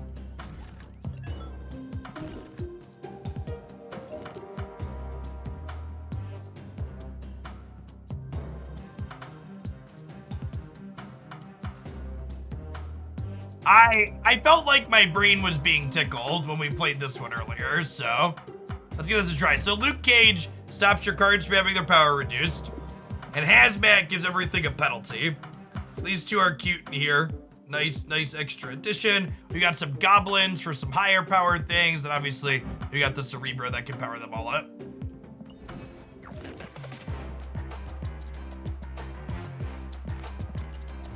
Bill Nye the Zombie Guy, thanks for the 14 months. Do, do, do, do, do, do.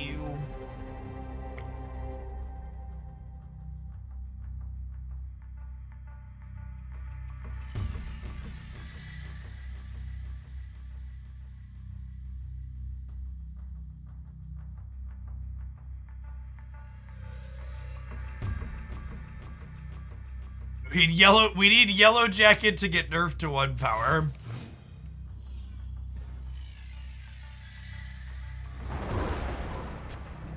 Okay.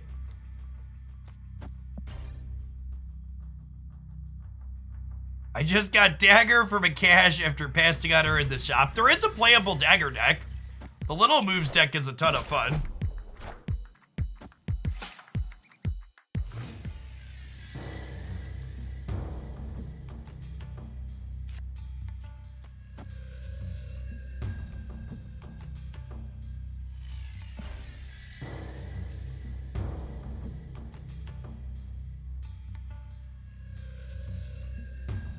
We built Cerebro 7 on stream before. It's another kind of memey build.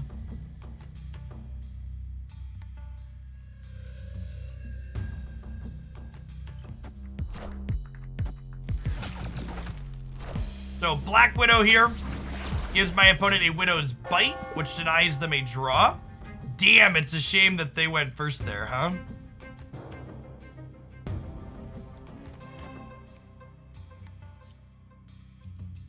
I think I need to Psylocke this turn.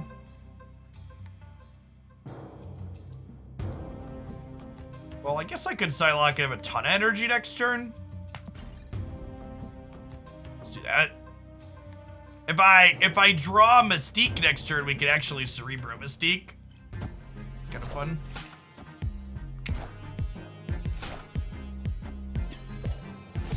Stupid dog. Stupid dog.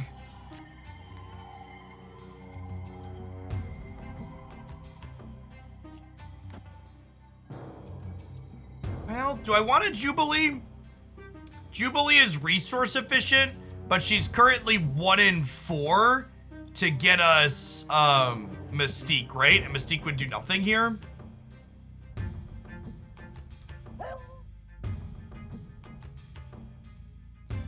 I just play Cerebro.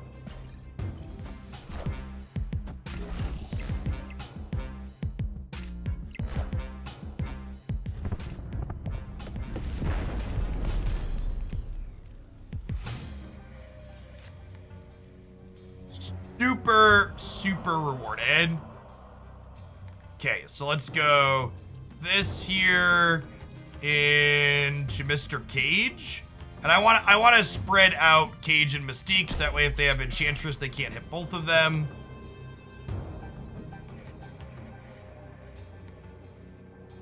And then our last turn will be Hazmat plus Jubilee.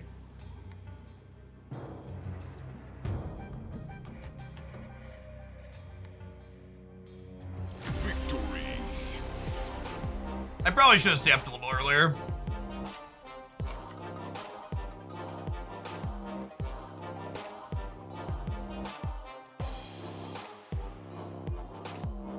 Is Maria Hill playable? Yeah, I think so. Jubilee is hilarious in this deck. I agree.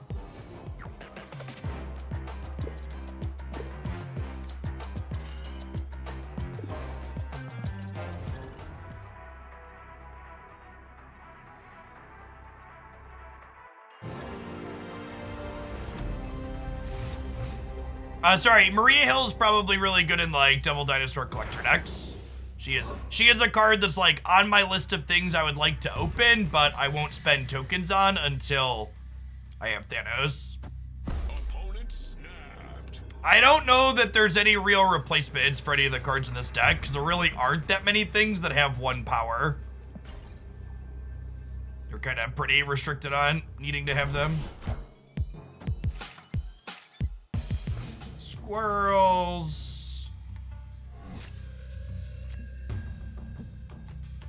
Nice. Okay, what if we Psylocke and then we'll Jubilee next turn?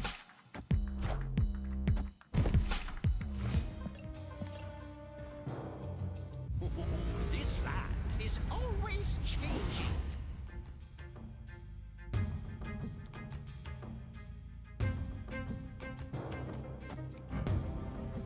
Oh, they didn't draw Domino on turn 2 because their hand was full from Olympia and Nova Roma. I was like, how did I draw this on turn 3?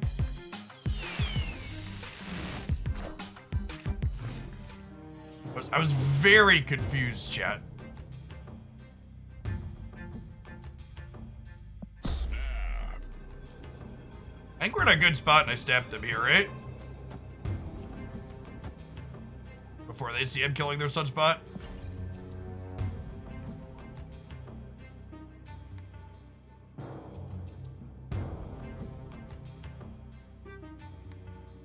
I think Iron Man is worse than Hobgoblin, and I can only afford so much top end. It's like the TLDR. Please let this be Hazmat. Rats. That was annoying.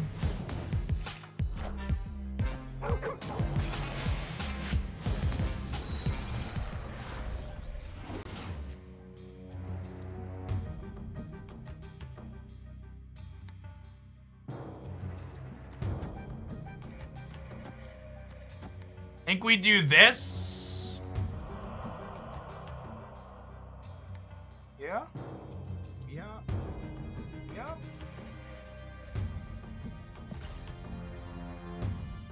I doubt we're drawing any 1 power things out of their deck though, right? Oh, you know what? I should probably play Luke Cage middle actually. So yeah, I'm probably not drawing any 1 power things out of their deck. So I need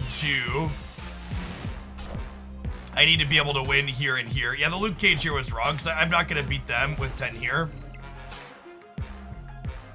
I would rather have 15 in the middle. They put our Black Widow into their deck. God bless. God bless us, everyone. I still messed up. I wasn't punished here, but I still messed up. It is worth noting that I made a mistake, even if we ended up getting to peel out of it. We're 1 in 6 to have that happen, looks like. No, we were 1 in 2, sorry. There's only 2 cards in their deck. We're 50% to get that.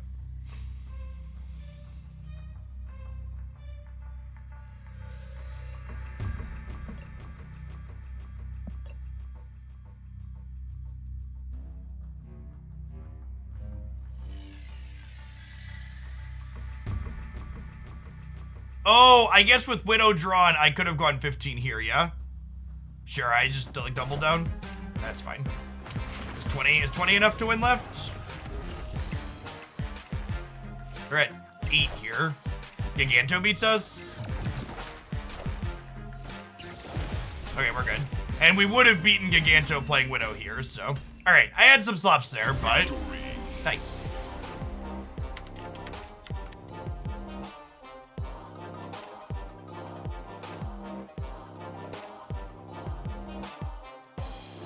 Hey, Cirrus, thanks for the quarter of a year, appreciate that. Or third of a year, appreciate that, welcome back. Quarter of a year? Math.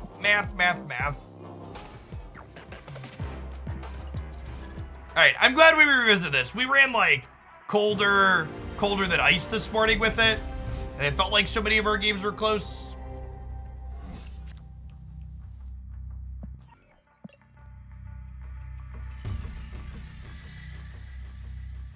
Yes, we drew Black Widow in that last game because it was back into their deck with their Lockjaw. Escaped.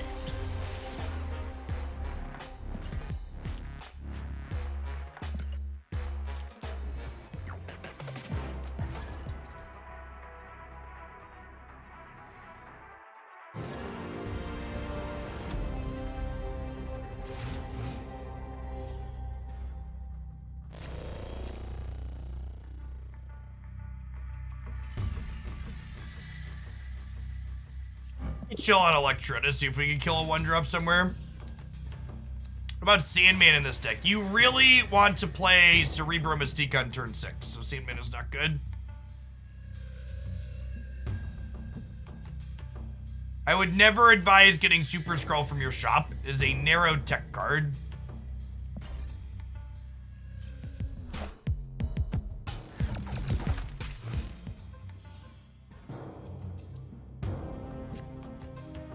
These are definitely a set of locations. There are locations, and they are on my screen.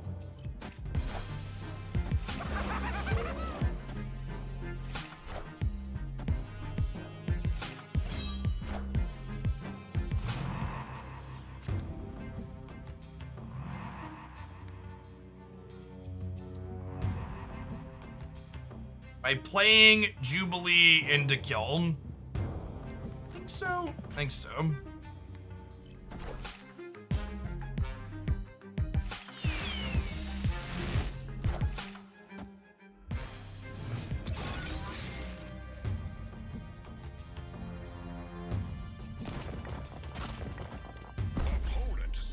staying in through the step here. We're putting them to -8 in the middle, and then this is gonna turn into a 5 power thing, right? So we're basically playing 13 out into La Chicagolia here.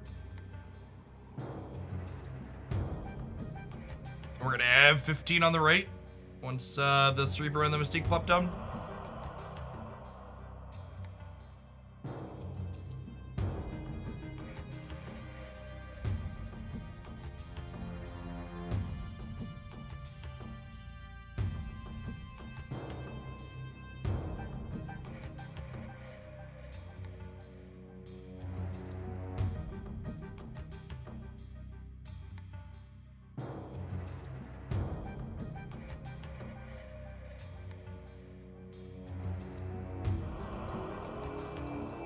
Oh, I didn't press the buttons yet.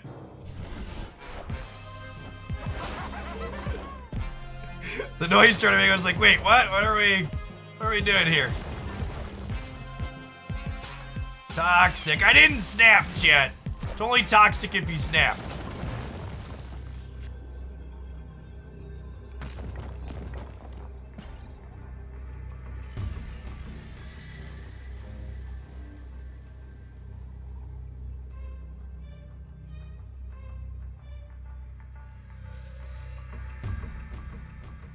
Alright, so we're +8 here, and we're gonna go to +12, so we could definitely lose this. But I feel like we're in a good spot.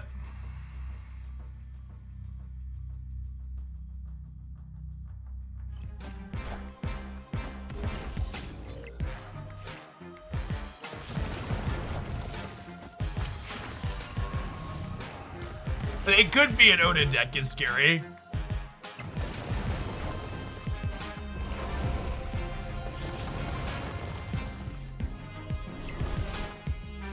Got him. Victory.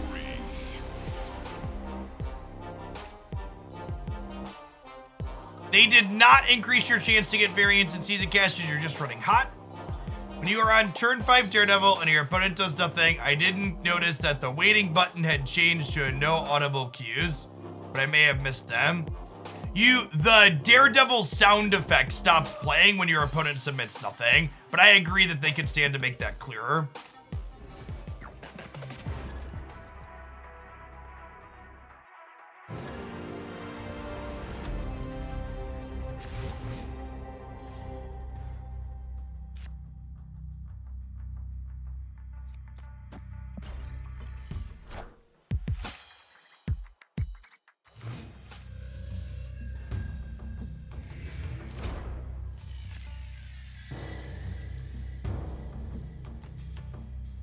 We're just filling this turn. Electra and Hazmat are both reactive cards. God, this card looks great with the rainbow background of the new Infinity border.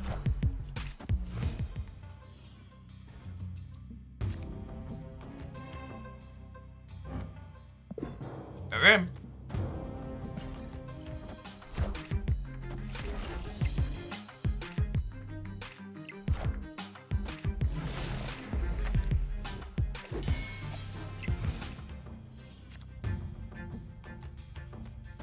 Nice, nice. Am I playing this out? I might be playing this out this turn, right? Because, like, my next turn is Hobgoblin, and then my final turn is probably, like, Hazmat plus, like, a Jubilee, or potentially, like, Hazmat plus a Green Goblin. I'll snap them here as well. They might leave because we have the Squirrel in the Sanctum, but I think this is our last chance to get a second cube out of them.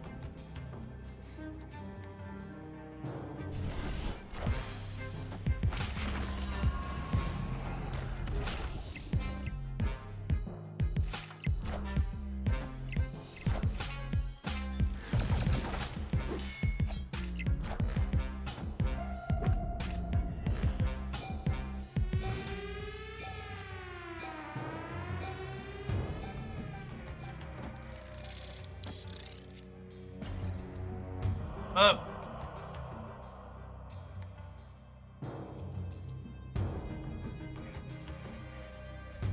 Puts us to 15 mid, and it puts them to -5 on the left. We obviously can't play Hazmat because we don't have Luke Cage.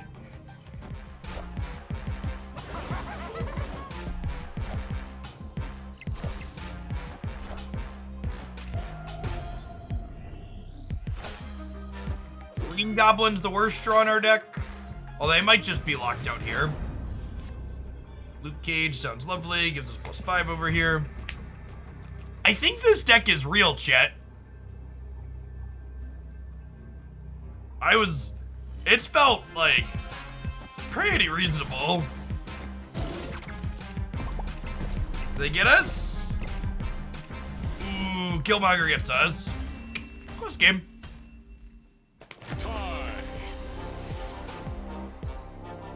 Wait, we tied? All right, deal. Deal, we take that.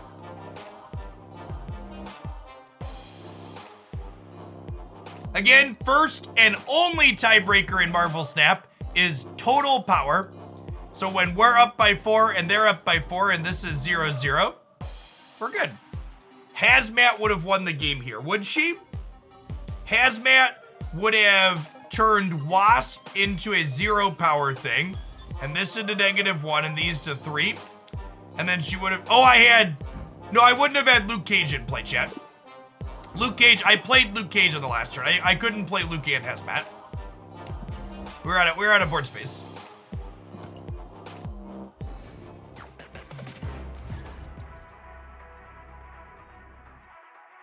I do not think there is a playable Thor Jane deck without Lockjaw. I think Lockjaw is necessary for those two, unfortunately.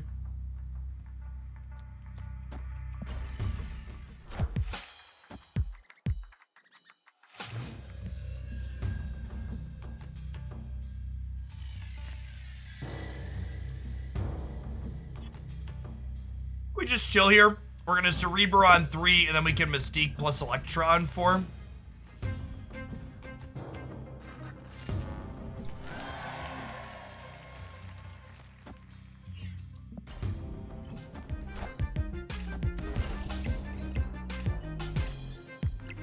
Face the might of Asgard. Mjolnir.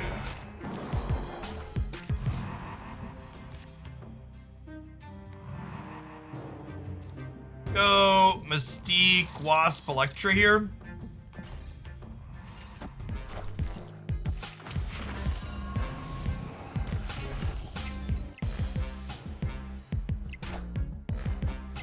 This is up to 15 on the left.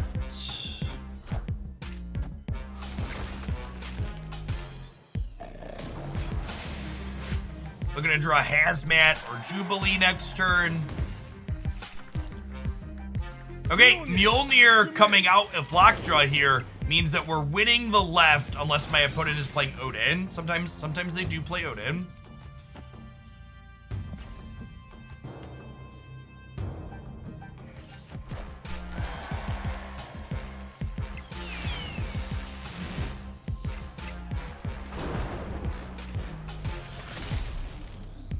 Okay. And then important interaction here, chat. Luke Cage retroactively fixes your thing. So when Luke Cage comes into play here, he's gonna restore these back to 1 and then thus back to 5 because they'll pick up the Cerebro Mystique bonuses here.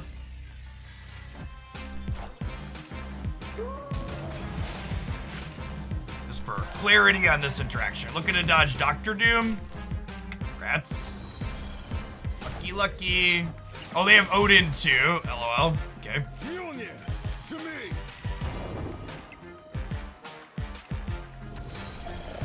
There are any solid show and tell style decks. Yeah, Galactus is basically show and tell.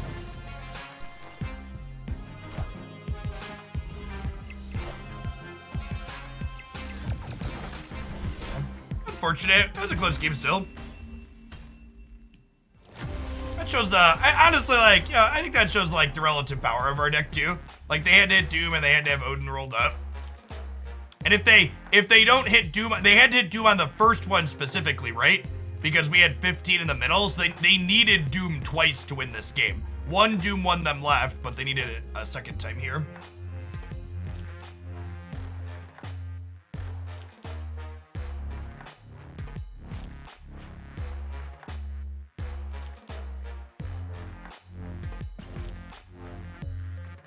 We're definitely gonna play more Galactus today. I'm close to having a highlight recorded for this deck, so we're gonna play this one a little bit more, but well, we'll definitely destroy some more worlds before the day is out.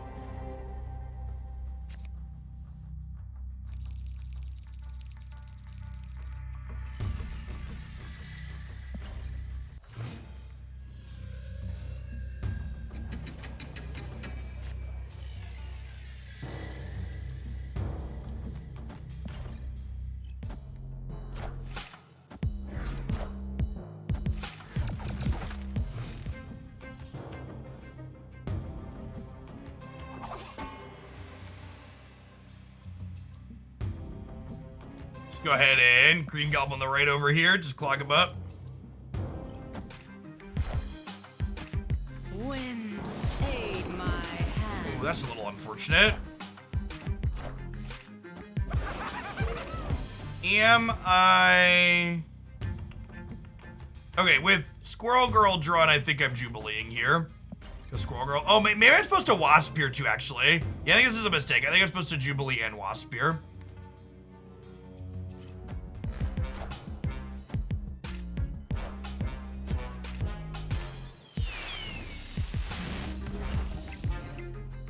So, hitting Cerebro here is actually really bad for us because it means I can't Mystique the Cerebro. We might still be okay. I don't think they fill here. Yeah, now they're locked out. Yeah. Our goblins get to do a little flexing here. So yeah, just important interaction note. When Jubilee pulls Cerebro, Jubilee counts as our last played card, not Cerebro, so you can't Mystique it. But they're just fully locked out of play here. I bet they had like a Dr. Doom for their turn 6. That was great.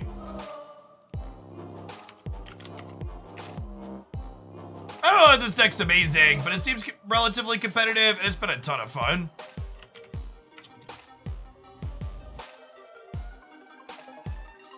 Hey, welcome to a live one, Mile.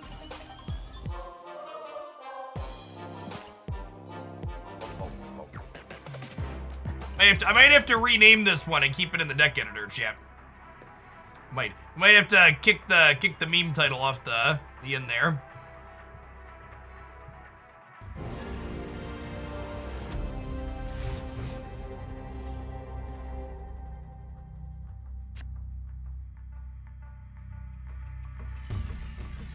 Ooh, Stark Tower. Okay, so we can't Squirrel Girl till 6, 'cause otherwise Stark Tower messes with us.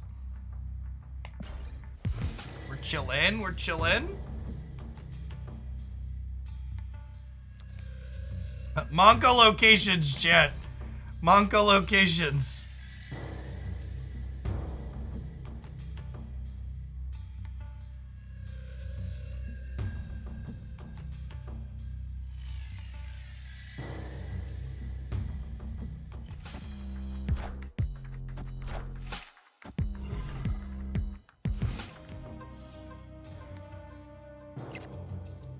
So, the sewer system, one of the things that is nice about this Cerebro deck is still banned into some locations like Stark Tower, but sewer system, negative zone, and the -2/1, Luke Cage lets us ignore, which is gas.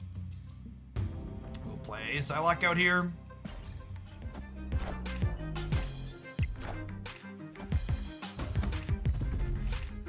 One Hobgoblin, please, deck.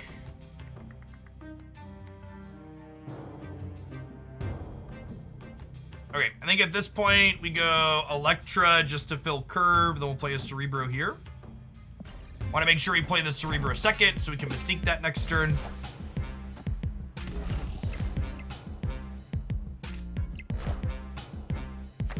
Ooh, they're Mr. Negative Lockjaw, spicy.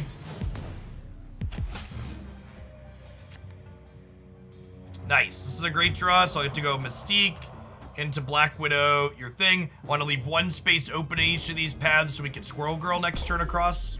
I'm gonna snap them here. It's our last chance to get another cube out of them. This is a Negative Lockjaw thing. It's not an established thing, but it's something that's existed around the fringes for a little bit.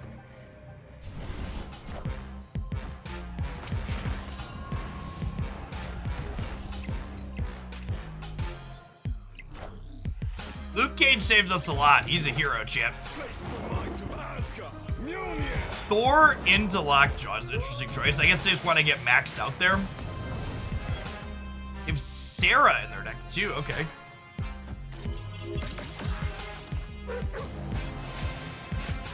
Mjolnir. Okay, they have 2 hammers. All systems go.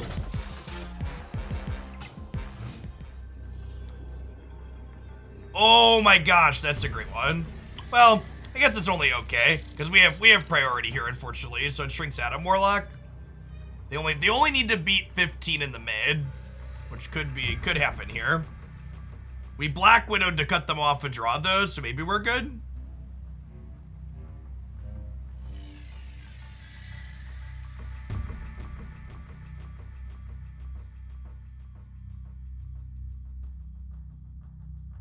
One of the things to note about this deck for people looking at it at home, none of the cards in this deck are optional or replaceable currently. There are so few pool cards in the game with just 1 attack.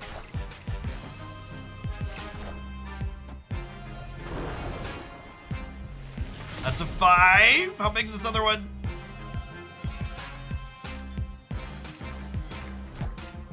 Oh, they're 1 Iron Man. They're 1 Mr. Negative draw as Iron Man. Brutal. Brutal. Yeah. I think we need to beat that.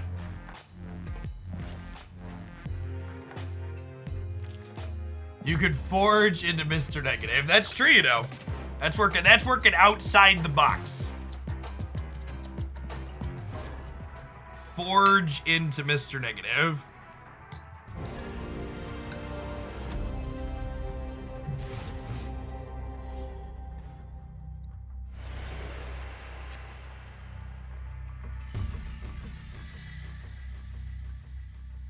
I know Twitch chat likes a spicy food take. How many Twitch chatters here are enjoyers of peanut butter in your stir fry? Do I have fellow peanut butter in the stir fry enjoyers in chat? It's one of my favorites, chat.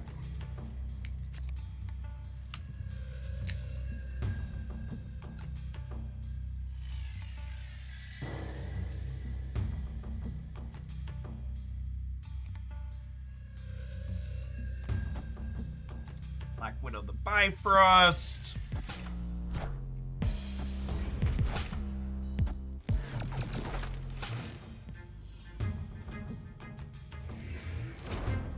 The vault. I'll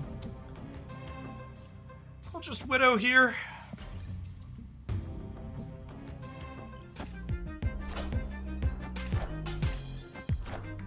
Setting up a Carnage here with Mr. Bucky, I assume. Okay, that's Mr. Cage in Hazmat.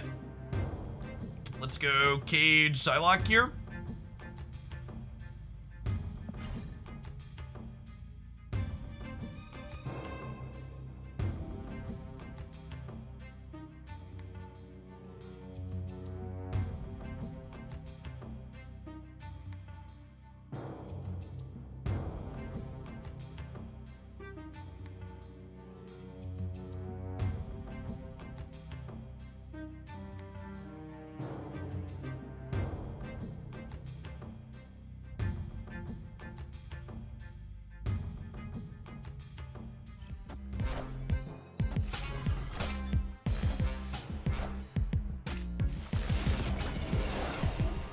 Interesting. They're zeroing their next card. So are they not carnaging these things in the middle?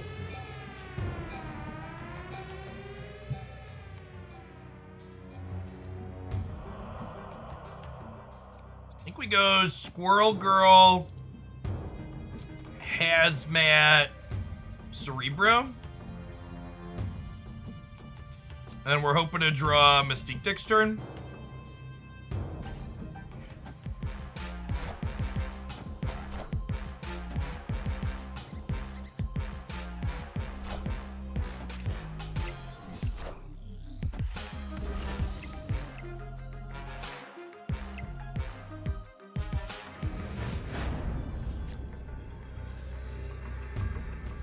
Easy game, chat. Easy game.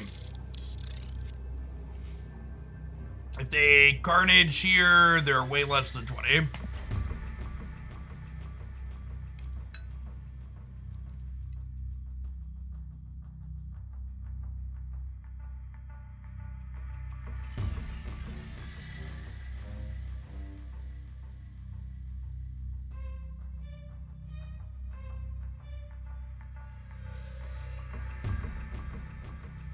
This is the best zero variant. I love this one.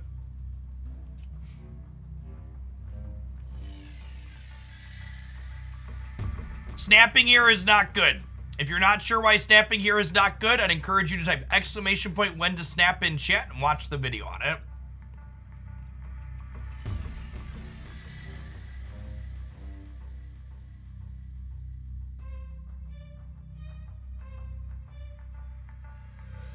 Victory.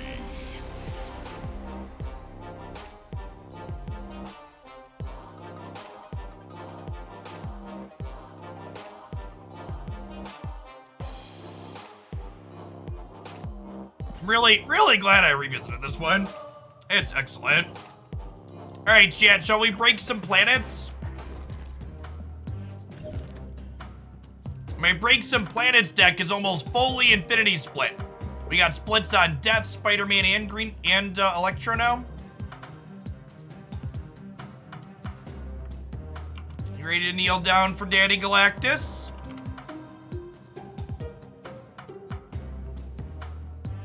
For people that haven't been keeping up with Snap, Galactus here. Really excellent swingy new card.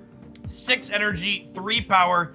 On reveal, if this is your only card at its location, destroy all other locations.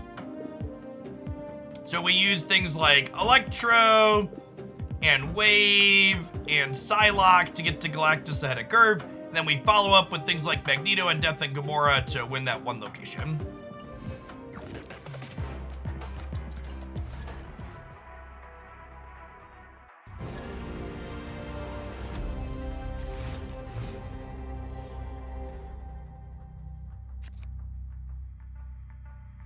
Exclamation point card sheet in chat. Get you the submission card sheet. As a heads up, I am not taking card submissions until Wednesday of next week at the earliest. I will be off from live content this weekend. Monday night is Silver Surfer release night, so Tuesday will be all Silver Surfer day. And hopefully, Monday, we're going to play with Thanos, who I'm going to open over the weekend, Copium.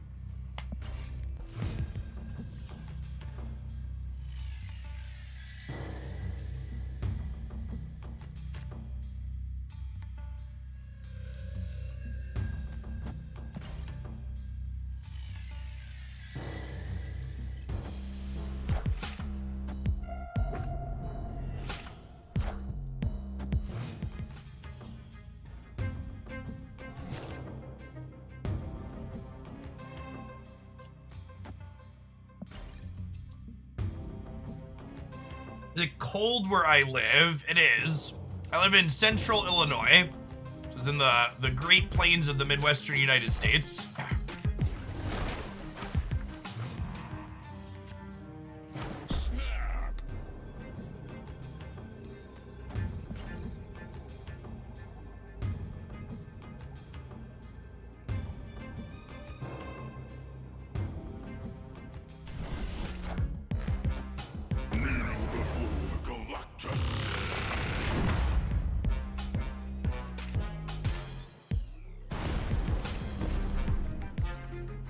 Enough said, Bob.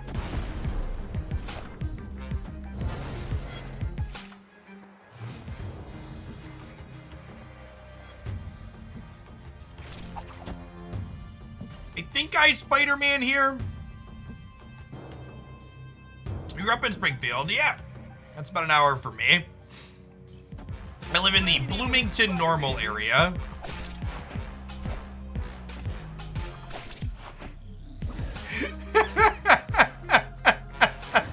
Well, fuck you, leader.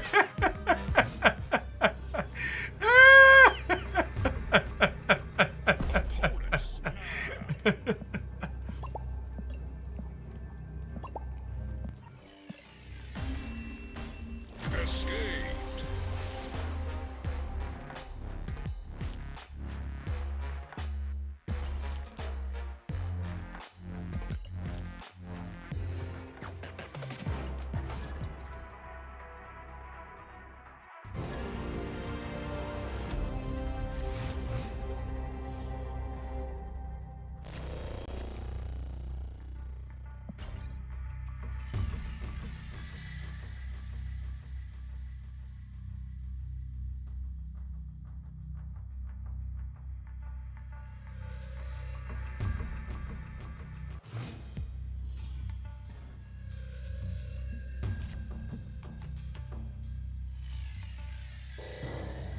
Wait, just waiting on Daddy Thanos. Daddy Galactus here. We are also waiting on Daddy Thanos, but Galactus is the one we can draw here. Thanks for the almost 3 years, Gundam.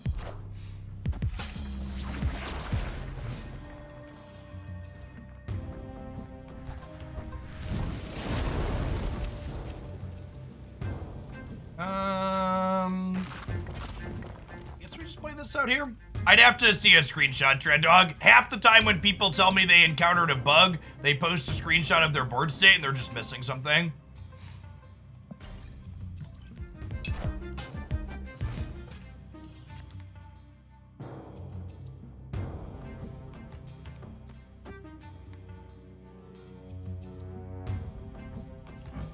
I should have believed Galactus was on top in Wave last turn, champ.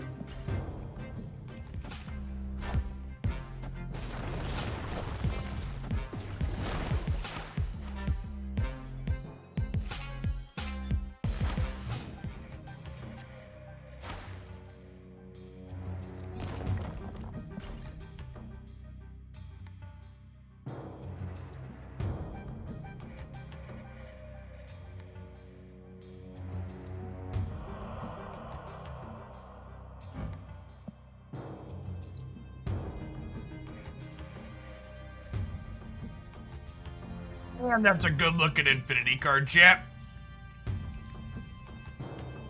Just phenomenal. The new border is so good.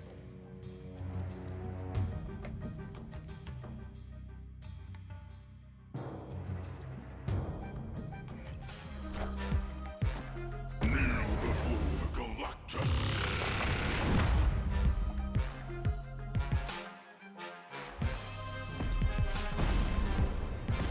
Okay, so they skipped, which means I'm getting infinited. Spider-Man beats Infinite, right? Because they go to 20, we go to 9, we go to 21 next turn. Oh, snap. Oh, wait, I'm an idiot. No, wait, please. No, let me leave. I forgot Limbo is gone. Oh, no. Send help. Oh, no. Oh, no. Chat, I've made a... Take my cubes. Oh, no. Oh, no. Awkward.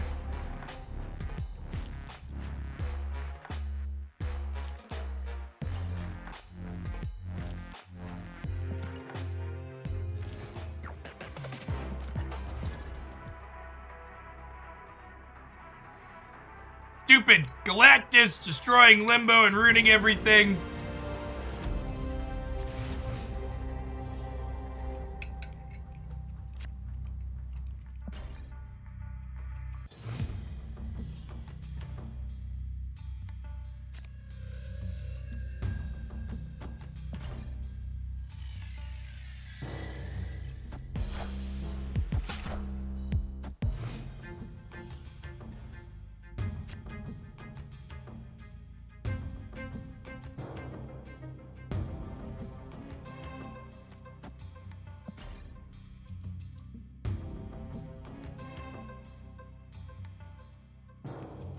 Another Wolverine deck here, so probably a Galactus Mirror.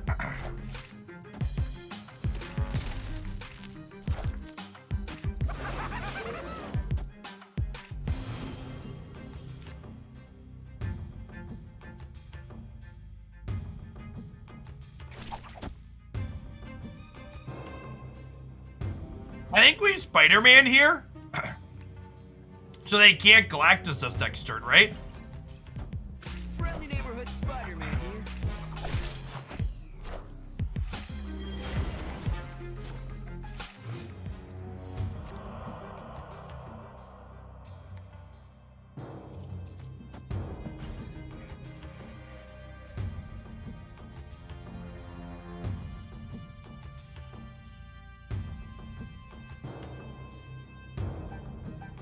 Snap.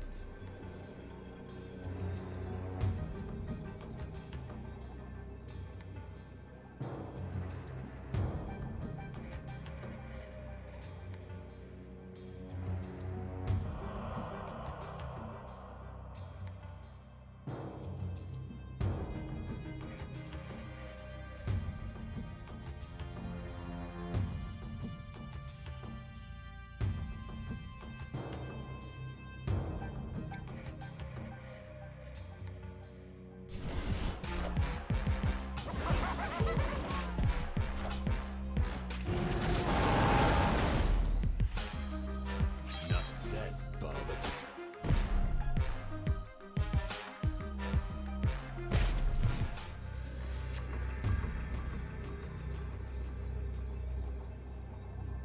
Well, shit.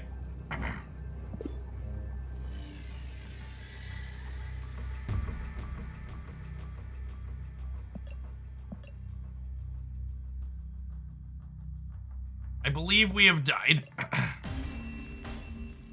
It's a good piece of technology from them. It's a good piece of technology. It was in fact enough said, bub. I was the bub, and enough had certainly been said.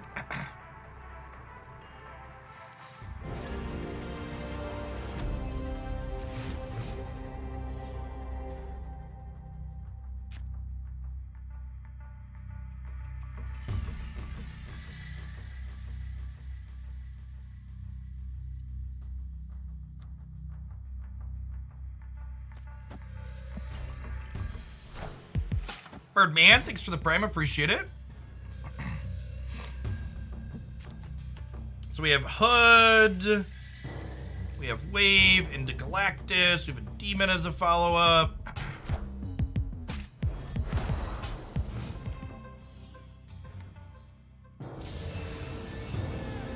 We have Spider-Man. I think we snap Wave Galactus Spider-Man curve. Could Shang-Chi be good here? Yeah, it's probably fine. You can play Shang-Chi over Spider-Man. Shang-Chi and Spider-Man beat different things. That's the TLDR. One of the tough parts about Shang-Chi is sometimes you have priority going into the last turn, and then Shang-Chi's pretty bad.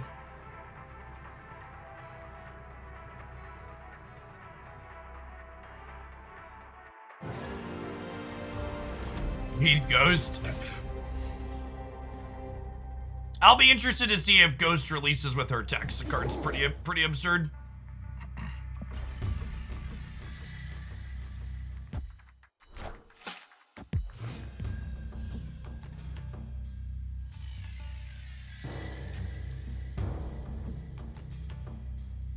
We're playing Psylocke out here, not because we're gonna do something with the energy next turn. We're probably just playing Electro, but because putting another body into play when we Galactus makes our death cheaper.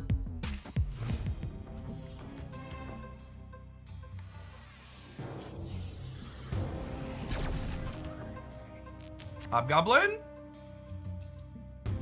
I'm still just doing this.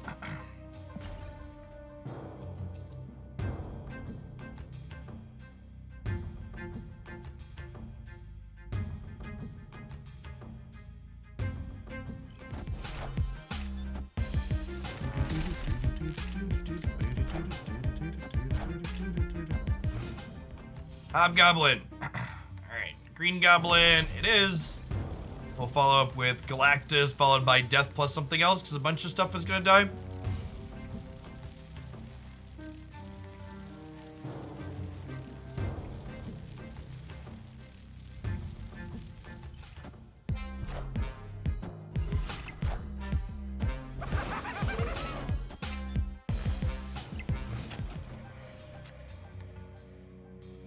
Hey, dear opponent, please don't arrow me. Opponent snapped. Alright, 3 extra cubes on the no arrow Gamba. I guess I could also have a Hobgoblin or Green Goblin or Viper here to stop me on the right, but...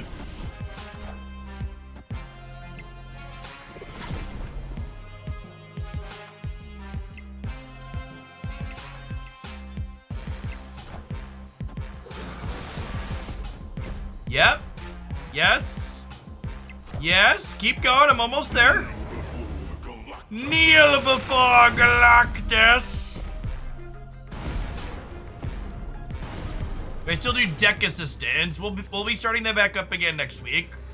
More deck assistant stuff.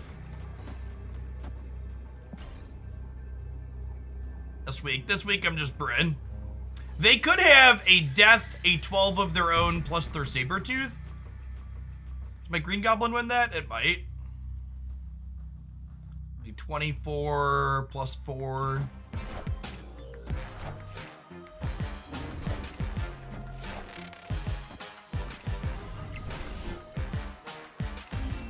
Shang-Chi would need some more help, right? Hey, Crobarticus, thanks for the brand new Prime, appreciate it. Yeah, they would have needed like Shang-Chi plus stuff.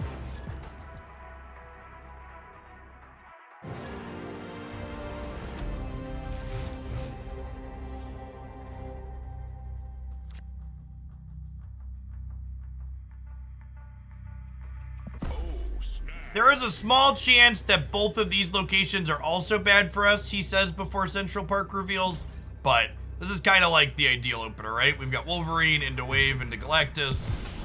Let's destroy some worlds.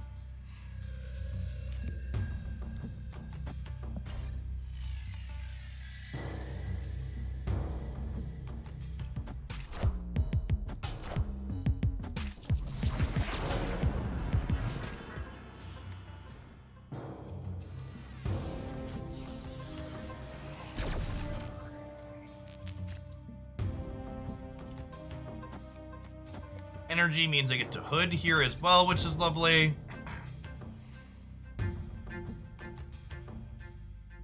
This is a good example. People often, I've often heard the sentiment that snapping on turn 1 is always wrong. And I think this is a great example of a game where snapping on turn 1 is very correct. I look at my hand, and the average case scenario here is very reasonable for us. There are obviously things that are less than ideal that can happen to disrupt us.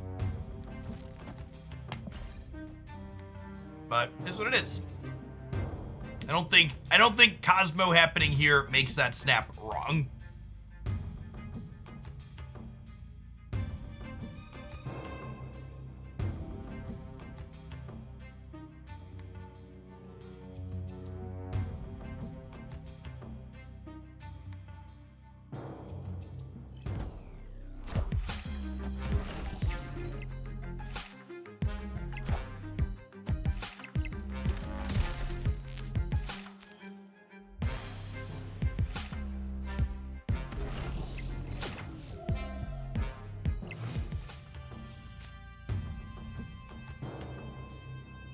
Do we Galactus into Magneto? Or do I Hobgoblin into Galactus? Could go either way. Playing Galactus this turn is better if I draw Death next turn, which we're 1 and 4 to do.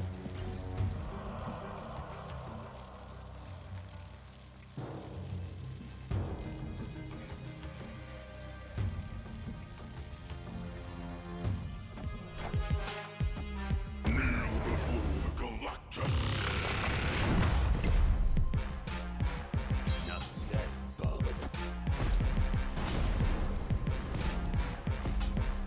Wolverine getting blown up twice when he like jumps to the other location after the first one dies always makes me chuckle.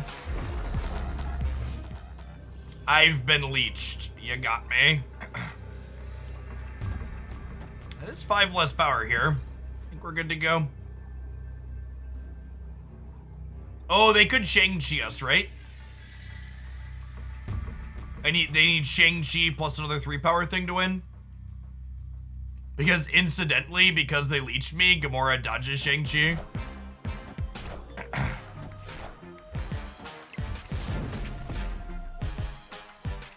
Shang-Chi, so good it makes up for playing leech.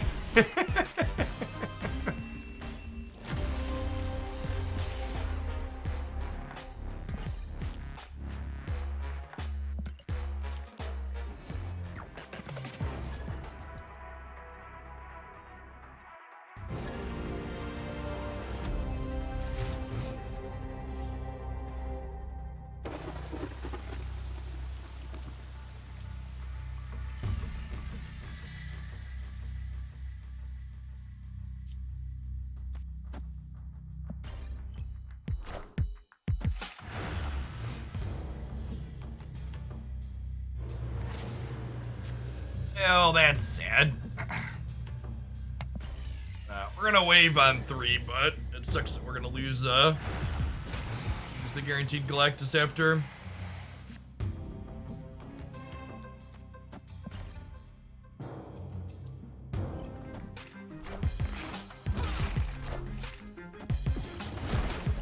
That's cute. Passed on 2 into Titan, meant they got to She-Hulk on turn 3.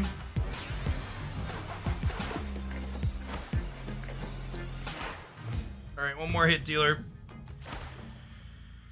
I guess with Titan out here, we could still technically hit Galactus next turn, right?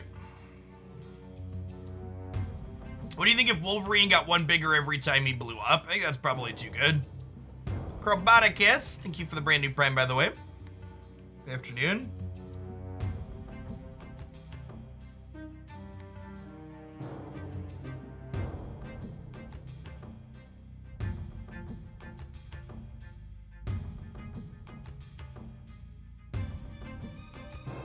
They have confirmed that they will be selling variant tokens. So you'll be able to like buy a cosmetically different demon for your hood or cosmetically different squirrels for Squirrel Girl. No ETA on that yet, but soon.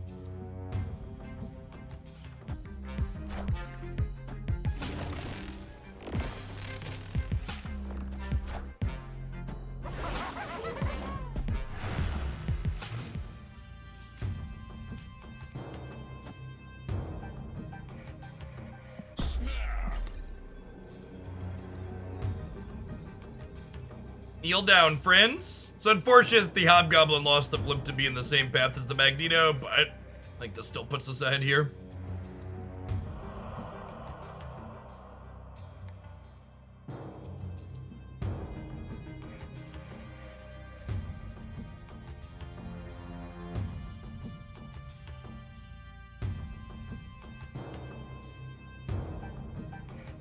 Blow up at least 5 things here.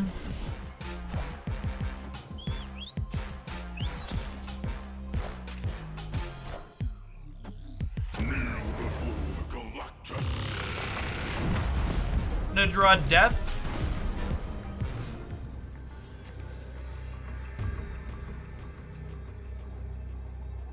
We actually have to leave here. Just no big things. Electro doesn't really have a clean replacement in this deck. Having acceleration to get to Galactus ahead of curve is really important. All right, chat. This is your reminder that you've probably also been sitting for too long. Let's stand up together.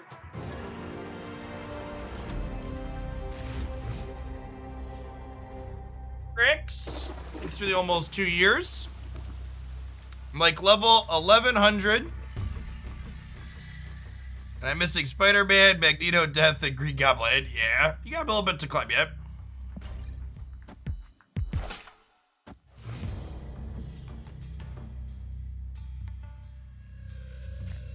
Yeah, Valkyrie's like on my list of cards that are like, I would be excited to get this, but also I'm not spending 6,000 tokens on it. Going Thran, thanks for the 15 months.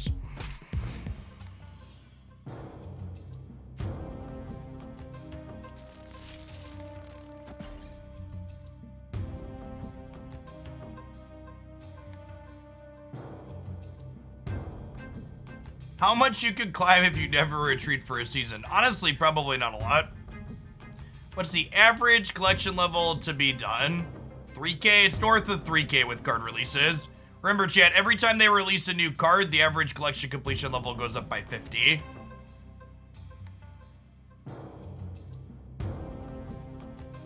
I think most of the Series 5 cards are interesting to build with Shade, but none of them... I would probably pay tokens for Bast or Shuri if I had them, because they have a couple different decks you can build with them. But I just don't have more tokens at the moment. What are good decks for leveling? I think all of the exclamation point top 5 decks from that video are still good this patch until proven otherwise. And remember, if you're looking for pool 2 only decks, exclamation point pool 2 in chat will find you those.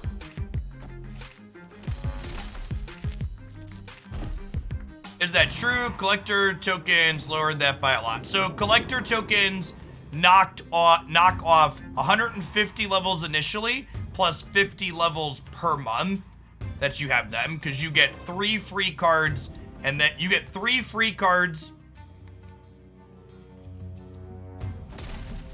I'm gonna gamble on this here because I don't think they can fill this. Then I'm gonna Galactus the Raft. You get 3 free cards at level 500, and then you get 1 extra card for collector's tokens every single month as well. So you're right, initially collector's tokens shave a little bit off on the full. The full free-to-play is like 7 months, I believe, so that's minus 350, but you're also going up 150 per month as it goes. It's probably somewhere in the 3,500 range. If you started today, I would imagine you probably get a full collection somewhere between 35 and 4,000. Because remember, weekly card releases start this month, chat.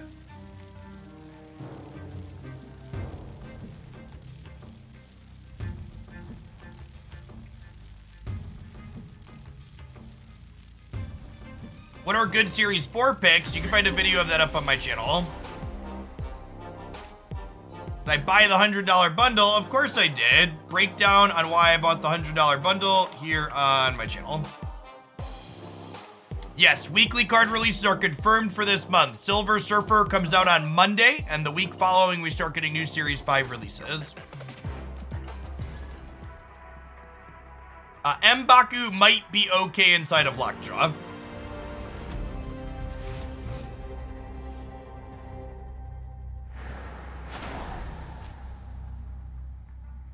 There isn't King Koopa, but I'm gonna have something breaking down their full release plans here soon.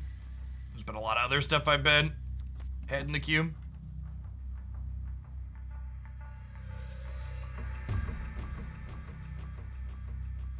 Yeah, I've been streaming for a decade, Watsabe, and doing it full time for 5 years. We're very used to having commands and repeating ourselves.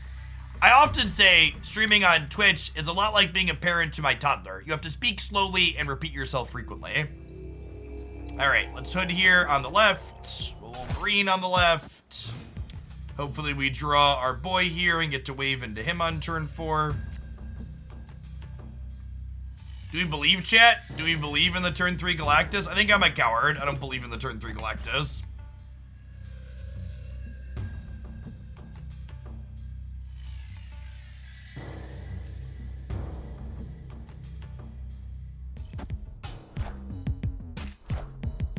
When you split a card, you always get the same card art back.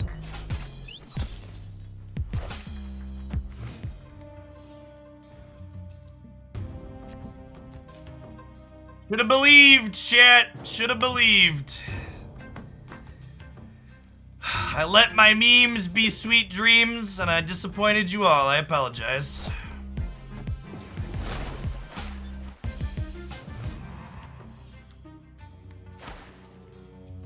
I'm gonna Galactus the right here because it ends up killing more things, thus making my death ultimately cheaper. That's true. Yondu is the reason that we drew Galactus when we did.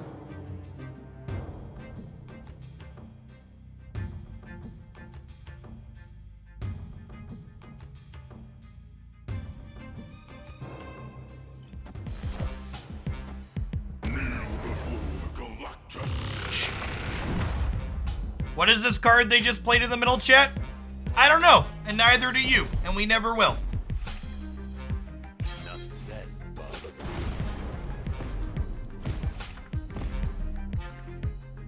Enough said, bub. Enough said, bub. Clear for takeoff.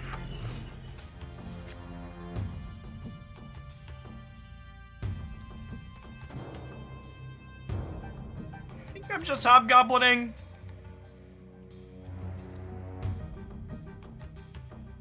Then we'll play these next turn.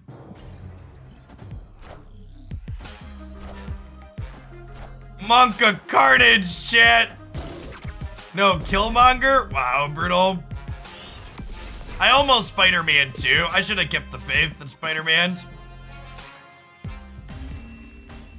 Escaped.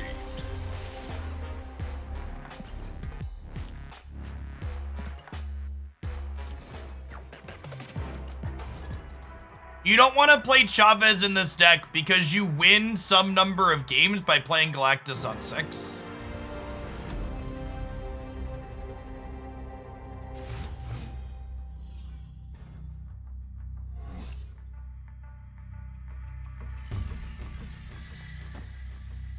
Oh, snap. We have Wave Galactus in hand, chat. Let's snap him.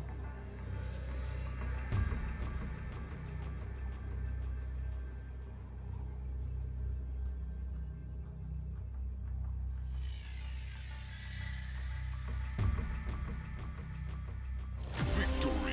Oh, you didn't have to do that for him.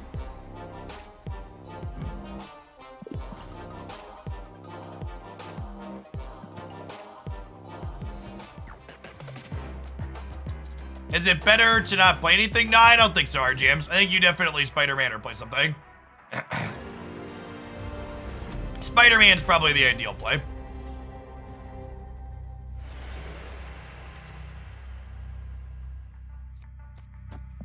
Okay. Good. We've got Wave. We just need our boy.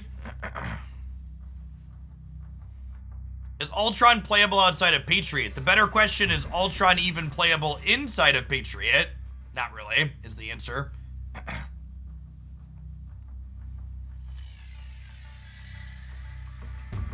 Wait for our opponent. We got our demon queued up. We got our wave ready to go. One Galactus, please, deck.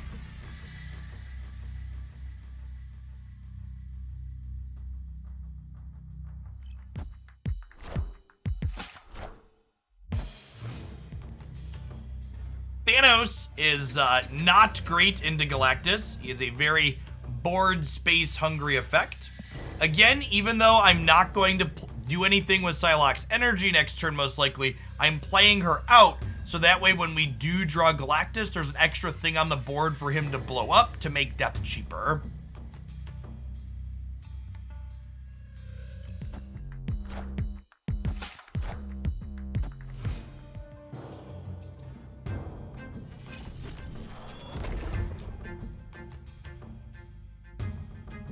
Wave this turn is better if we draw exactly Galactus next turn. Electro is better this turn if we draw Hobgoblin. I'll go for the wave.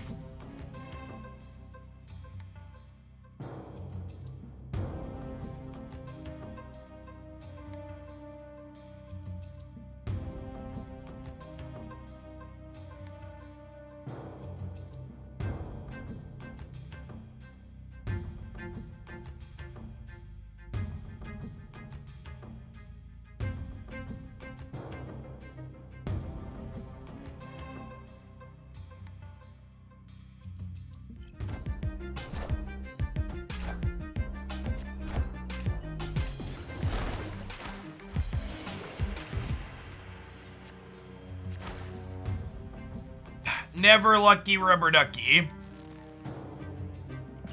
People always ask me when I take a hit from my bottle, is this alcohol, chap? And all I have to say is, I've been spending 9 to 12 hours a day reading Twitch chat, so what do you think?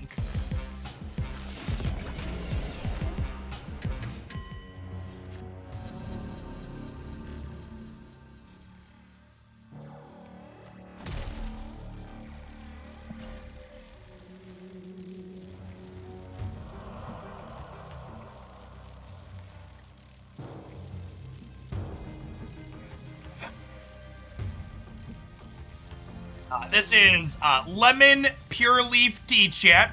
It's one of my guilty pleasures. This Twitch stream isn't sponsored or endorsed by Pure Leaf Tea, but Pure Leaf, if you're out there, it certainly could be. Let's talk.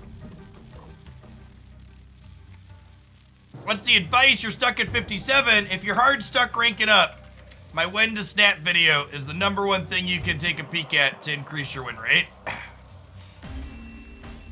Escaped.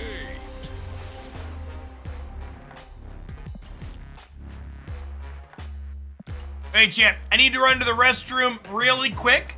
Since I'm stepping out anyways, I'm gonna press an ad roll.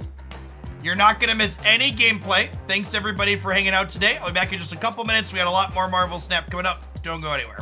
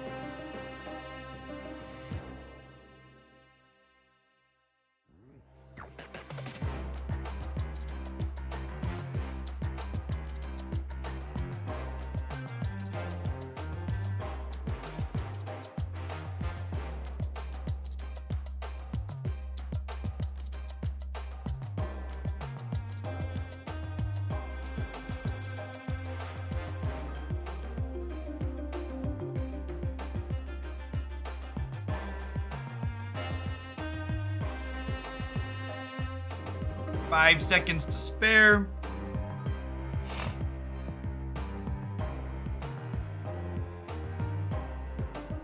Hello, Jeff. This is our creator manager with Pure Leaf. Our reps are in the process of reaching out to you, but we think you've done an excellent job selling our product to your community for free. God damn it. I did it again. That's fine. Part of the reason I had to step away to go to the bathroom there anyways was because this is the Pure Leaf tea my wife prefers, so it's got sugar in it. Usually I drink the unsweetened tea. Because the sweet stuff makes my teeth feel grimy afterwards, so I just have to brush them. I'm only willing to give Galactus 40 more of my cubes, Jeff. GLHF. What's going on, Kazoo? Thanks for the biddies. Let's break some more worlds, huh?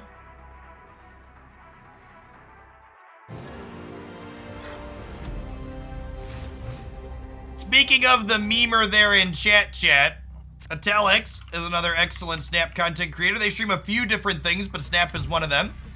Be sure to check them out and give them a follow if you haven't already, if you're looking for more stuff. You know what I'm looking for, chat? I'm looking for that turn 3 wave, turn 4 Galactus, turn 1 Snap.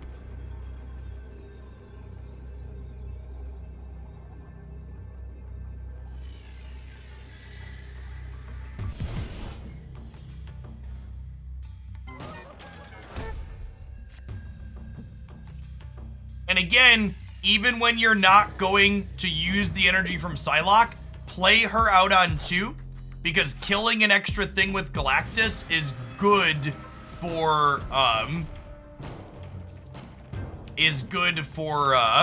your Death Leader.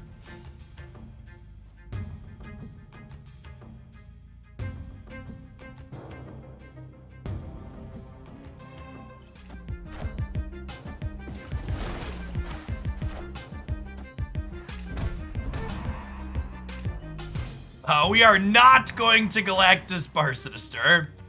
Hard pass on that one.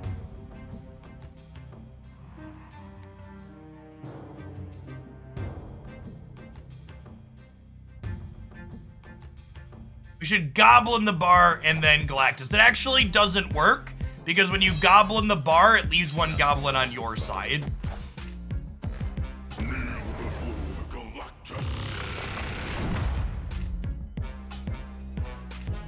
All right, we are down 6 here in the middle, is noteworthy. What are the odds they play 2 things this turn? Gamba? Gamba.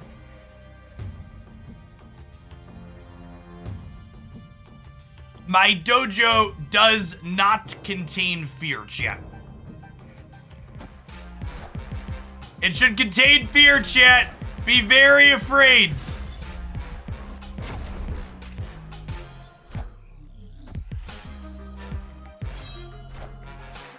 That feels real spooky when this happens. Yeah. Yeah, it's just like if we play Gamora here, they lose outright. That's almost assuredly a snipe. Yeah. What platform is that? This was on in early access on PC, and it's released on Android and iOS.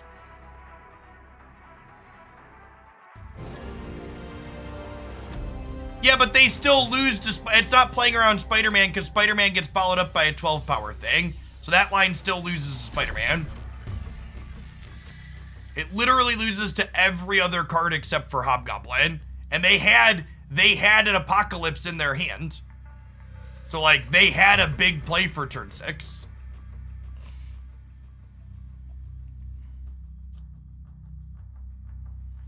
I don't know. It's either sniping or it's a bad play. Those are the 2 modes there.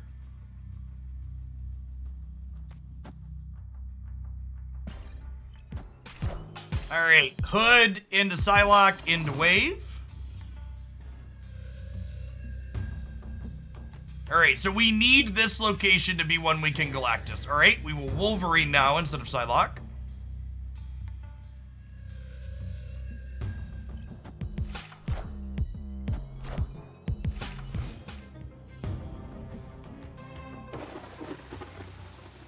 Okay, I believe, chat, Papa Galactus is on top here.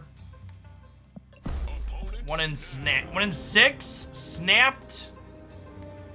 Snapped the raft. All right, hit me, dealer.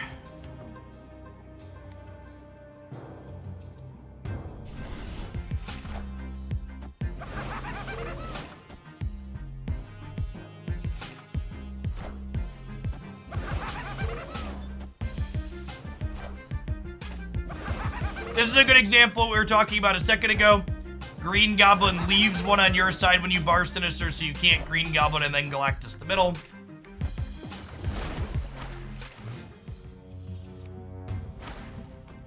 Oh, we could have electroed the mid. That would have been funny. I think we're dead though, right? Yeah, take my cubes. Escaped.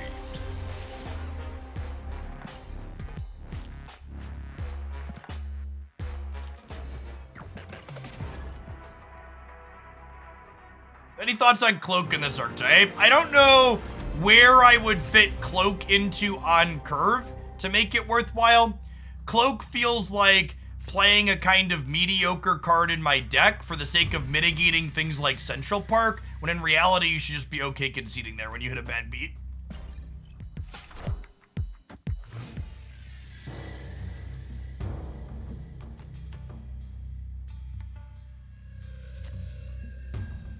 Okay, we have Electro, which tees up turn 4 Hobgoblin. And then hopefully turn 5 Galactus into turn 6 Gamora plus Demon. This is actually like our best non-wave draw. If we this is almost our best non-wave draw. Our best non-wave draw would have a Wolverine on 2. Oh yeah, we get Electro left, that's true. It's good and funny. Huckleberry, thanks for the 4 months. Will I ever do live coaching? While I like the idea of coaching, the amount of money I would need to charge to make it worth coaching as opposed to just streaming means it's not really worth asking for. Any amount of time I'm spending not making content has to be weighed versus making content.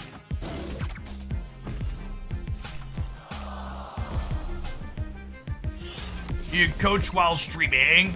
Having someone I am not familiar with live on voice on my channel is not ideal.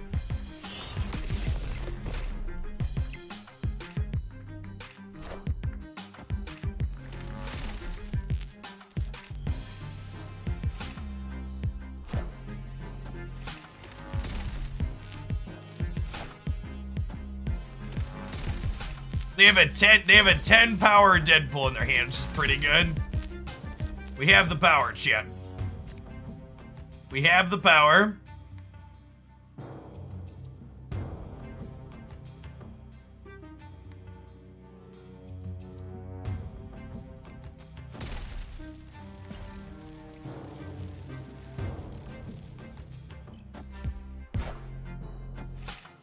Oh my gosh, is this Deadpool Venom?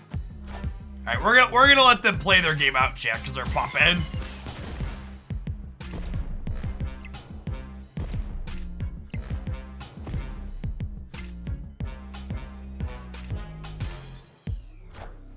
That's true. On days we offer deck submissions, especially. On days we offer deck submissions, especially, you get you get pretty cheap coaching. You don't have to put their voice in the stream. Yeah, but then it's worse content.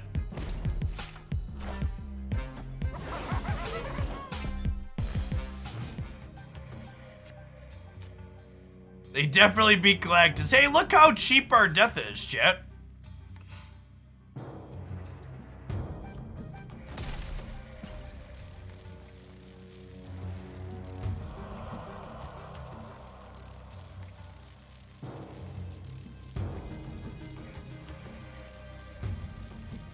Darn Electro. Is this Deadpool Venom? Carnage, sure.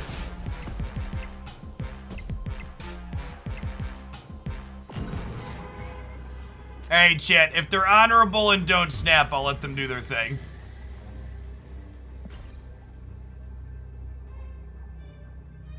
Here, make your Deadpools go burr. You can have a couple extra cubes.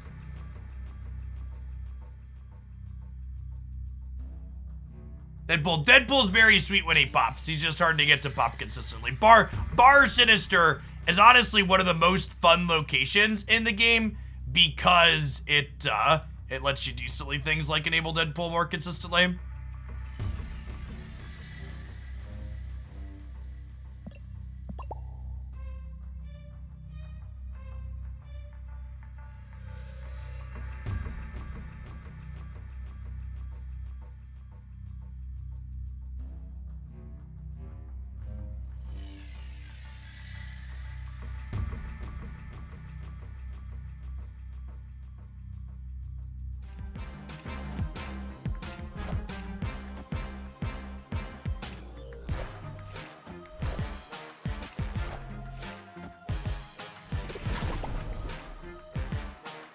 So the Venoms, they end up with like a 500 power Venom, right?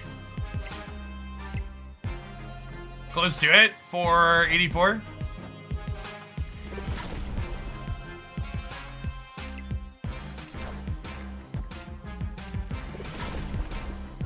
He's a hungry boy.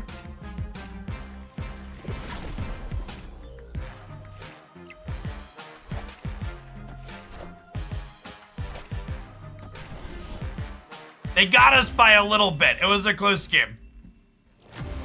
I think most of the time we win there, but they eked it out this time. Missed it by that much.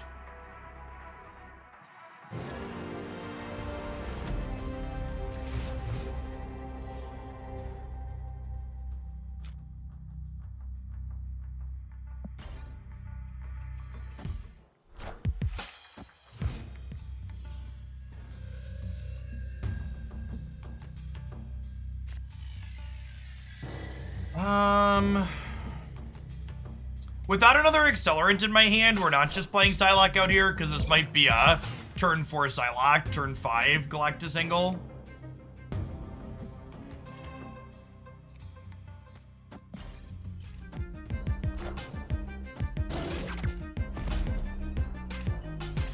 Agent 13 Killmonger, eh?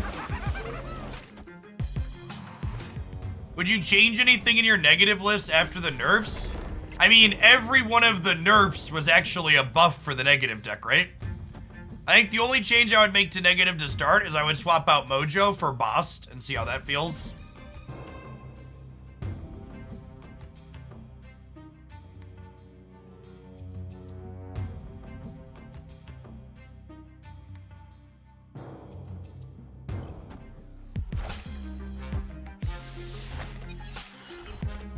Okay, so they have a death in their hand.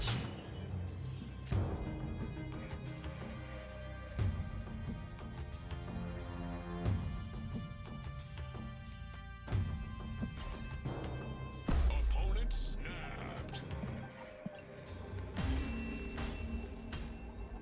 Yes, if you Spider-Man the Avengers compound on turn 4, they just don't get to play on 5. That's correct. All right, I think I've Galactus enough, chat, for the time being. We have 500 credits. Should we upgrade something?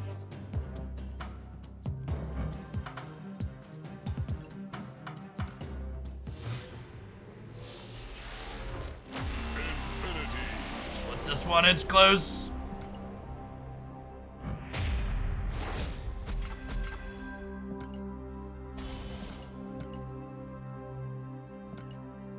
Electro boosters.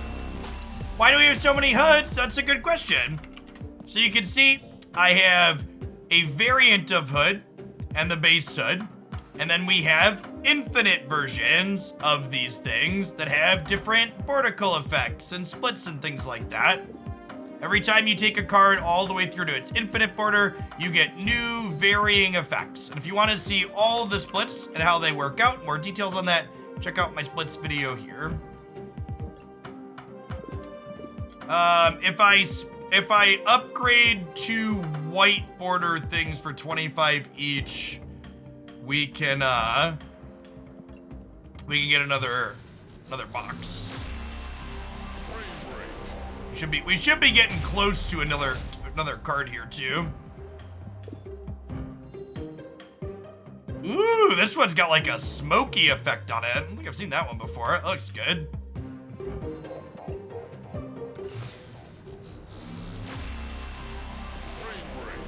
Oh, I missed that we hit 69 conversions on the Every Plate promo. Nice, chat. Appreciate you.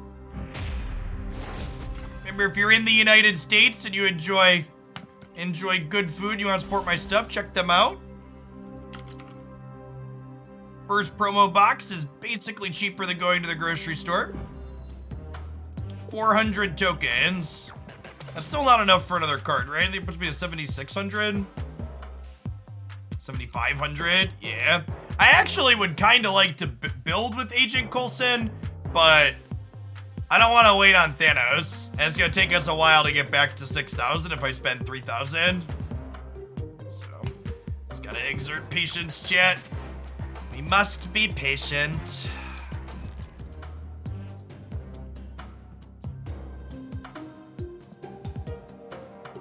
There actually already are variants in the token shop. There are 2 5,000 token variants in the shop. Play. How do we want to play? Weekly releases start next week.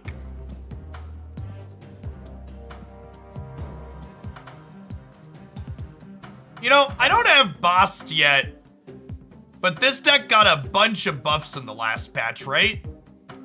Angela got better. Sarah got better. Should we play some of this? I need some rogue boosters. Let's do a little Mr. Negative.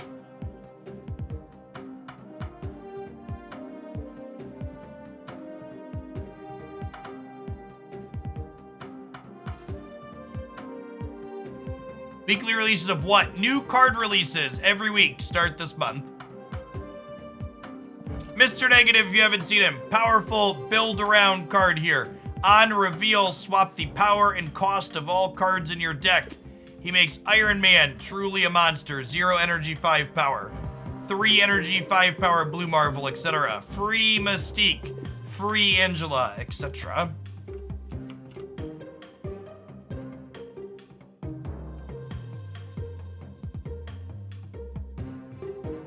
You need to have the card, or can you get the variant and the card at once? If you buy the variant, you get the card with it. Well, you get to play the variant. You still have to open the base card at some point. Bedwards, thanks for the tier 1 sub. Appreciate that. See how Mr. Negative feels post buffs. The problem with Negative Galactus is that you don't have a bunch of big things to play out after you Galactus. Yeah, if I had a copy of Bast, I would replace Mojo with it. Is Magic essential here? She's pretty important. Hey, Bedwards, thanks for the sub gifts. Happy Friday. Thanks for starting my weekend off strong. Iceman, always hitting the most important card in my hand, never fails. Wind, aid my hand. Would I add in place a rogue? Probably Wolfsbane if you didn't have it. Jubilee is kind of awkward in this deck because, that's what I'm searching for. Jubilee is awkward because, hitting things like Rogue and Mystique is not ideal. I really think you need at least Psylocke or Magic for this deck to be remotely competitive. I think if you're missing both of those, this deck is much worse.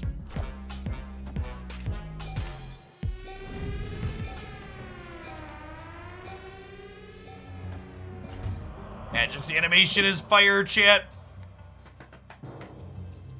Could Shuri fit in this deck? Maybe. Our cards don't really have high base powers, right? Super Scroll could probably go into Rogue slot. Definitely not staying in. So long, bud. Escaped. Rogue. What are the flex slots in this deck? Mojo's a flex spot. Bishop's a flex spot. Rogue's a flex spot. Ooh, speaking of, Rogue boosties. Rogue is on my short list of cards I don't have an infinite split for yet.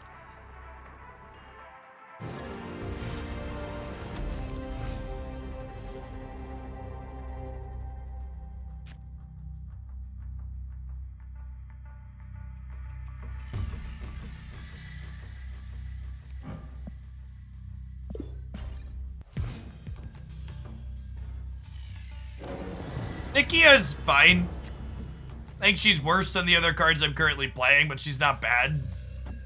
That makes sense. How do you give me your collection for a deck? I will start doing viewer collections probably on Wednesday next week again. We're taking some days off with all the new card releases and stuff. It's Monday, Silver Surfer Day. Anyone playing Luke Cage really wants Luke Cage's effect, chat. I'm gonna snap them before we take it away here.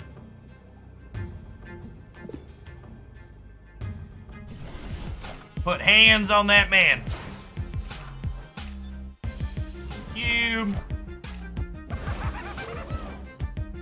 Monday night is Silver Surfer Day. We're gonna do a 12+ hour stream on Monday, chat. Monday is gonna be a long stream Silver Surfer Day. We're gonna start at like 10 or 11 a.m. and we're gonna run till 11 p.m. or so.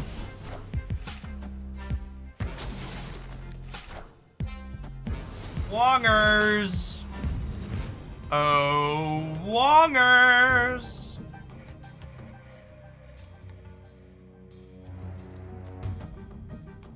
A Magic DC, just in case they have like a White Tiger backup plan here.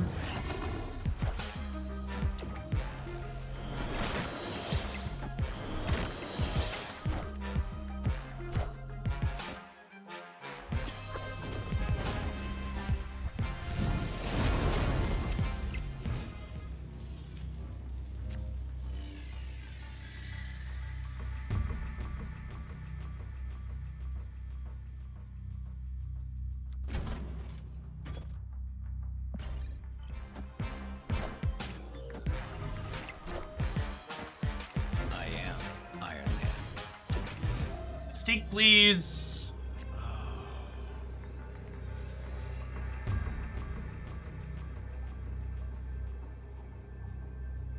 In theory, we can win this game.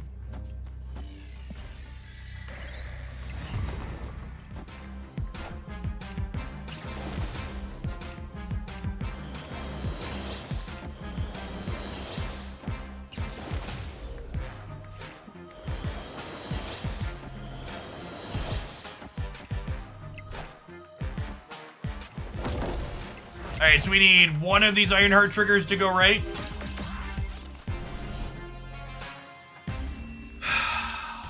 Motherfucker. It's worth noting, I technically made a small sequencing mistake.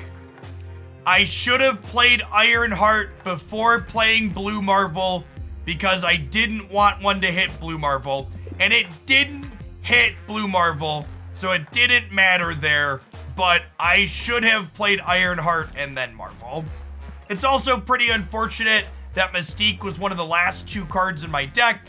If I could have played Mystique here, we would have won the right, but should have sequenced these a little different.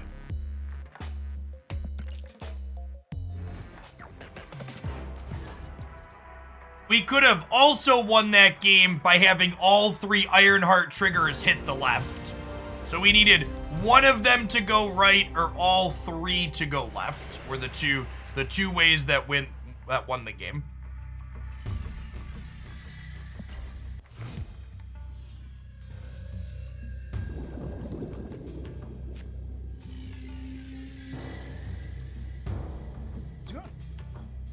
Cold. It's chillier down here than it is upstairs. It's chilly upstairs too. We have the heat pretty.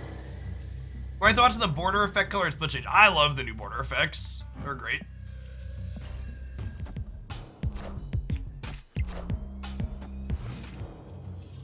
So everything's gonna slide to the right here in a second. Slide to the left.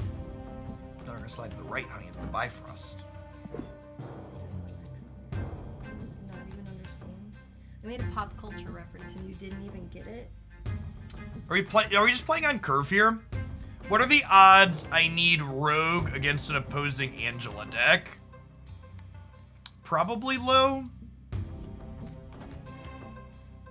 I'll play Rogue just as curve filler.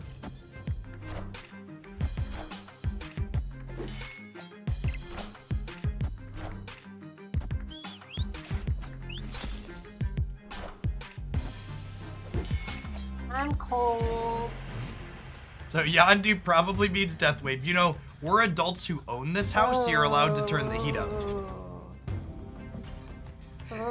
You know where the thermostat is. I don't know, our gas bill was really high last month. You could even do it from the cell phone. I know, but our gas bill was really high last month. You'll survive.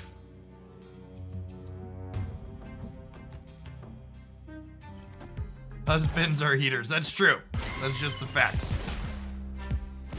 I've been trying Shang-Chi in this deck. I think Shang-Chi is a very awful card to play in this deck.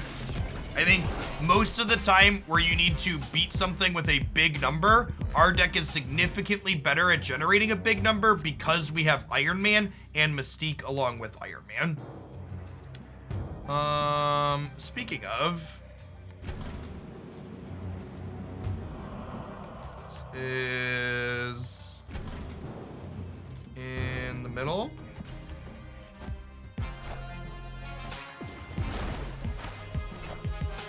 Oh, they're playing Deathwave chat, so we have to leave now.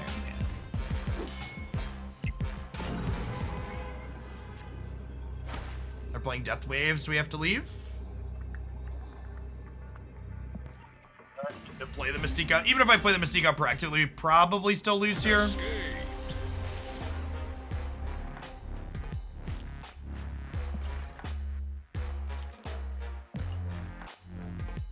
You can't tell, chat, but she's also stealing warmth from my toes.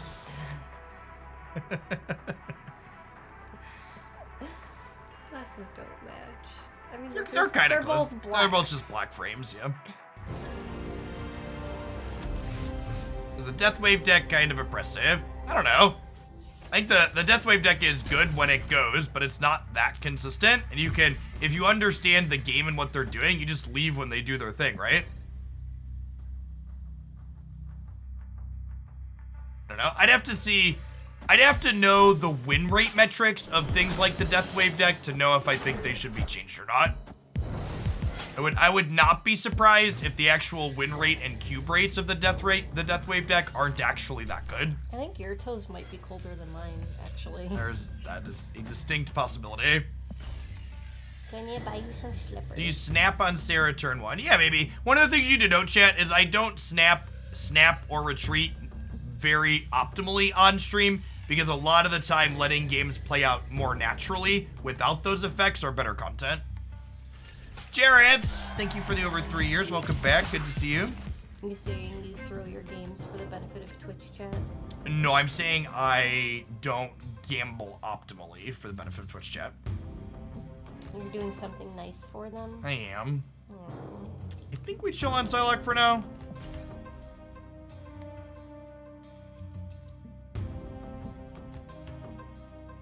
The Spectrum Destroyer deck tends to play out differently than a lot of other Marvel Snap decks in that it's very straightforward and linear.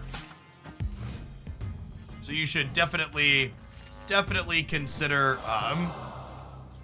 taking a couple, watching a couple videos of how it plays out. There's a highlight up on the channel where you basically just played strictly 2 paths. My wife's name is Christy, with a K in the front and an I at the end, because there's like 600 ways to spell that name. It's Haley. That's true. Yeah, when Christy and I picked out Haley's name, we definitely had a giant spreadsheet that was just like all the possible ways to spell it. So this is Mr. Negative this turn and probably Psylocke as well. Then we get to draw 1 negative card next turn. Oh, I also get to Angela. It's fun, I think. I think we actually Angela here with Psylocke. Oh, I could. Never mind. Hold on. I forget. We get to be the fun police here. Yeah, that's definitely one. All right. Now we'll snap them before they see us take away Wongers. Our name is highlighted in gold, which means we have priority to flip up first here. So our rogue will take away Wong's ongoing effect before any of their cards can flip up.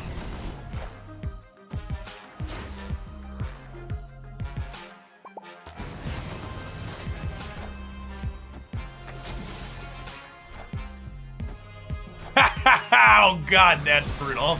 And so Mystique flips up here and goes, oh, Wong doesn't have an ongoing ability anymore. I have nothing to copy. Shiggity Shrek, get wrecked. Alright, so... we actually don't have that strong of a board here though, right? I guess we go Bishop into Angela into Iron Man. Good, we could lose this.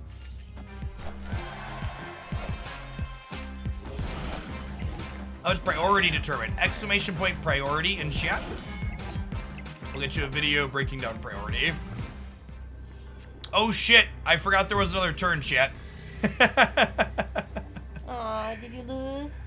We might. Yeah, we might. Ooh. Alright. I'm gonna donate some cubes here now. I probably should have Angela Bishop to the left and then held Iron Man to play middle. Well, I guess that's not even that good. It really sucks that both Mystique and Blue Marvel are our last 2 cards here. It's pretty unlucky. Final 4. You have more cards than the other 2.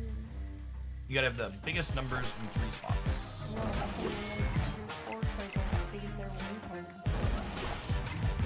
Hazmat, does that do it? It does not. Get out of here. Quick maths. Victory. You have Baku in the shop. He's the best card, right? I think Baku's probably good in this deck, because like all of our things have really low attack to start. But outside of this deck, he seems kind of narrow.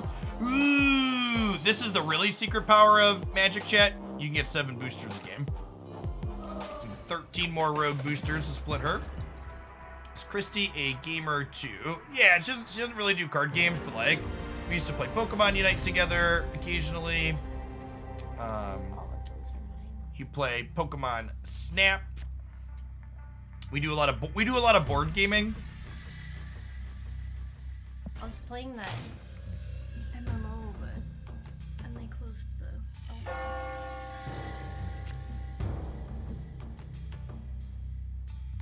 No idea.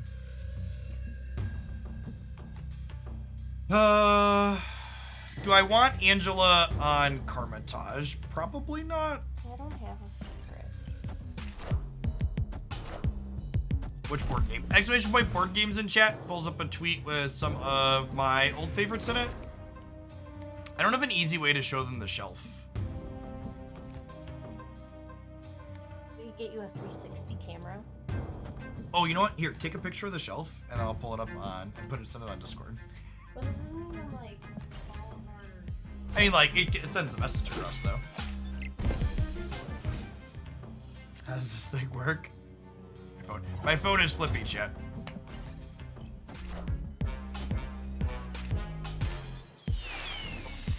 Atrocious. Yeah. Alright, so ideally we draw magic next turn, and then... ideally we draw magic this turn, and then, yeah, okay. That's what you like to see. The vault will reopen on turn 7 here, so no need to fill this in just yet.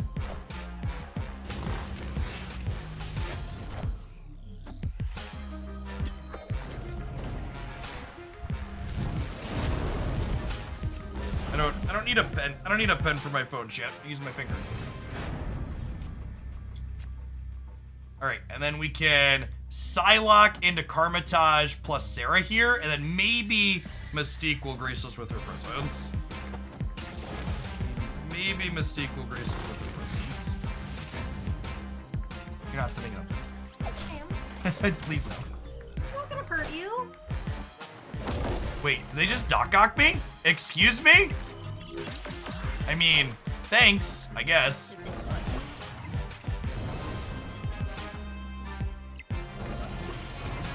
I guess that's not great for us. We're losing, right? I guess I'm winning this side though, right? So just like do this and plan to win middle. I don't think they can beat us, right? Famous last words. We're gonna go +2 there. Yeah, okay, and we get a double here, right? Iron Man. Oh, and the Red Skull for the double as well. I am LOL. Iron Okay, Man. good stuff.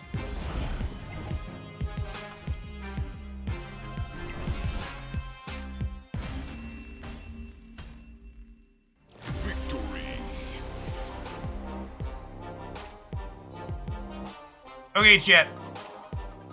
The context you need for this picture is that my basement has 9-foot ceilings. I mean, that section doesn't. Oh, yeah, I guess that's 8 foot. This is 8 foot top to bottom. So yeah, there are a couple of board games in my house. Dice Throne is great. If you're looking for a casual card game experience, Dice Throne is wonderful. They do have a Marvel version. So yeah, a lot of gaming. In the before times, Christy and I went to Gen Con every year. We've not been back post-plague, but you know.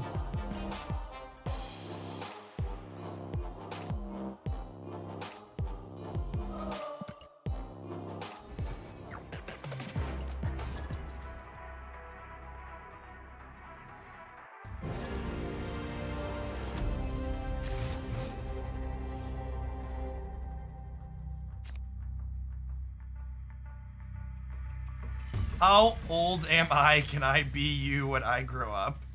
I will be 32 in a little over a month. And if you hear that number, chat, and you think, wow, this dude looks old and ugly for someone who's barely only 32, I have 3 children, and every child adds a minimum of 5 years, okay?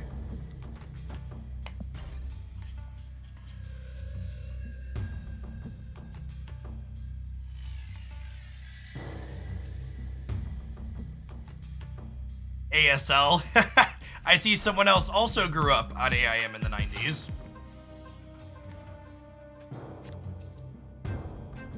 Love you.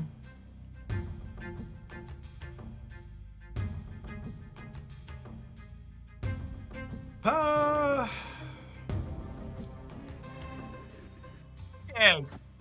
Kurt Filler Rogue here again is fine. Ever play the Marvel Champions board game? I did not.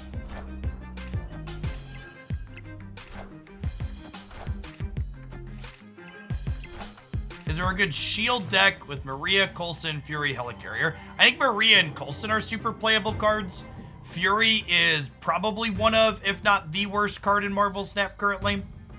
And Helicarrier doesn't really synergize with Maria and Coulson in the same types of decks, unfortunately. This is probably a retreat angle. Our hand just hasn't come together here.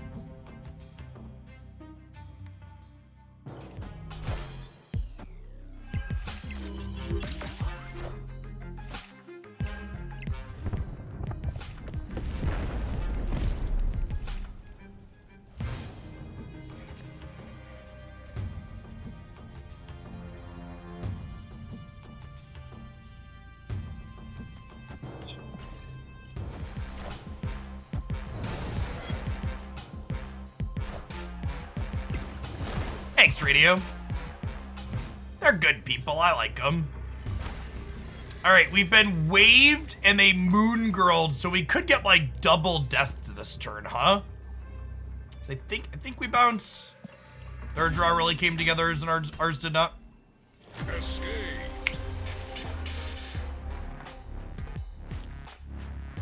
Not the. Thanks for the 2 months, by the way. I think I missed that one.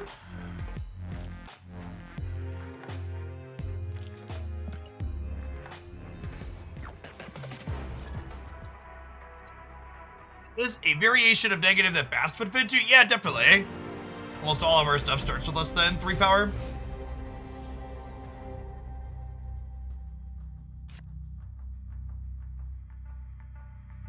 Full breakdown on the new reserve system is here in this video, Lyle.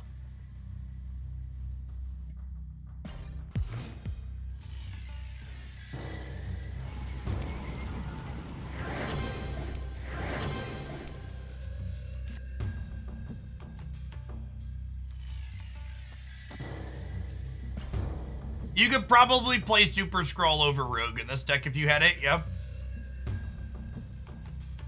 No, it's confirmed that weekly new card releases start next week.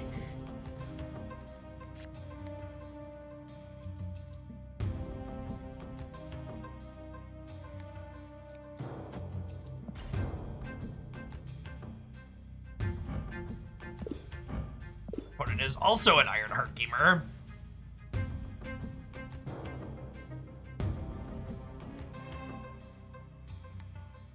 Dream Dimension, making Magic literally unplayable.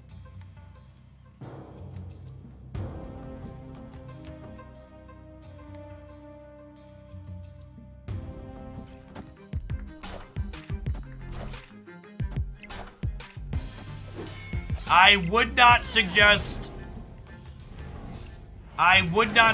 playing this deck without Psylocke and Magic. They are very, very necessary for this deck to be playable.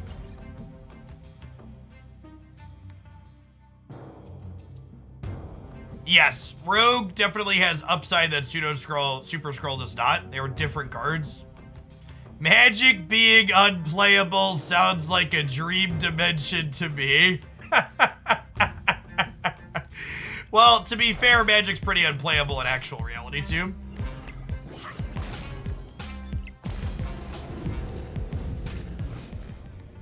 Newly released cards that are not in the Season Pass will release directly into Series 5.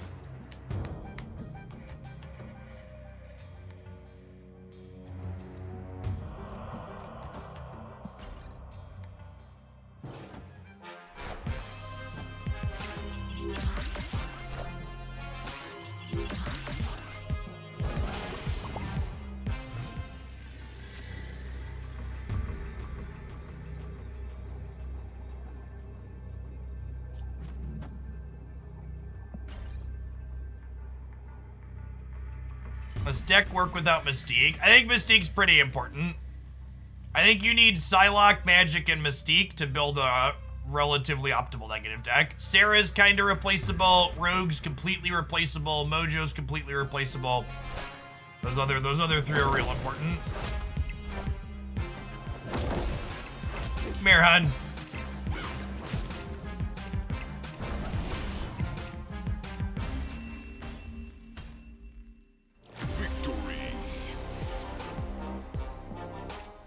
Magic and Psylocke are really important in this deck. Magic and Psylocke are really important in this deck because they let you draw more Mr. Negative cards.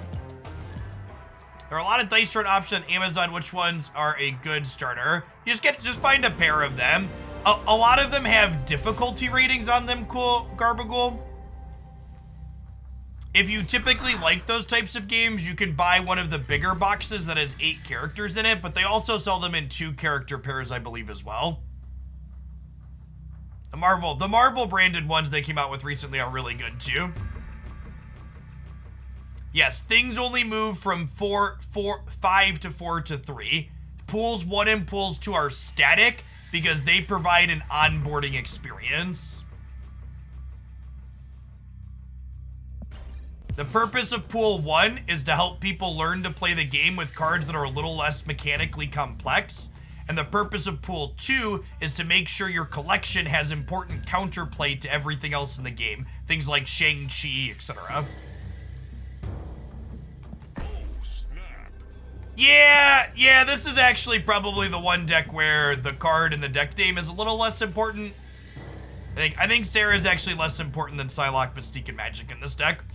The thing Sarah really does for this deck is Sarah makes it so your non-negative draws are a bit less limp.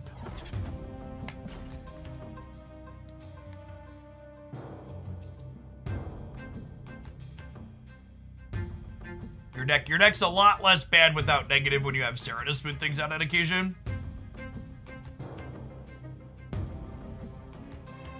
Can you play a deck containing Red Skull? I think Red Skull really wants Shuri. Now that she's released and I don't have her, so I'm chilling on Red Skull for the time being. Shuri into Red Skull into Taskmaster sounds like a killer. 4, 5, 6.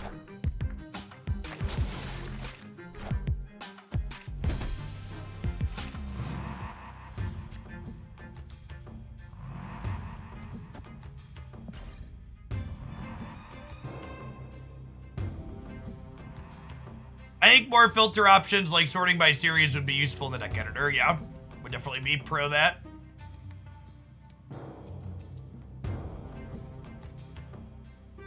This deck I would like to try Boston, but obviously don't know if it's optimal until I've had a chance to play with it.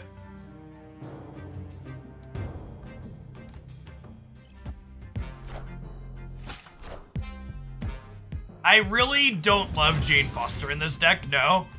She's kind of high variance and inconsistent. All right, unfortunately, we're gonna get locked out by a.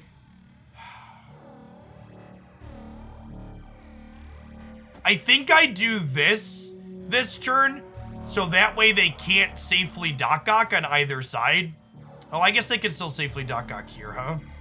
That's fine, I'm gonna do it so they can't lock me out here. Oh, I guess if they Professor X here and my Ironheart hits here, my Blue Marvel could let us win left, right? They could Cosmo too, that's true. But I think that's still fine for us. They're still adding 6 over here, and their turn 5 is just Cosmo.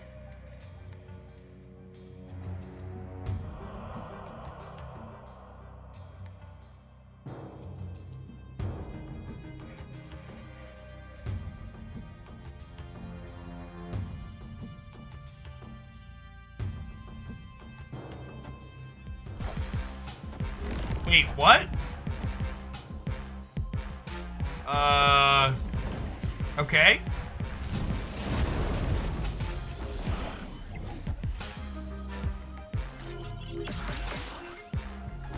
Ooh, that's unfortunate. Okay, so I assume. Well, the Clin's locked too. I assume they're gonna Sarah, right? Yeah, Rogue super replaceable. She's like a tech card here. I don't want to show them Blue Marvel. I want to try and get more cubes out of them. Yes, I said Spectrum, right? There's anything else? They probably have Spectrum to get 2 more here.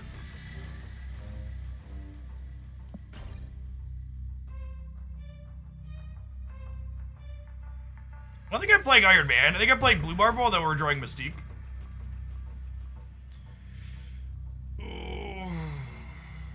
Right? I have 3 cards, 1 and 3 to draw Mystique. No one can play mid yet. Yeah, I wanna play nothing alpha category. I agree.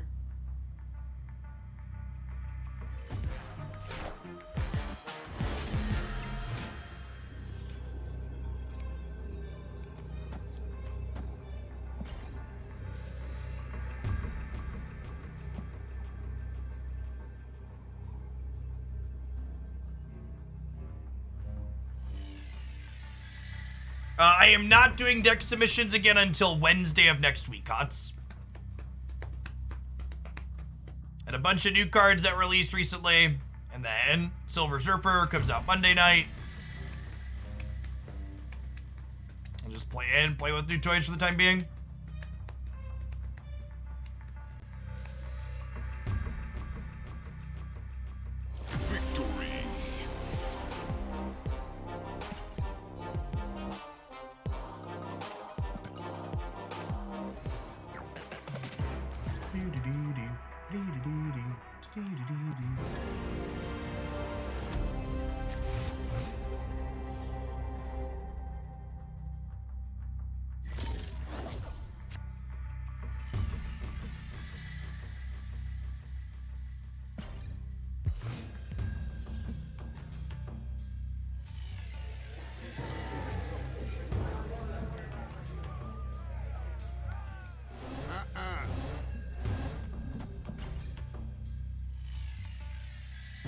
Chat, it's so hard to know when someone's sniping versus just like making a good play versus just like making a weird play because they're bad.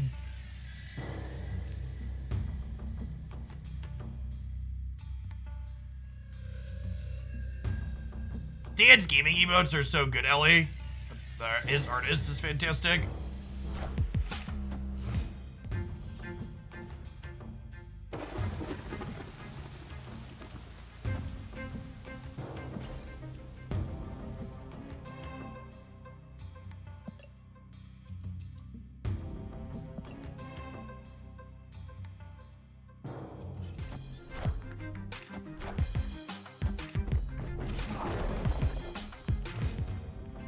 Well, I wouldn't do it. Snap.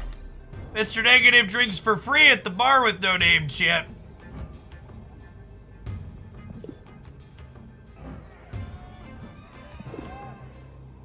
I would do it, and I'd do it again, and I'd snap while doing it again.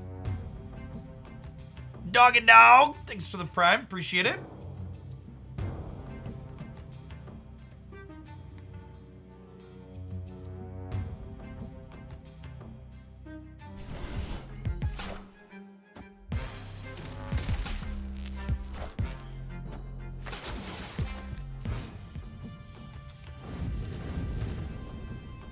Do you believe in magic and a turn 7? Do do do do do do do do do do.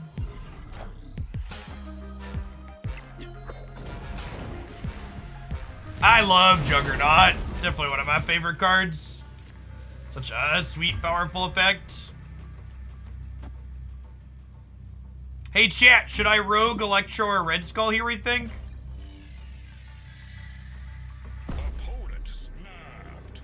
Excuse me?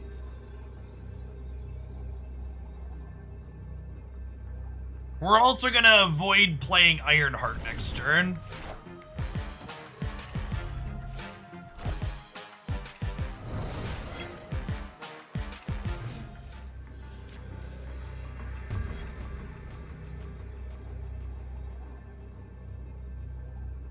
They're not a bot. I just assume they're changing the middle. Oh, they're gonna Zola mid. Wait, Zola mid doesn't work, chat, right? Because it'll Taskmaster 0? Right?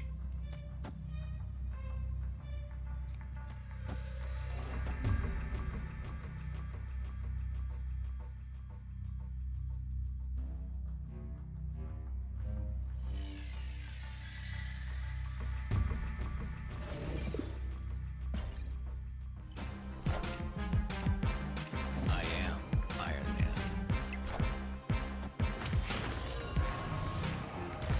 I am Iron Man.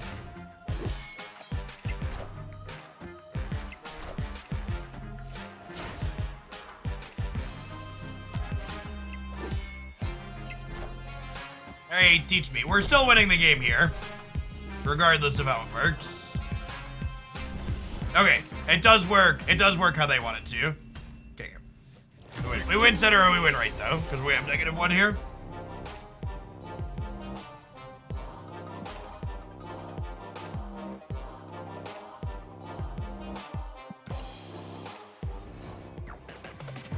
So, I think the reason why it works that way is because while Arnim Zola is putting those into play, it technically still hasn't been fully played itself.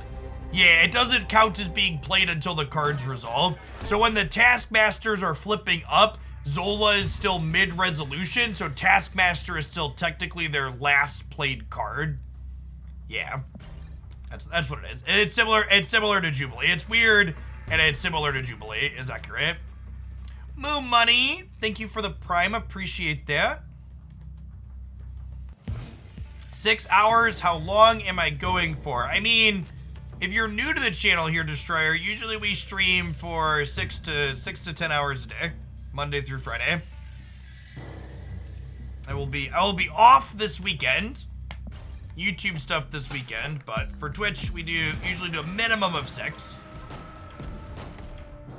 Generally speaking, a whole lot more than that though. I think I want to turn 4 magic here, chat.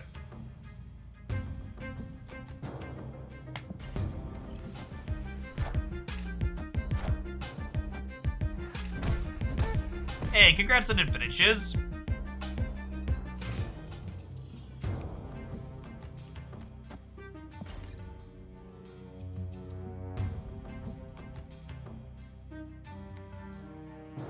Do you believe in magic? And this turns 7.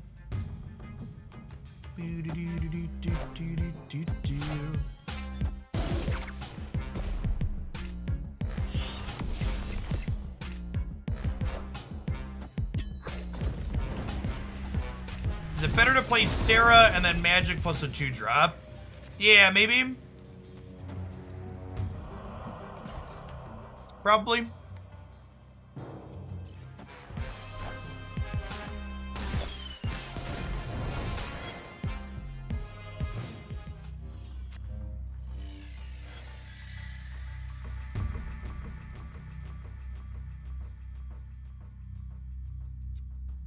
Go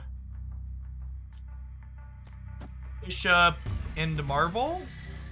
I'm gonna punt the big house. Let's play for left and right here. It's important that I play Marvel second, not only to trigger Bishop, but also because I want to be able to Mystique my Marvel next turn.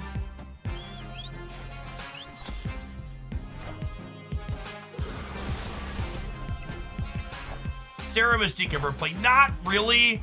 You, generally speaking, need your copies of Mystique to put power into play in this deck.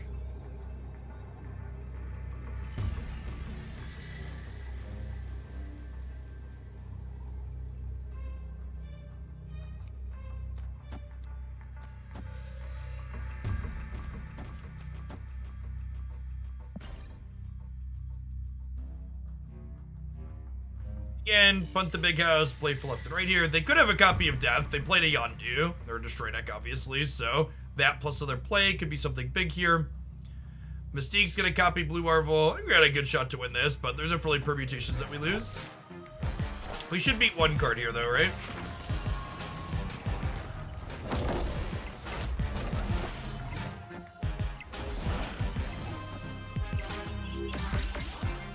Oh my god, the double. The double. Whoo! We needed at least one of those to go here. Getting both picks are good though. Yeah, Iron Heart's team. I was expecting them to play right, not left here. Ooh, chat. One more set of rogue boosties away. One more set of rogue boosties away.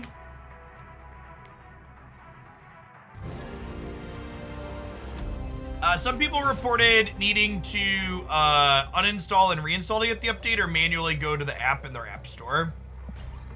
Soundgarden, thanks for the brand new Prime. Happy Friday.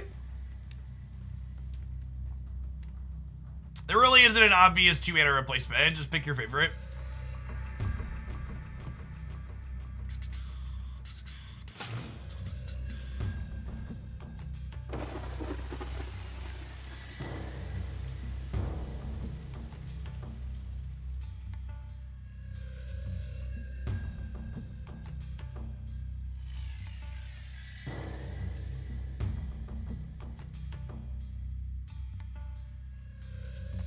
Mojo into the raft is kind of good.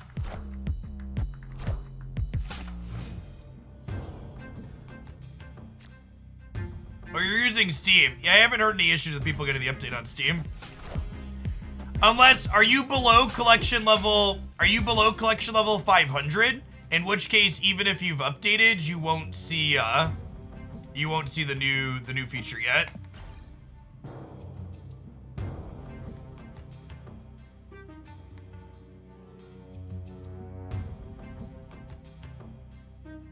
You have to be inside of pool 3 to leverage the collector token shop.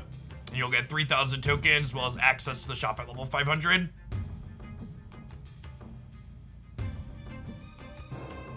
The full widescreen native Steam client for PC that's not just a mobile port is supposed to be out next summer, yeah?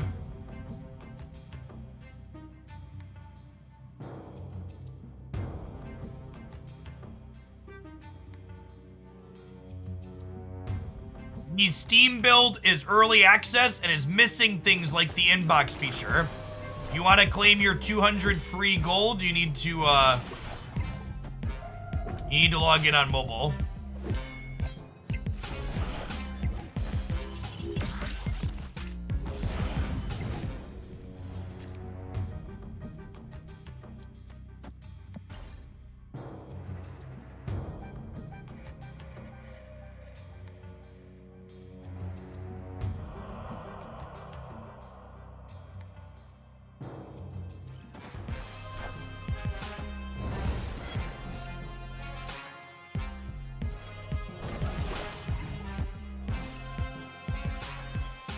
I'm surprised they didn't snap me with the free jump. I guess I leave if they snap me, so maybe it's a good no snap.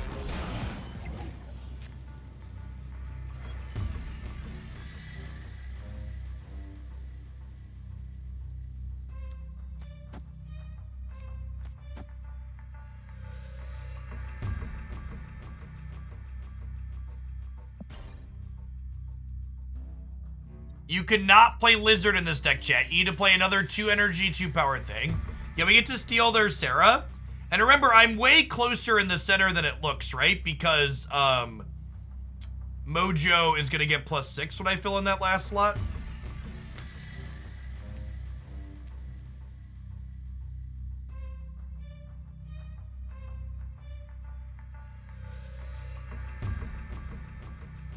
You get 1,000 collector tokens a month if you are not an endgame player. I do not want to Mystique my rogue, chat. I need Mystique to copy Iron Man to potentially win this game.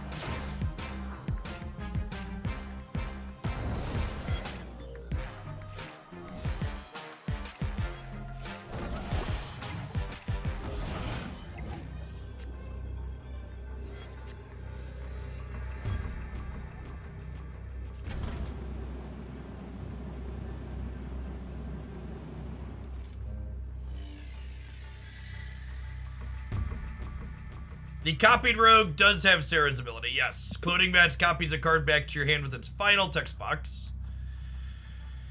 Yeah, I think we're dead. They just, like, have another free Chavez. They're probably playing Killmonger to kill the Nova to deny me Mojo's bonus. It's an alright game considering you're missing Mr. Negative. Escape. Rogue boosters, please. Rogue boosters, please. Sedge. Is Leader good at Mr. Negative? I am not a fan of Leader in any decks.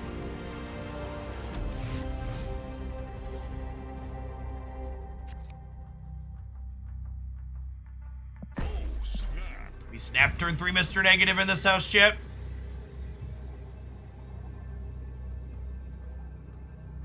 Yeah, I think if I had Bast, I would cut Mojo in this deck to try him out.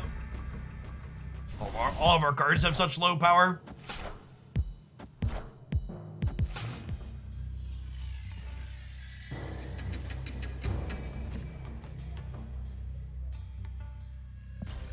Just chill it on Psylocke since we don't need her to play this at a curve.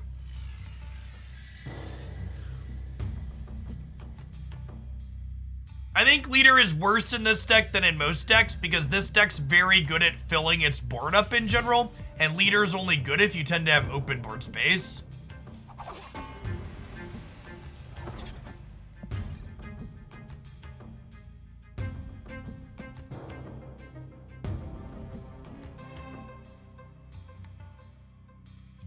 I think Snap's card acquisition model makes it a tough sell for most competitive players. I think we'll probably have a lot of sweet community run tournaments, but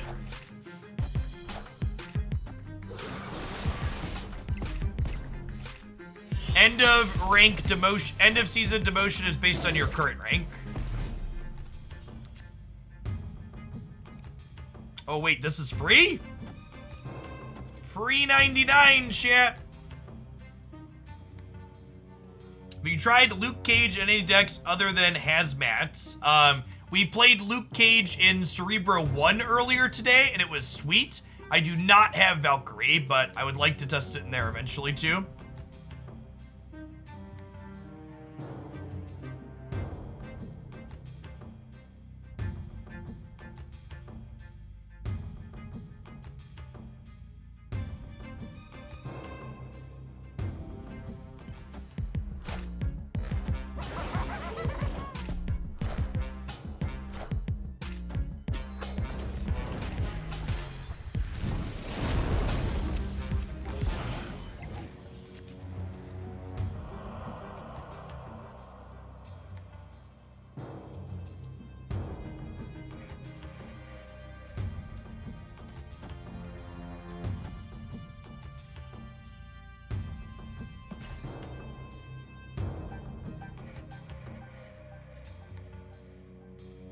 If I had Thanos, we would be playing Thanos right now.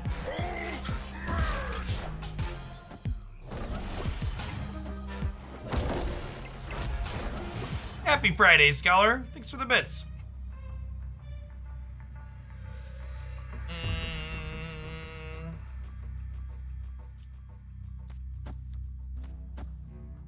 Feeling kind of dead.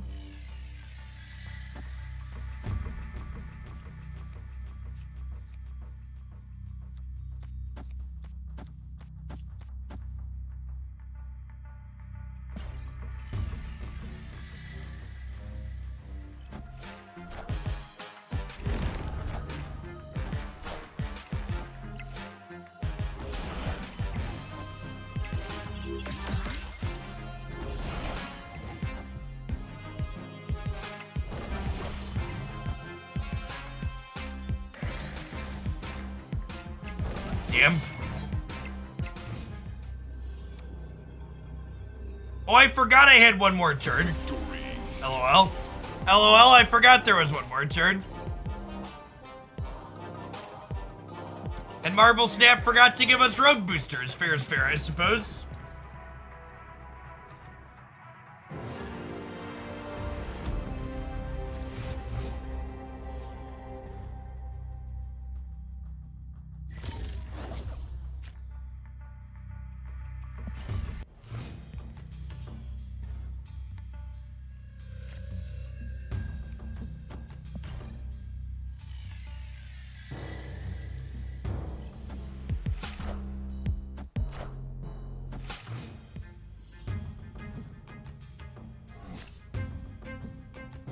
Well, at least we're about to have a bunch of wasps in our deck, I suppose.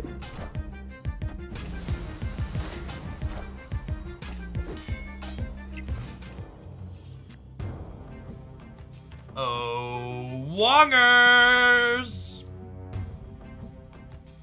Oh, you know what? I should have played the rock out chat because of Blue Marble. Hey, that's sick, Worry. Infinite the first week is no slouch. This is a tough accomplishment. The rock would have also made Bishop bigger too. Definitely on me. Was it Mystique? Please be Mystique. Ironheart, sure.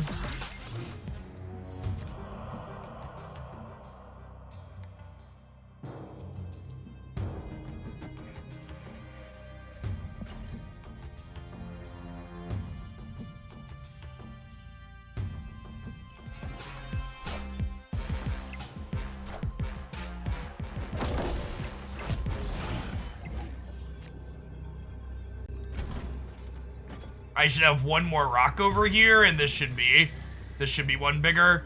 So we're gonna be down 2 power on the right and 1 power on the left. Yeah, we're dead here. We're dead even with 2 more though, right? I am Iron Man.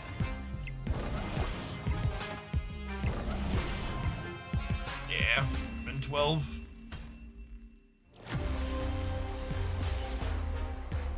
All new card releases will start in Series 5. We also had a comment from Ben Brode saying that eventually it will be a 1 in, 1 out basis. meaning every time a card gets added to 5, it gets pushed to 4, and 4 gets pushed to 3. What we don't know yet is what the total size of these pools will be, right? Like, do they want there to be 10 cards in Series 5? Do they want there to be 6 or 7? How many total cards are in each pool will determine how long it takes for cards to demote. I am hoping they are not going to be much bigger than they currently are. I think if they keep the pools at their current sizes and they do a 1 in, 1 out process, it'll be a very reasonable system.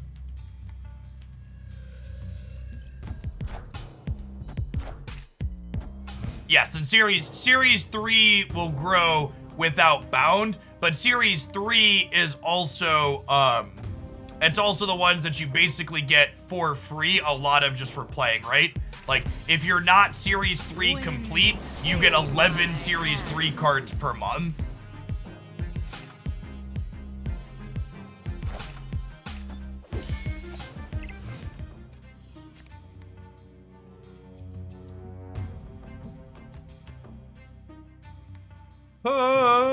Do I want to fight over the middle? I think I do. I have Blue Marvel into Mystique Blue Marvel, which lets us fight over the middle pretty good.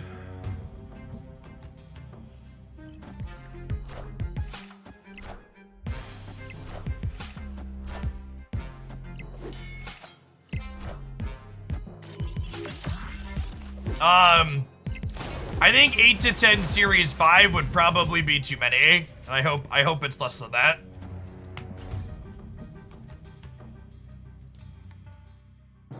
We don't know the answer to that, Van.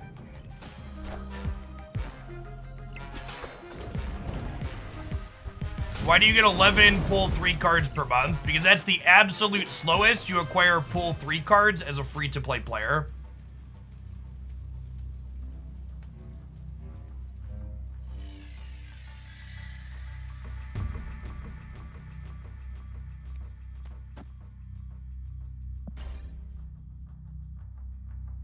You're going to get or play Marvel the Midnight Suns. I am not doing any non-sponsored content other than Marvel Snap on stream in the short term. So. I'm going to be putting the Genshin Impact segments I've been doing on pause. Just want to lean into doing as much Snap stuff as possible while the metrics are incredible like they are. We've been bumping up over 3,000 people every day this week, and I want to make sure we do plenty of Snap while that's the case. Where do you get tokens from free to play? Out of your collector's reserves.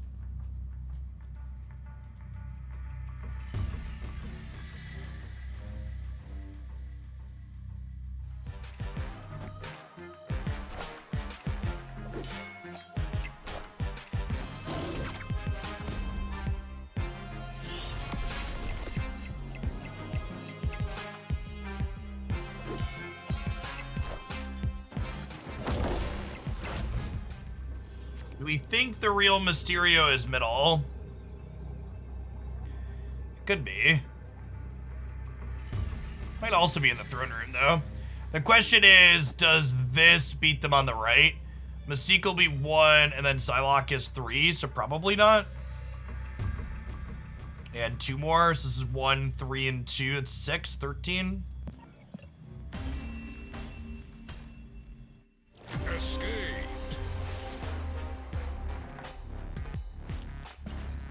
Yeah, I plan to be here, everybody. Honestly, as someone who's made varying different card games as content for the last decade, Marvel Snap's release cycle is kind of like a content creator dream.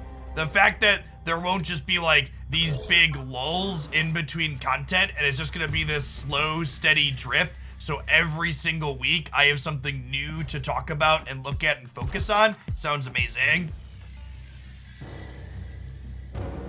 From a this is my job perspective, I am super hyped for Marvel Snap's release plan.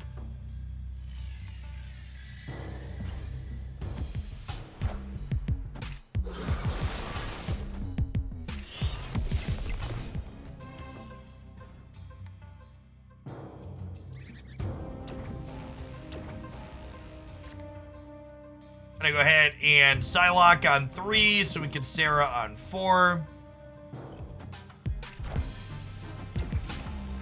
Wind, aid my hand. That's unfortunate.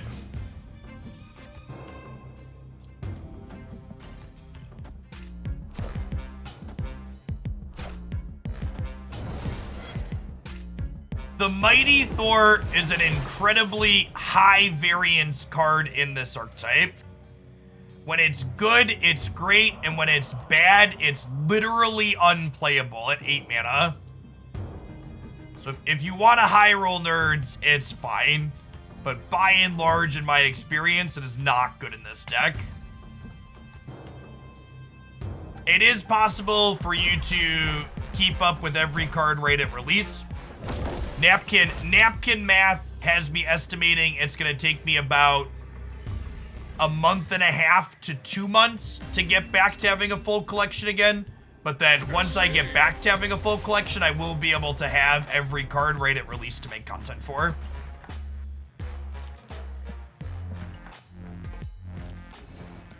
Alright, Mr. Negative.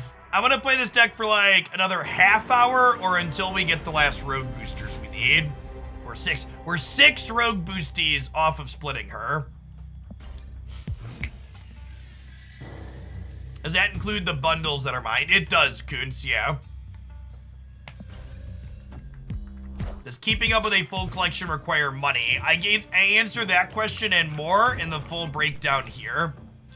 The too long didn't watch is that having every card right when it releases will cost money. The longer answer is you'll get everything for free on a time delay. Variants are 2.5% to appear in your token shop.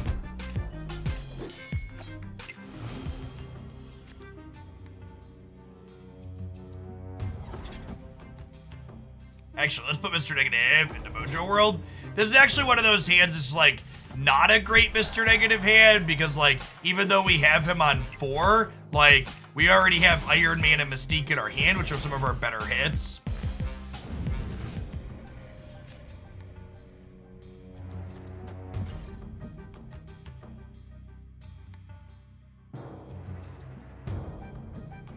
Honestly, Gap, until I hit full collection complete again, I'm probably just buying absolutely every single bundle they drop just so I can get the absolute max amount of credits as quickly as possible to get back to collection complete. Wind, aid my hand. Dealing with something like ladder anxiety is something that's very different for every person. It's a very psychological thing. Personally, I find my own Marvel Snap ladder anxiety is far... My ladder anxiety is far less bad in Marvel Snap compared to most other card games because the snapping mechanic lets me mitigate variance that's inherent to this style of game. I'm gonna give up the flooding here. We get to rogue their Mr. Fantastic, which is fun. To get Sarah going here. I'm gonna snap them. I think we're in an okay spot.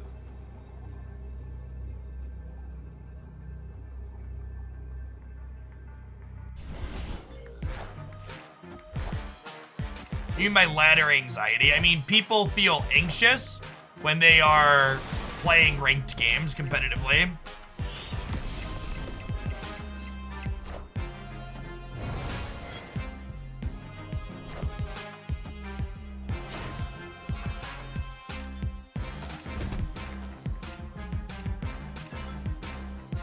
No! No, quickly! I need my turn! Our turn's gonna be so good! Quickly, get me back in the game! No!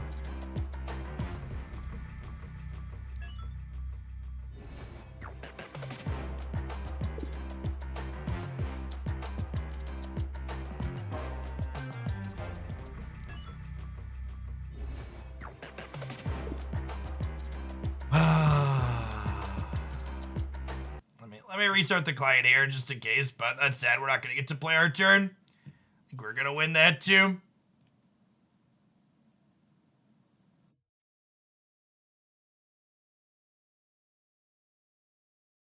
Angela had a nerf? No, she got buffed for the Mr. Negative deck, chat. Some people will tell you that Sarah and Angela got nerfed, but that's fake news if you're a Mr. Negative main. You look at those lower powers and you lick your lips and you're like, yeah, baby, that card is free. Free 99. 0 energy upgrade.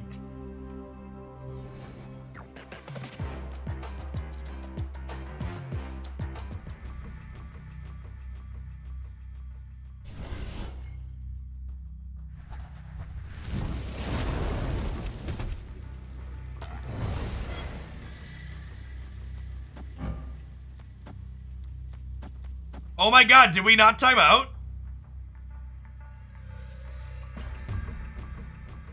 Oh, my opponent retreated. LOL. Okay, sure. Alright, all's well that ends well, I suppose. Rogue boosters?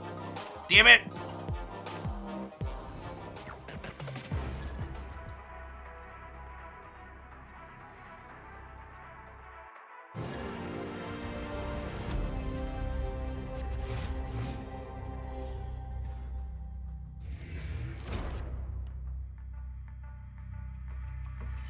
Yeah, I wonder if it crashed for them too.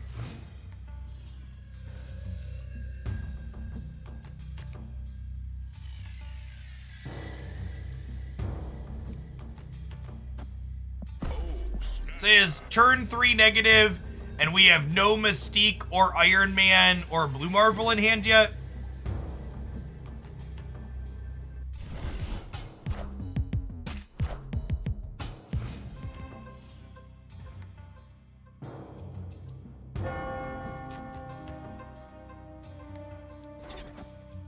Chat, don't Mr. Negative Karmatage. You'll be sadder than when you Green Goblin Karmatage. It isn't a good look.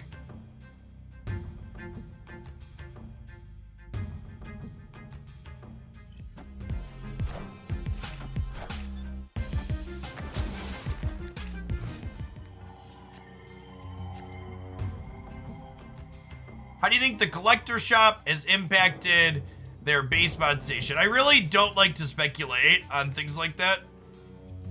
I don't know why I would have information on something like that, or why I would be in a good position to comment on it. Daredevil into Sabretooth, probably Galactus. Definitely Galactus.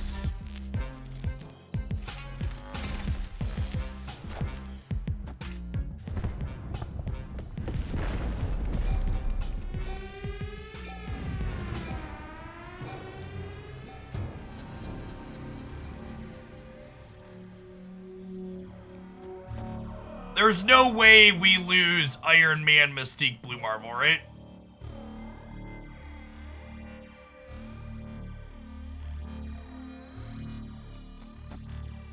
I'm gonna magic the Karmatage because we don't even need the extra turn, right? Yeah, we don't. I mean, I'm gonna magic Karmatage just in case they're not a Galactus deck. But like, if they're Galactusing Hala here, we should just crush them.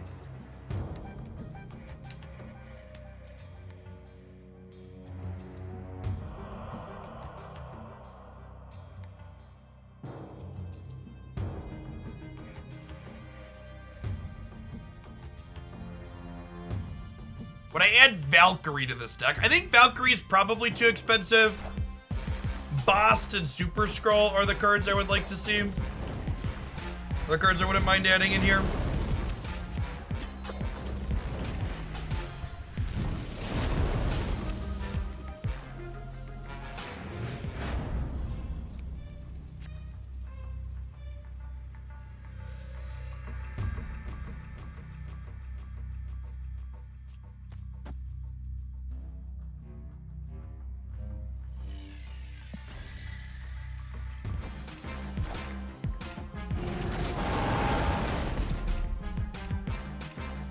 Oh, Galactus would end the game. Sure would.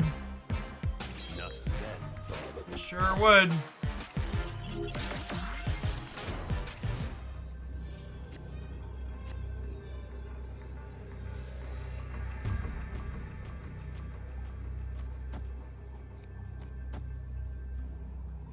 Okay, so this beats Galactus middle, right? Because they'd have 6 here. They'd have six total. And I'd have 5, 8. And then I could go Iron Man right, Mystique left. This gives me 20 here, and it gives me 18 here. Oh, they have Sabretooth as well.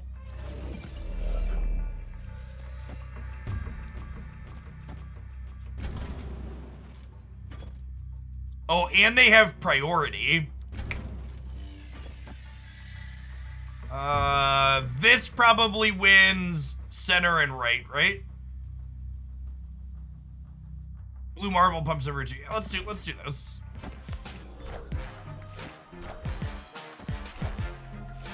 Yeah. We actually win all 3 lanes.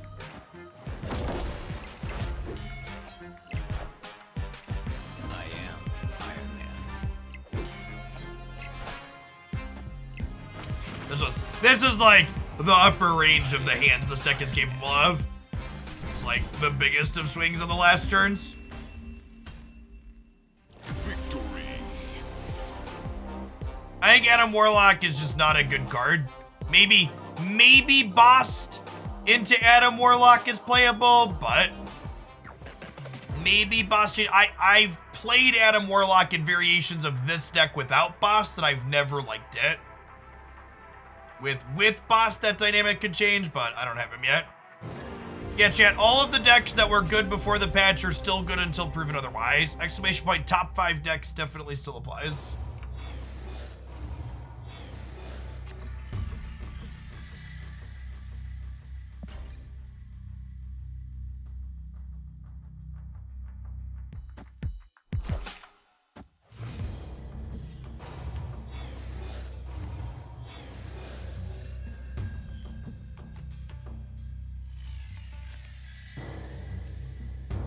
Scorp Tower.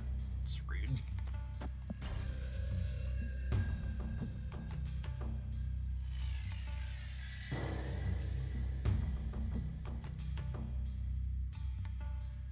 Yeah, there were a lot of permutations at the end of that last game, Adam Heck. For sure.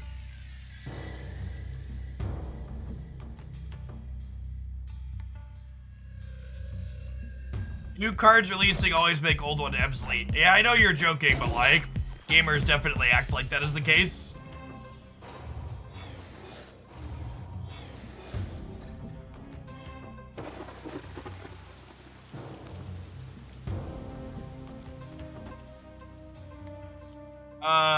Let's actually go Rogue here, and then we can go Mojo Ironheart next turn if they don't fill. They might fill this turn with 4 energy and a demon in hand. Non-zero chance they fill the Rift. To be fair, it's not just Magic. Most other card games power creep constantly with every set release.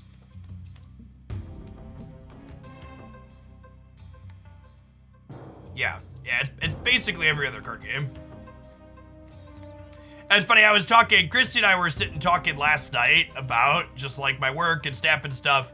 And like, what I said to her was, these card releases, if they're able to keep hitting anywhere close to like what this batch was in terms of how interesting they are and how they diversified the play patterns of the game, like Snap's got a really excellent future ahead of it. Like just the number of new styles of decks that were added that we didn't have prior, just like phenomenal to see.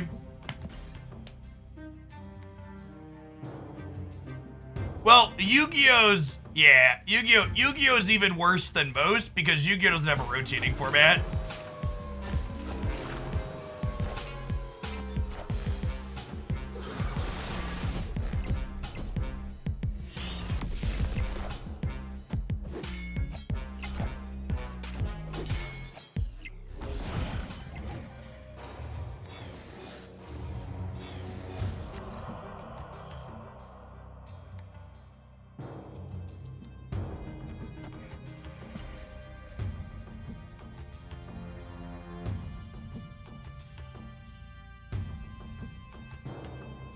What kind of new decks do you think came out of the patch? Well, the 2 big ones are obviously Thanos and Galactus, introduced 2 brand new, complete, unique styles of gameplay. She-Hulk also did something similar. And I would bet Luke Cage introduced a new style of competitive deck with Hazmat. Boss probably has some neat decks hiding out there. You have a video about how rank reset and the ladder works? I do. You should check out my Marvel Snap Minutes playlist. I don't think I have an individual command for it, but it's in here.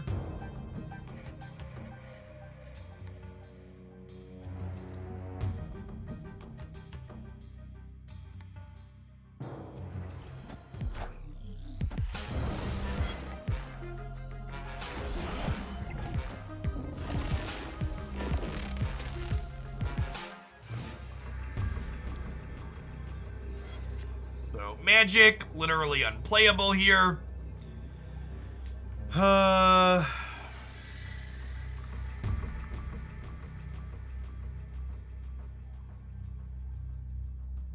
They do have a free 6-drop.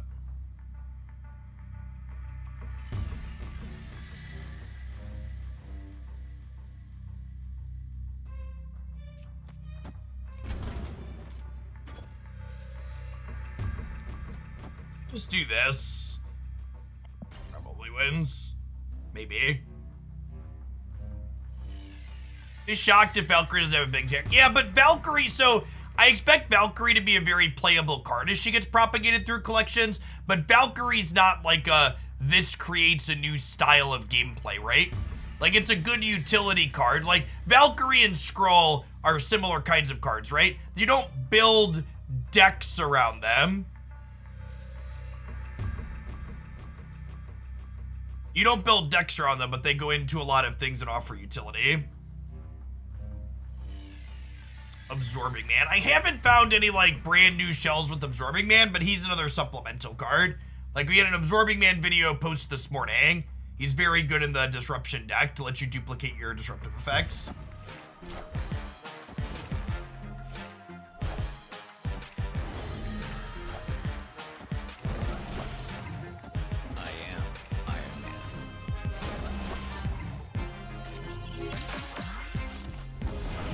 Alright, sometimes lucky.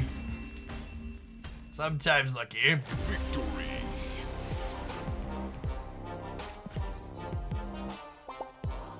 Bum, bum, bum, bum, bum, bum. Hey Dion, upcoming Silver Surfer decks. Yeah, I'll have a video up on Sunday talking about my top 5 ideas I want to try with Silver Surfer. Maybe Monday. I don't know. I gotta look at my list of topics. I have my loose plans for the YouTube channel are one deck highlight and one non-deck highlight piece of video content every single day. Beat Mac, thank you for the almost 5 years. Welcome back.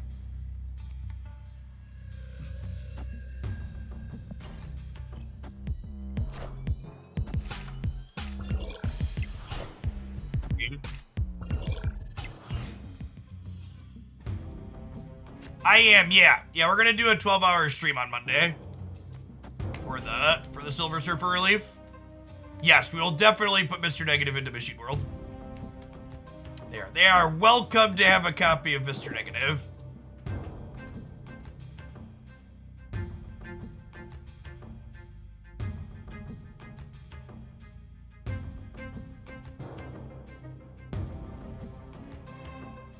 End game free-to-play players get 6,000 tokens a month.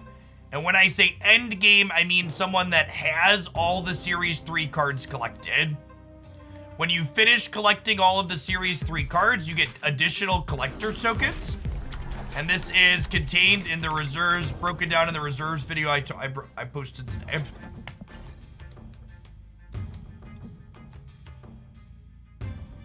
Yeah, the Blue Marvel variant's one of my favorites. Why can we visually see how many opponents the cards the opponent has? You click on their thing and it shows your deck and hand size right here by clicking on their portrait.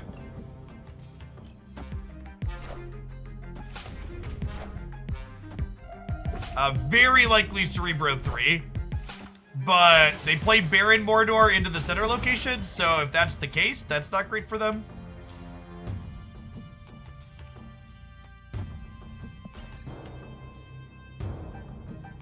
What the odds are of opening a Series 5 without finishing Series 3, also contained in my reserves video this morning.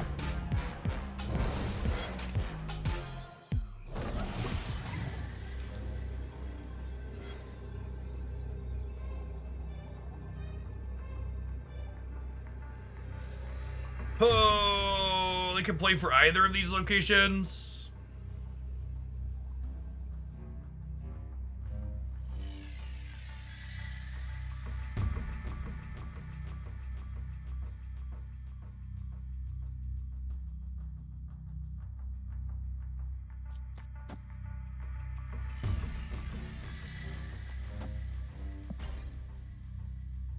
They can play for left or center here. They play for left with Mojo up? Maybe. They could split the difference too.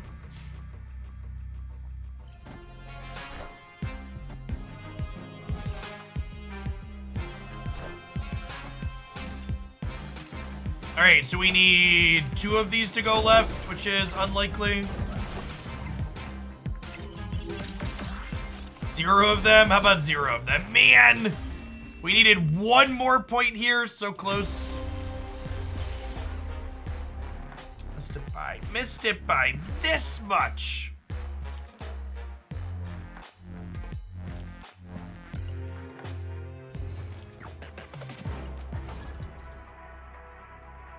Nah, I think there's plenty of permutations where we win that, Steely.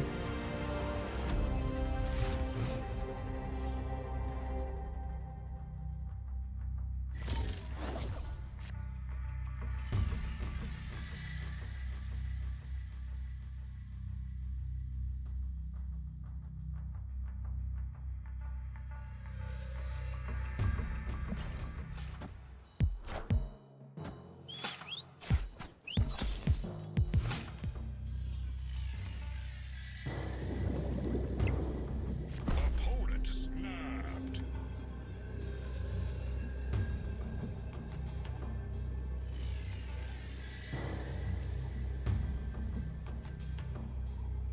What did they kill? Mr. Negative, okay. Sorry, I was removing a YouTube shitter's ability to post comments on my videos.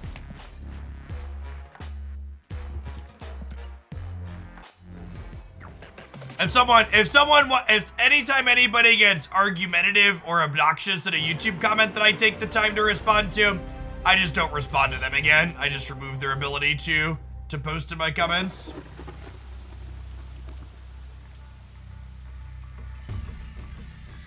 I mean, Mogwai was streaming Snap like yesterday or the day before Peacemaker. Sometimes you just don't have something to do every day. Why did I concede there? Because they Yondu'd our Mr. Negative.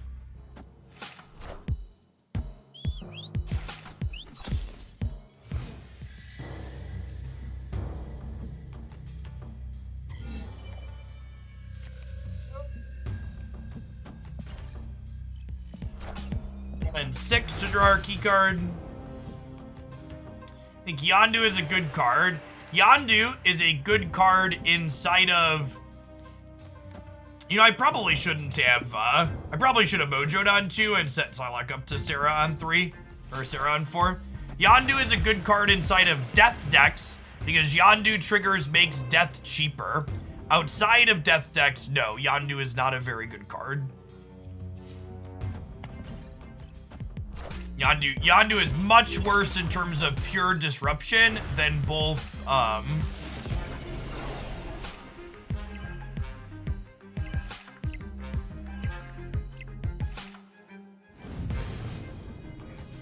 Opponent snapped. So I'm gonna leave because we can't beat Galactus. Escaped. Chat, if you're coming on into this Twitch channel or any other channel and asking, should I buy this card that's currently in my shop, you already done fucked up.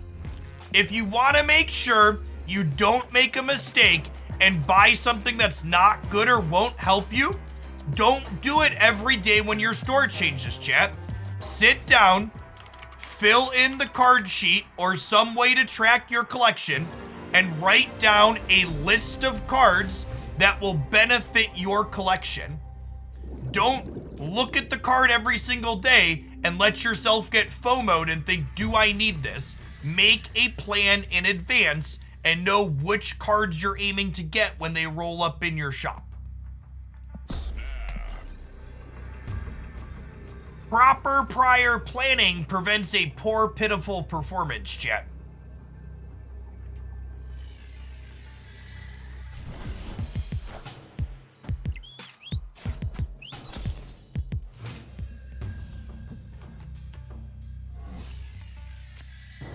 If you don't buy Sandman, how will he be able to bring you a dream?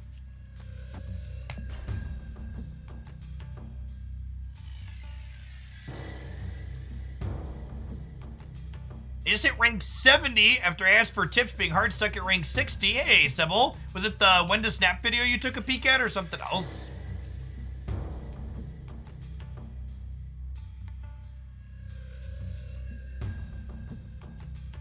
Proper preparation prevents poor performance. Yeah. All the P's. Did I snap already? I did. We have turn 3, Mr. Negative. We're about to have so many wasps.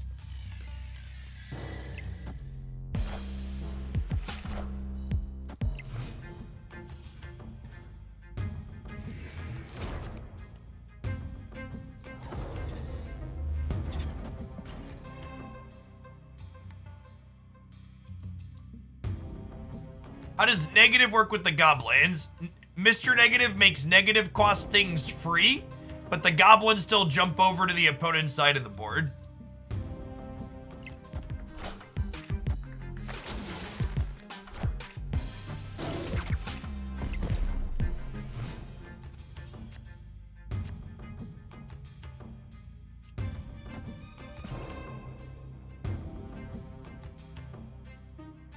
Hey, look, chat, the Sarah buff came into relevancy here.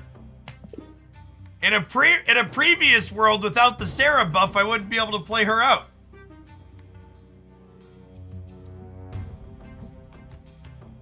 I'm saying if you're gonna put Hobgoblin in your negative deck, make sure you're also playing Cosmo. Is what I'm saying.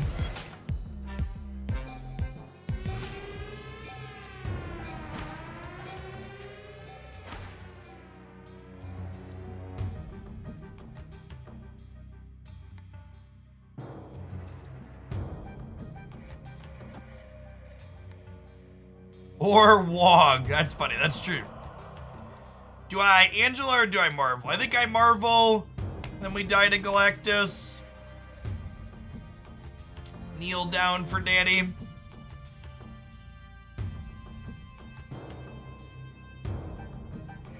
Is Hobgoblin get drawn with Jane after you negative? I don't actually know the answer to that question. I would guess it does. Yeah, the spreadsheet has series 4 and 5 cards on it. We're on the ball, chat. We are on the ball.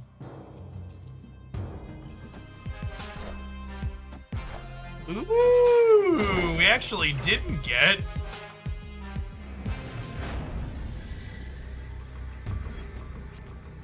Literally unplayable. In the most literal sense, it is unplayable. All right, so this will be 4, 5, 6, 7, 8, 9, 10. So we're definitely dead in Atlantis, and we're dead here. A little bit of a rocky game. Escape. Rogue boosties, please. Rogue boosties.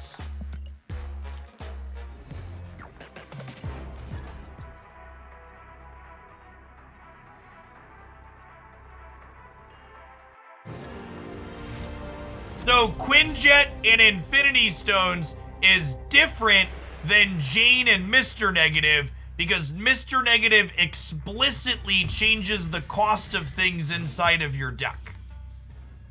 Whereas Quinjet is a generic cost reduction that isn't applied until the cards actually hit your hand. So I can see how that's confusing, but it's also a little bit functionally different. Assemble.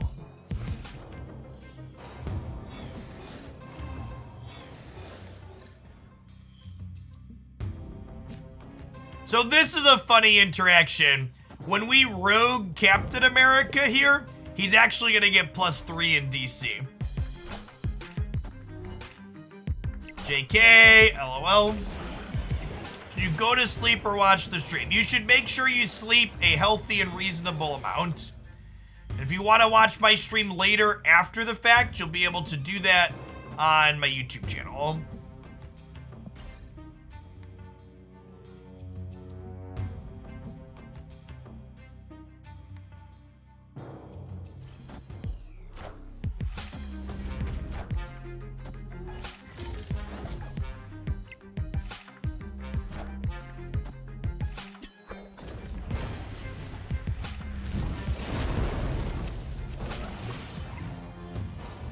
Got a variant 2 days in a row. Yeah, honestly, the more I think about it, the more I really hope they change the token shop to not be truly random and just be an even distribution like they changed reserves to.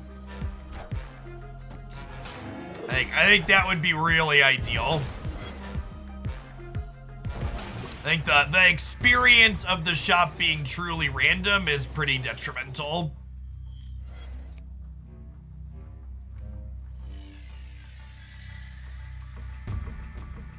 Not great.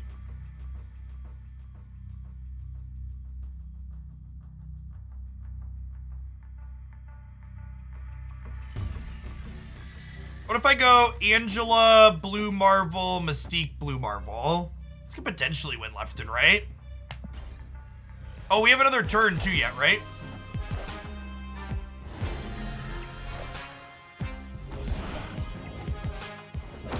Oh, there's a bad dog on the right.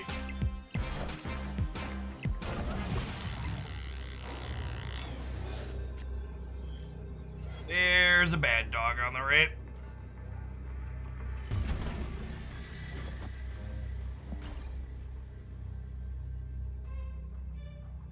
$25 cards into pool 3, and your last 4 cards have been pool 4, yeah?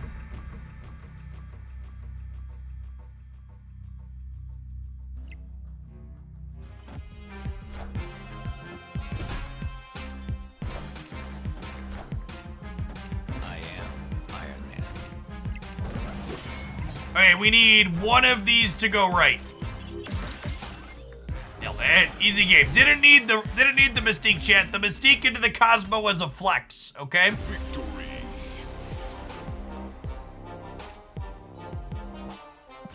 Yes, they removed the variance from the reserve system. 24-hour Prince. Mystique, the Mystique was a flex.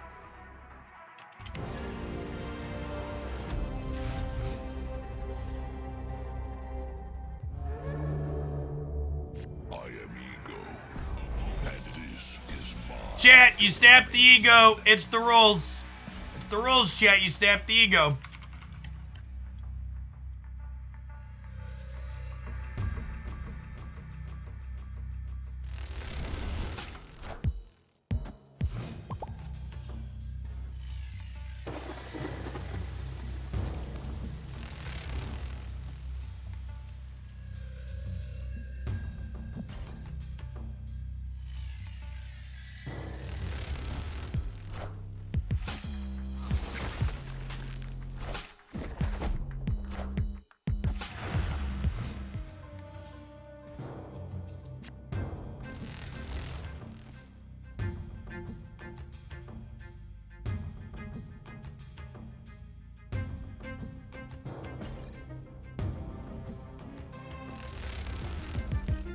Sorry, chat. I was sending a tweet about the token shop. If you're someone who's upset with your bad variants in the token shop, you should go like or retweet this. And for reference, what it says is, hearing feedback from people experiencing bad variants with the token shop, I think it would probably be ideal if what players found there was an even distribution of the different sources and not purely random like it is now.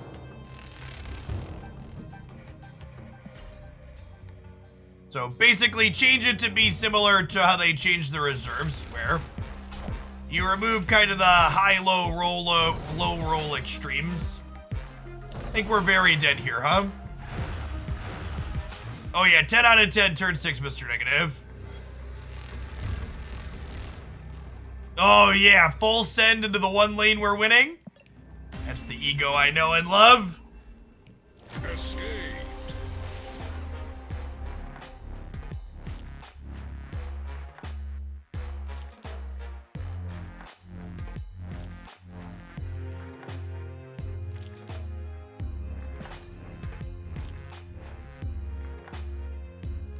What on, Spotted Ninja? Woohoo! What a glorious ego game, chat. Alright, I get to split rogue tonight. That sounds lovely. That's exactly what we wanted. And hey, I told myself I was going to play that deck till 4:30, and we did it. Alright, how many infinite splits does that put me up to? Sort by quality. 1, 2, 3, 4, 5, 6, 7, 8, 9, 10, 11, 12, 13, 14, 15, 16, 17, 18, 19, 20, 21, 22, 23, 24, 25, 26, 27, 28, 29, 30. It'll be 30. 31 times 4 is of 124 cards with at least one infinite split. Once we split her tonight. We should play something with some of these other red cards in it, huh? Should play the discard deck. I'm close on some of these, right? Yeah, I'm 6 boosters off of Swordmaster. I'm 6 boosters off of Morbius. Yeah, I'm 124 once we get Rogue. Some of these I'm close on, some of them I am not.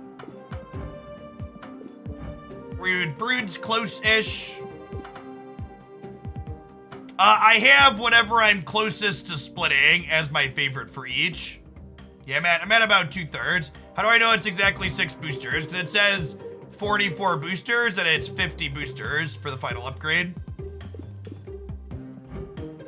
Strongman's close to, strong guy.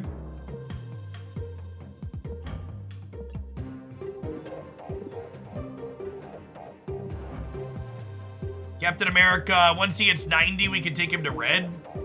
And then obviously our newer cards are a little bit further off. We've played a lot of She-Hulk. She's actually close to getting a red split too. Galactus is getting up there. All right, let's play some discard, because I'm 6 boosters off of splitting 2 cards in discard.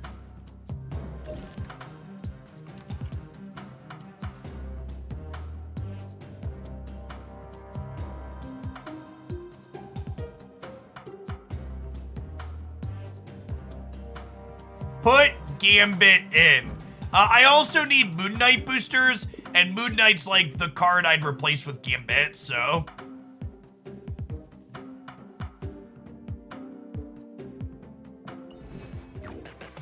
I do not think Colleen is replaceable in this deck. She's pretty important.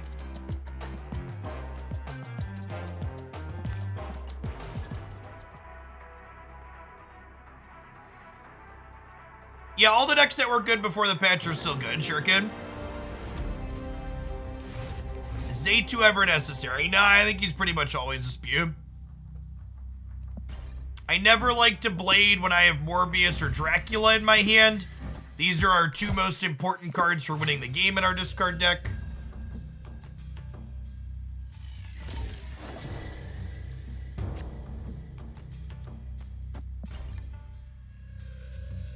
Why do I prefer Moon Knight over Gambit? Because Armor is a really common metagame card.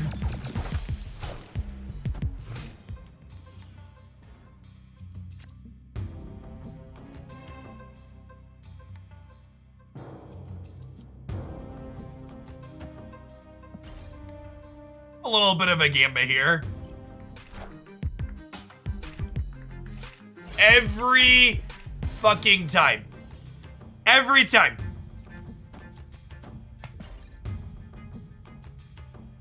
Opponent snapped. Escaped.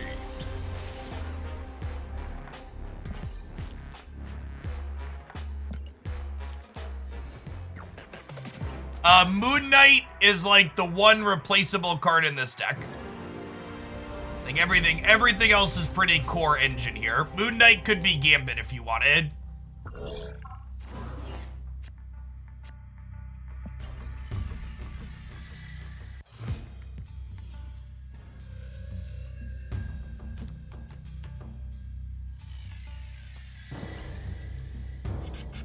Okay, we've got Lockjaw. Icebox hitting Swarm's not a big deal, because when Swarm gets discarded, we get a 0-cost copy back to our hand.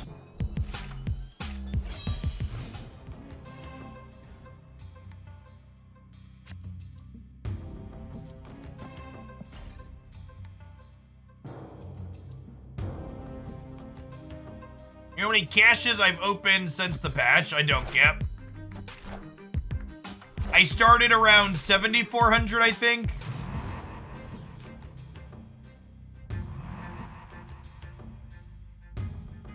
So, I want to Colleen and then Blade Colleen will be 50% to hit Swarm.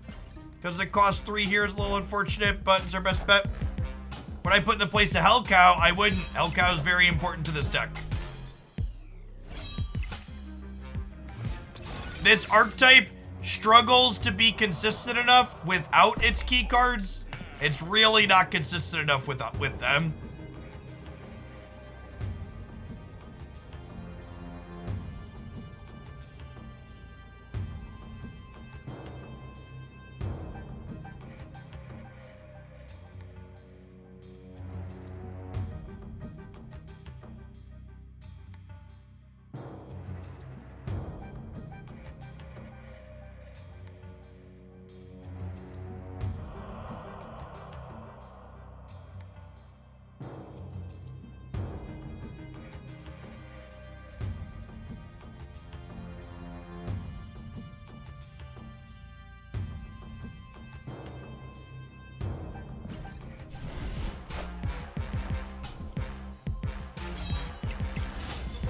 Ah!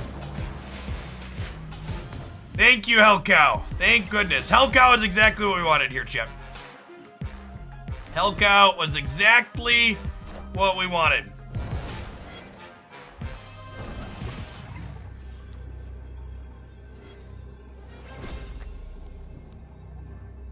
Okay, so I think we played Chavez here, and we played double Swarm here, because we're winning the left side the easiest, I think. So I want to be able to have these Swarms flip up into Dracula, and then Dracula be huge mid, I think is the line.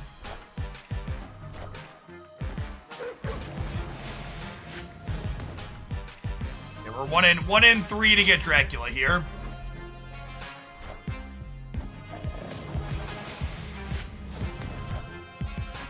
No, last game was the game we lost Dracula. I retreated that much yet.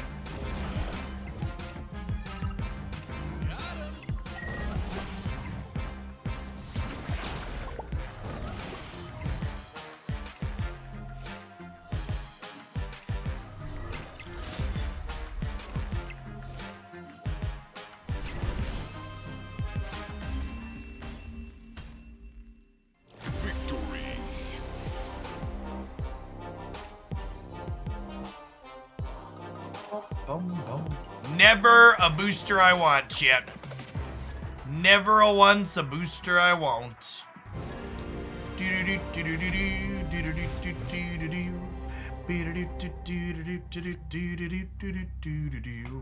With all these being cheaper, there's no reason to play these out proactively until we have one of our payoffs. Just chillin'.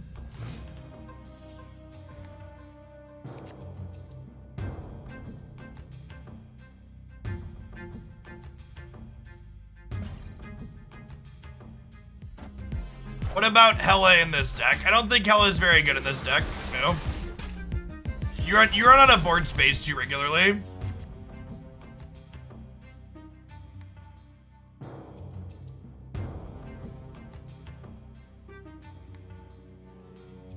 I think Blade, I would not play this deck without Blade. Blade gives you the ability to play 2 things that discard cards on turn 4 after you lock draw, which gives you more velocity. This deck wants as many of its different pieces as possible, generally speaking. Hey, Niv. Thanks for the 55 months. Welcome back. Nice. We won our 50-50 for a change. Dracula.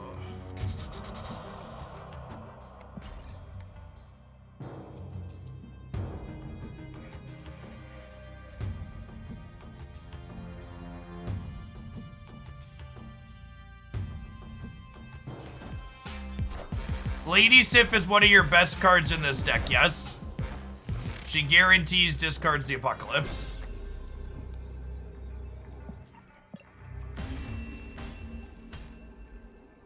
Escaped.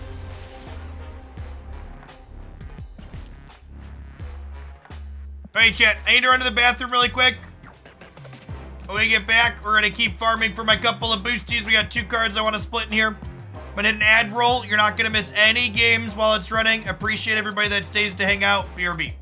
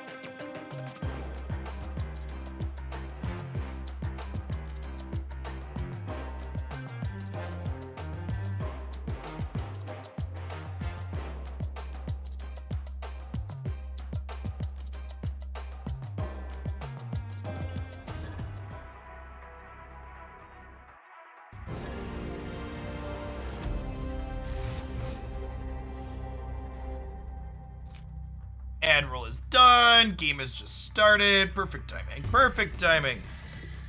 Again, basically never... I feel like the people that cut Blade from this deck must have been playing it poorly.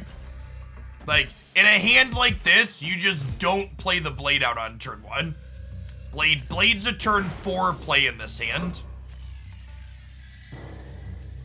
You also, if you're logged in with your account radio, subscribers don't get ads on the channel.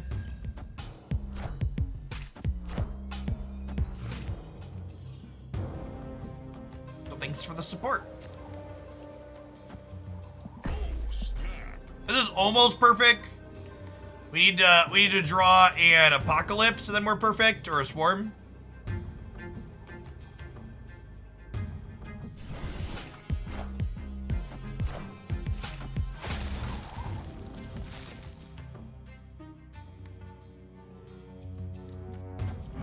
Easy game.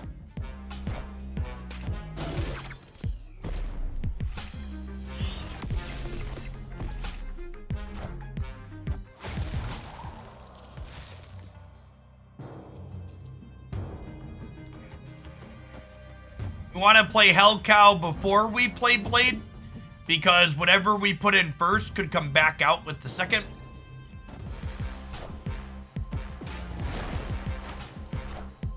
To be fair, Bussin, this non-crap version of this deck also fails a good chunk of the time, so... This is a very high variance and swinging archetype. How does this deck ever win when it doesn't draw a Dracula or Morbius? It really doesn't, Reaper. I think this deck is fun, and it's like a casino-style experience, but it's really not that good. I find it amusing to play, and I need boosters for 2 of the cards in it, which is why we're playing it. Okay, so we'll Swarm here, hit something that discards this, and then Dracula will discard it and be huge, and then Morbius will be 4 bigger as well. Hellcow does not discard Apocalypse twice, which is unintuitive. You have to have 2 cards in your hand to start for it to work, which kind of sucks. That's true. This deck was Dracula was nutty in the throne room. Agree with that.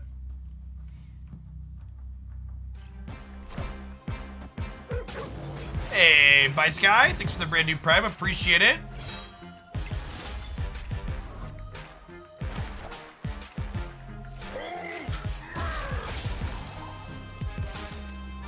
Dracula doesn't mind the cold chip.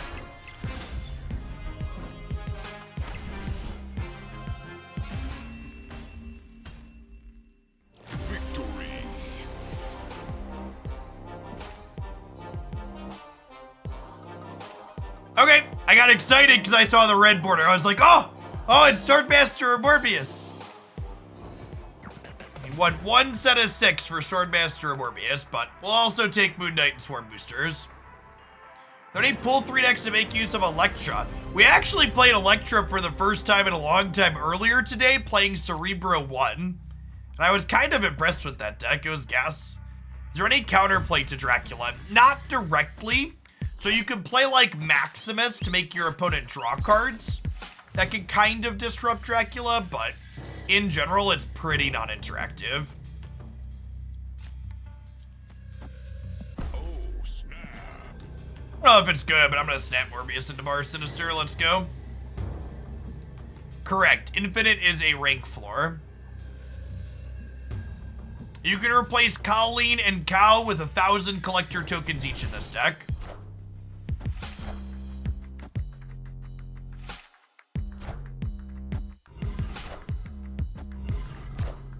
Yes, Cerebro 1 will definitely get a highlight. I think I am featuring my favorite She-Hulk deck for a highlight tomorrow. And then probably Galactus on Sunday, and then Cerebro on Monday. I think is my loose schedule. Yes, you only get booster. It's random among the cards in your deck, Dab.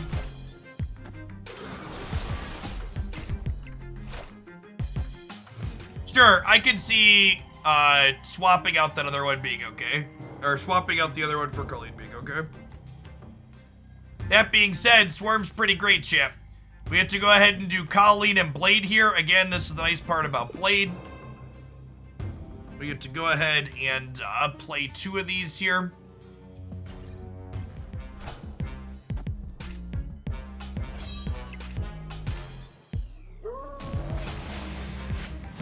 I mean, to be fair, 24-Hour Prince, if I didn't want to answer pointless questions, I would just post stuff on YouTube and not live stream on Twitch. Part of the reason I do live content is to like answering questions. Perfect. So let's go Moon Knight, Blade, Swarm, Swarm. And these are guaranteed to discard this. Yeah, I think they could definitely do a limited format. I don't know how good it would be, but it definitely could be a thing. I personally don't really enjoy limited card games, so.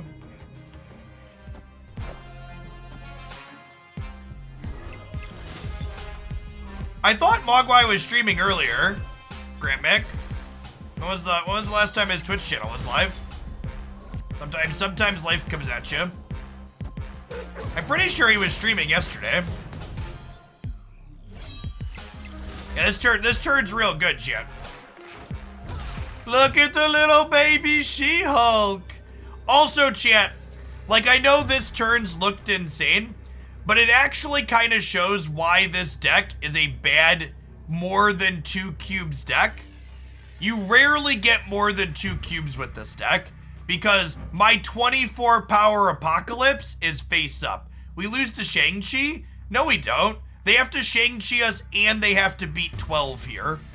So they can Shang-Chi the middle and Shang-Chi wins the middle, but this is gonna add 28 power to Dracula on the right and we're going to 12 on the left.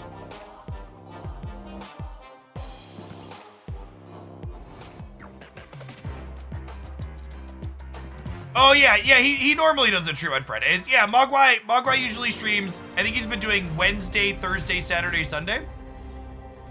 Loosely. I don't know. All of my days are a blur, chat. It is in fact Friday.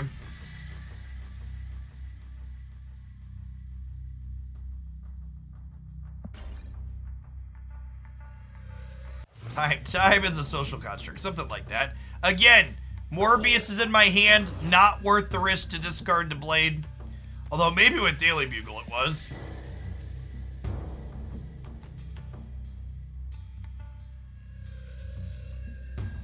Yeah, if you're looking for decks to ladder up with, exclamation point top 5 decks in chat for generic best decks in pool 3.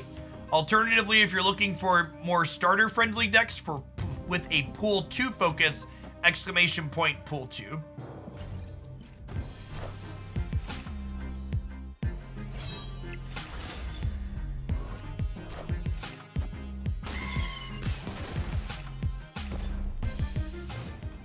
To the people in chat that are now taking it as an opportunity to complain about other content creators, don't do that in my chat. Mods, feel free to time people out that are gonna do that.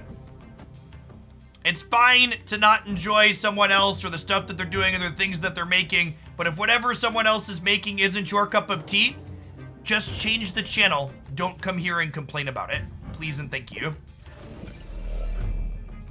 Nobody forces you to watch anybody in particular. Watch the stuff that is fun for you to watch and ignore the stuff that is not fun for you to watch. You don't need to complain about it.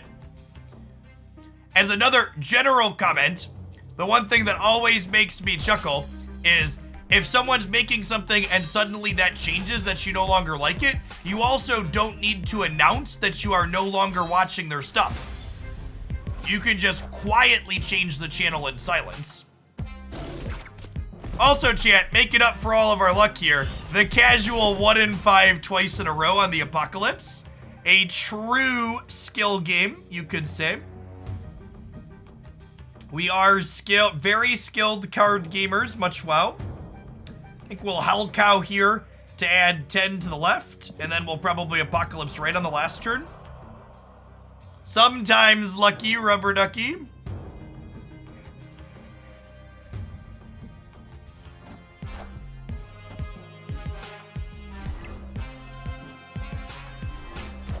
Wow, didn't hit Apocalypse with either trigger. Unplayable. Okay, what if I Magneto instead of Apocalypse? Is that crazy? Call me maybe?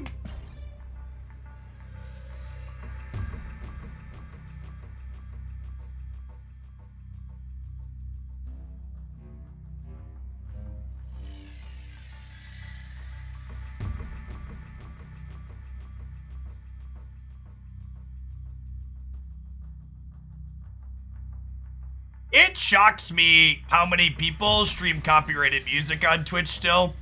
At some point, the automated systems are going to really catch up with them and they're going to get in big trouble, but yeah. Especially people that are bigger creators on Twitch. Like, the number of, like, triple digit or 4 viewer count creators that, like, open their channel and they're streaming copyrighted music is baffling to me. Insert Spider-Man meme here? Question mark. I guess if I would have played Apocalypse, we would have beaten them.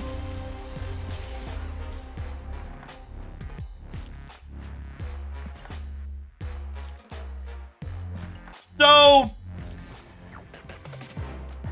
I'm not talking about removing it from the VODs, and I'm not gonna defend the DMCA system as being nonsense. So, like, to give you a pointed example, I'm currently fighting with DMCA claims over Marvel Snap music that I have the right to use and shouldn't be getting DMCA claims.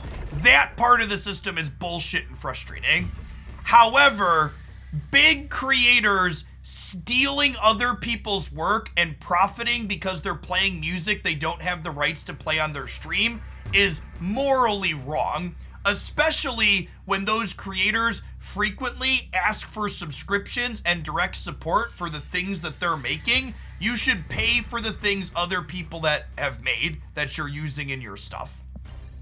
It's incredibly hypocritical to ask people to support you for stuff that you're making and then not doing the inverse and paying money to other people that made stuff.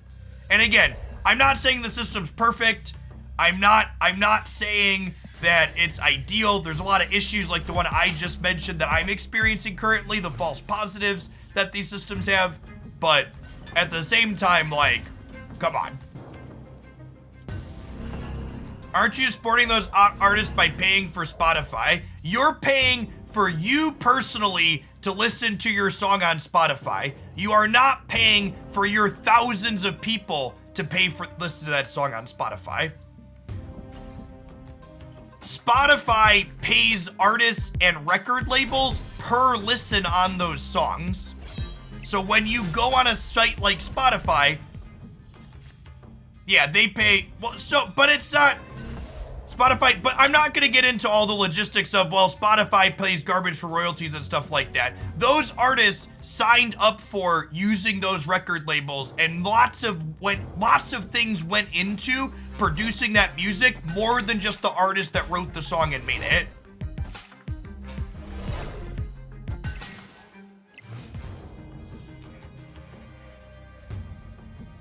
Like, I get it. Creatives should be paid more for the things that they're making. I'm a creative, I agree with that. But also, like, you know, like take, for example, my job, right? Like, when I do an ad deal, part of my ad deal goes to my manager. My manager did work to secure me that ad deal. They deserve part of the money because work went into it.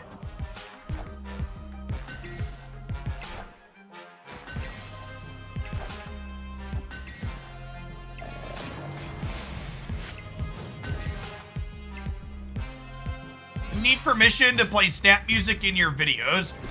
Most video games, Snap included, expressly give permission to use the video game content, including music in the video game, for content creation purposes, because the companies that make games like Snap understand that content being created with their video game makes them money by getting people engaged. So when people make those bad faith, well, do I need permission to stream a video game? Yeah, you do, you fucking idiot. You have express permission. Read the EULA. I understand I'm probably the only person in this room who's ever read an EULA. Everybody else has just clicked past them. But like, there is express permission in those things for this type of thing.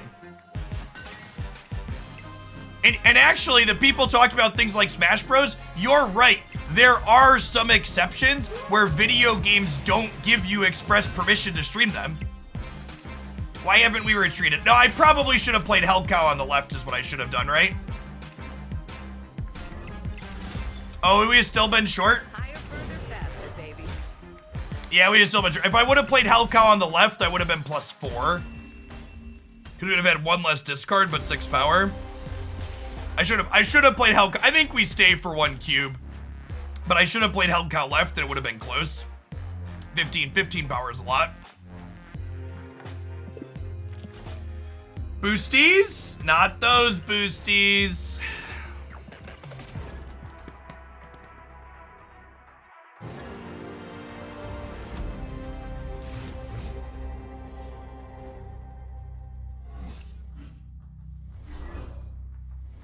Okay, as far as things we could have discarded goes, that one was pretty good for us. To curve Morbius into Lockjaw here to play the 2 more important cards in our hand.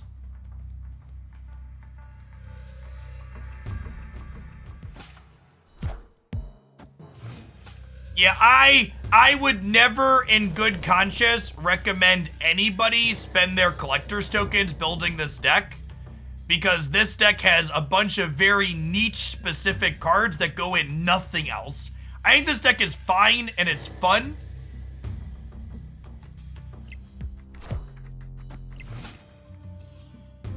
Yeah, definitely, Adam. What's an EULA? End User License Agreement.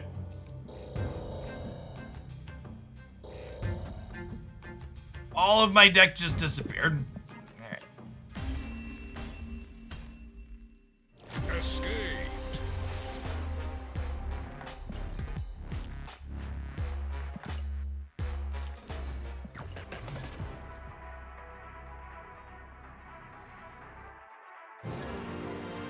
How niche is Dracula? Very. Moon Knight is optional in this deck. Colleen really isn't. Swarm doesn't really work without Colleen.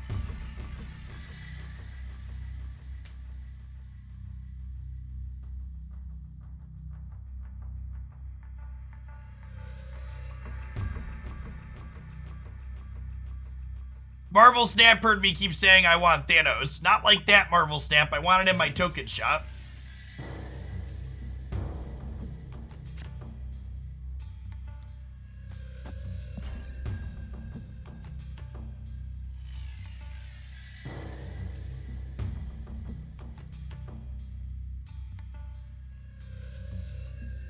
Unless a Series 4 or 5 card will bring you immense amounts of joy, chat, the only Series 4 card I think I would recommend getting based on power level alone is She-Hulk. She-Hulk's felt very strong and been very impressive when I've played with her. All the others have been playable and neat, but they're pretty niche and go into singular decks. She-Hulk has both felt powerful, and I've played her in a bunch of different things that have felt reasonable.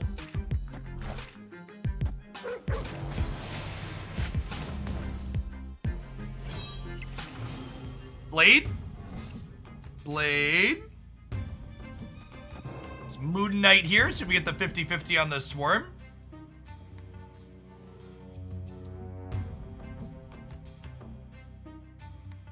I think Absorbing Mana is fine, but I also don't think he adds a ton of power to any of the decks that he would be played in. We sniped their Wong, lovely.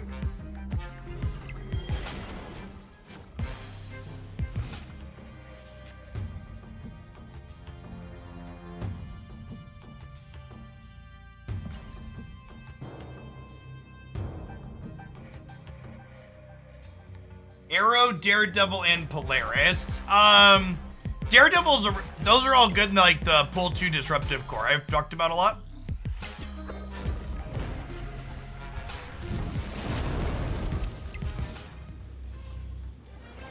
I think people talking about how they would like to exclude specific locations when they play Marvel Snap is a prime example of video gamers trying to optimize the fun out of the games that they play.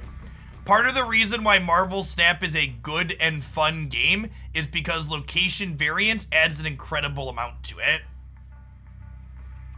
Decks in Marvel Snap are incredibly consistent. Having locations provide key variance goes a long way.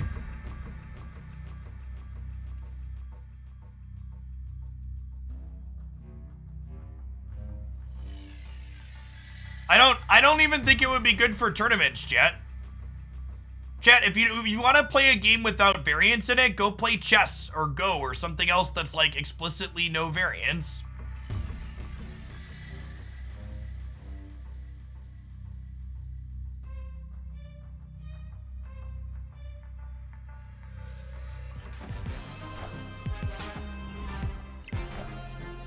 Toxic.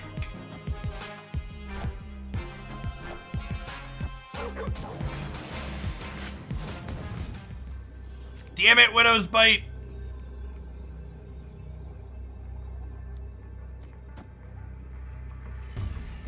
So if I do this here, I get to discard it, and then this goes up +5 here, so we tie the left. So I think I keep Swarm in my hand and tie the left.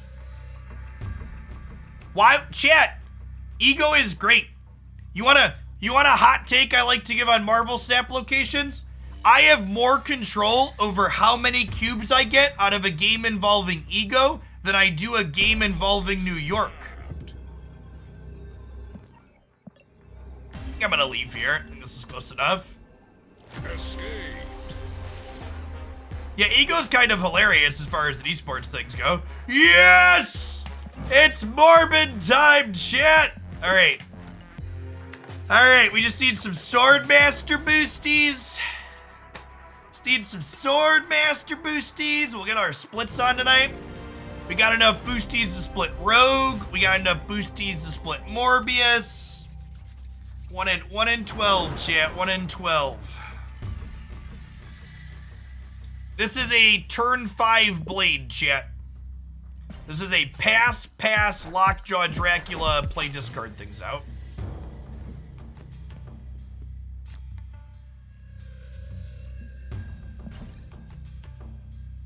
How do I feel about Weird World? I think Weird World is very frustrating when I am trying to figure out if a deck I am playing is good or functional. I think Weird World is really neat at providing a dynamic gameplay experience.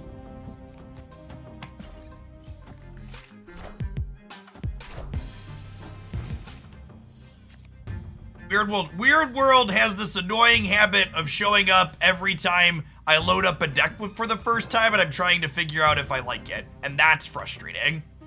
However, from a how do the games play out with Weird World, they're often pretty dynamic and interesting. You'll just often see me skip them because I'm trying to record deck highlights or showcase a deck for someone at home.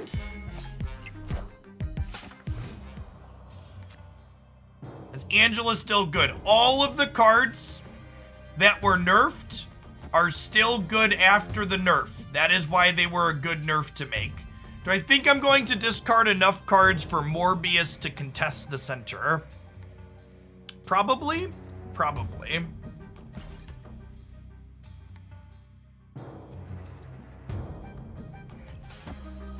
Squizzer, thanks for the prime. Welcome back.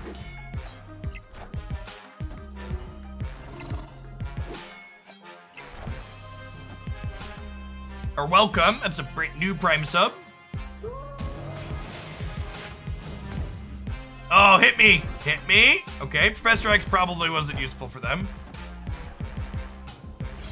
All right. Hey, flip me a hell cow, please.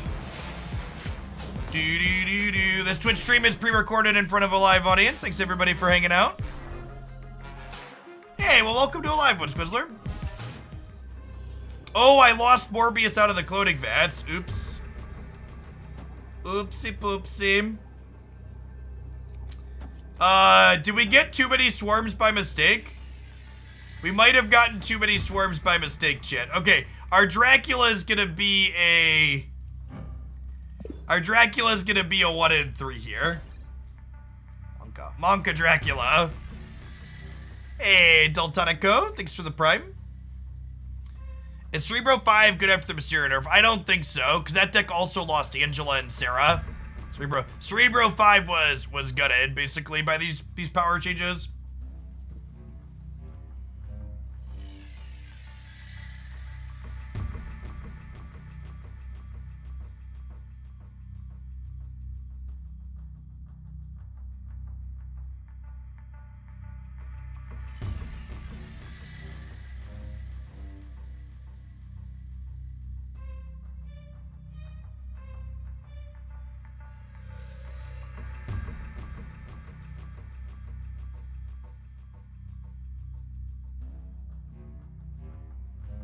It says, this is one of those parts where, like, our opponent's, like, taking here trying to figure out if they can win, right? Because our hand is face up.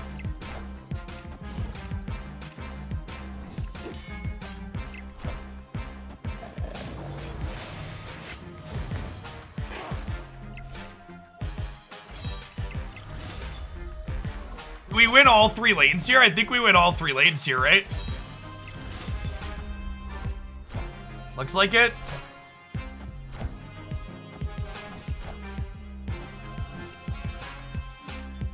And we hit the apocalypse to boot.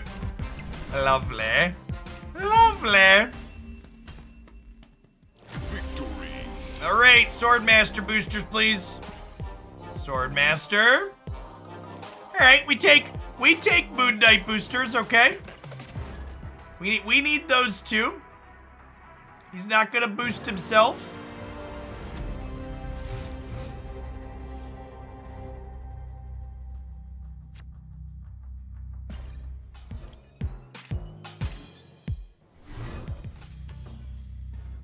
Howdy, Wicked. Happy Friday night. Thanks for the 32 months.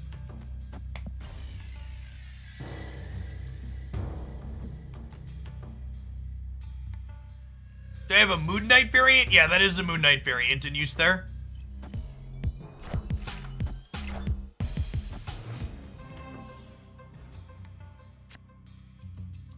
Lovely. Apocalypse picked up here.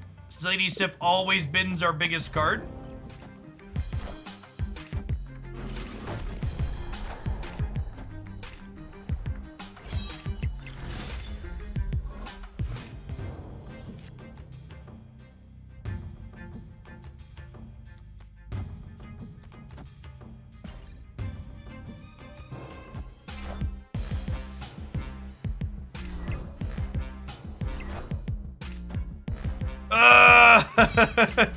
Make it up for the 2 1-in-5s we hit back to back earlier. Oof. We agree that Subterranea can go though. I feel like the people that get angry over Subterranea are people that really just don't understand how the retreat mechanic impacts Marvel Snap. Subterranea is a location that makes it really fucking painfully obvious when you should not be in a game any longer. And instead of being a salty little baby about it, you should retreat. All systems go. New York. I hate New York. It's miserable. New York makes the end of a game a giant coin flip clusterfuck. You have very little player agency over the outcome of a game of New York.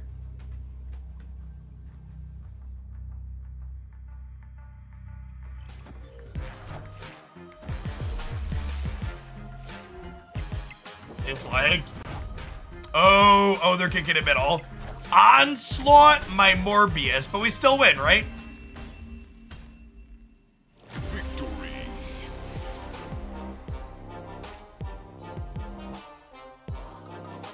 Do you mean, do I think it should? Because it doesn't. Swordmaster. They're not replaceable, Bear. This deck is not functional without all of its key elements.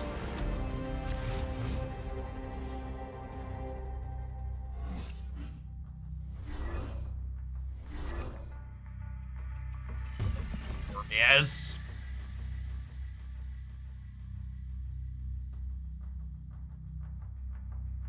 I'm playing no retreat. I'm closing it on rank 27. Who needs scummy retreats?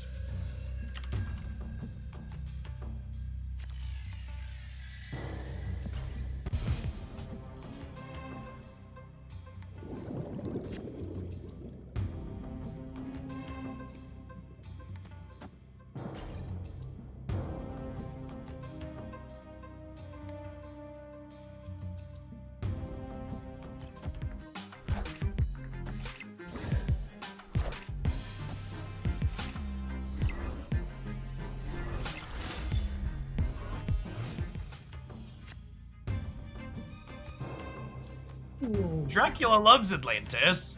Chat, can I get a flavor judge ruling on Dracula enjoying Atlantis? Hey, look, it's Bad Jessica Jones.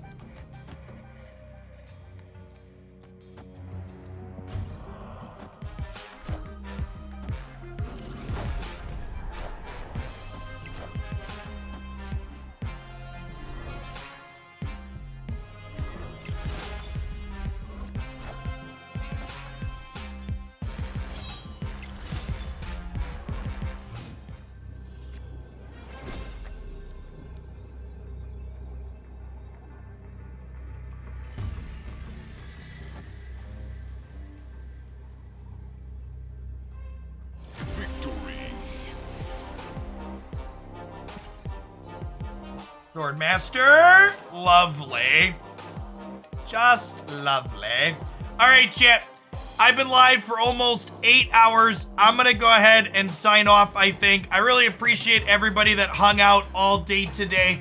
I'm gonna take a little bit of family time on the weekends moving forward. So I am gonna be off from doing live content Saturday and Sunday this weekend.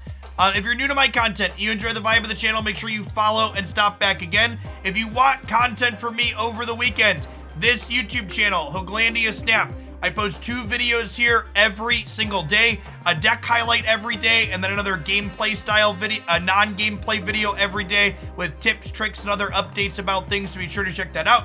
We had a She-Hulk combo deck yesterday, Luke Cage control the day before, Absorbing Man today. I will be live on Monday. We are going to do a super long stream because the Silver Surfer is coming Monday night. So we're going to kick off probably about 10 or 11 in the morning, and we're going to stream till 10 or 11 at night.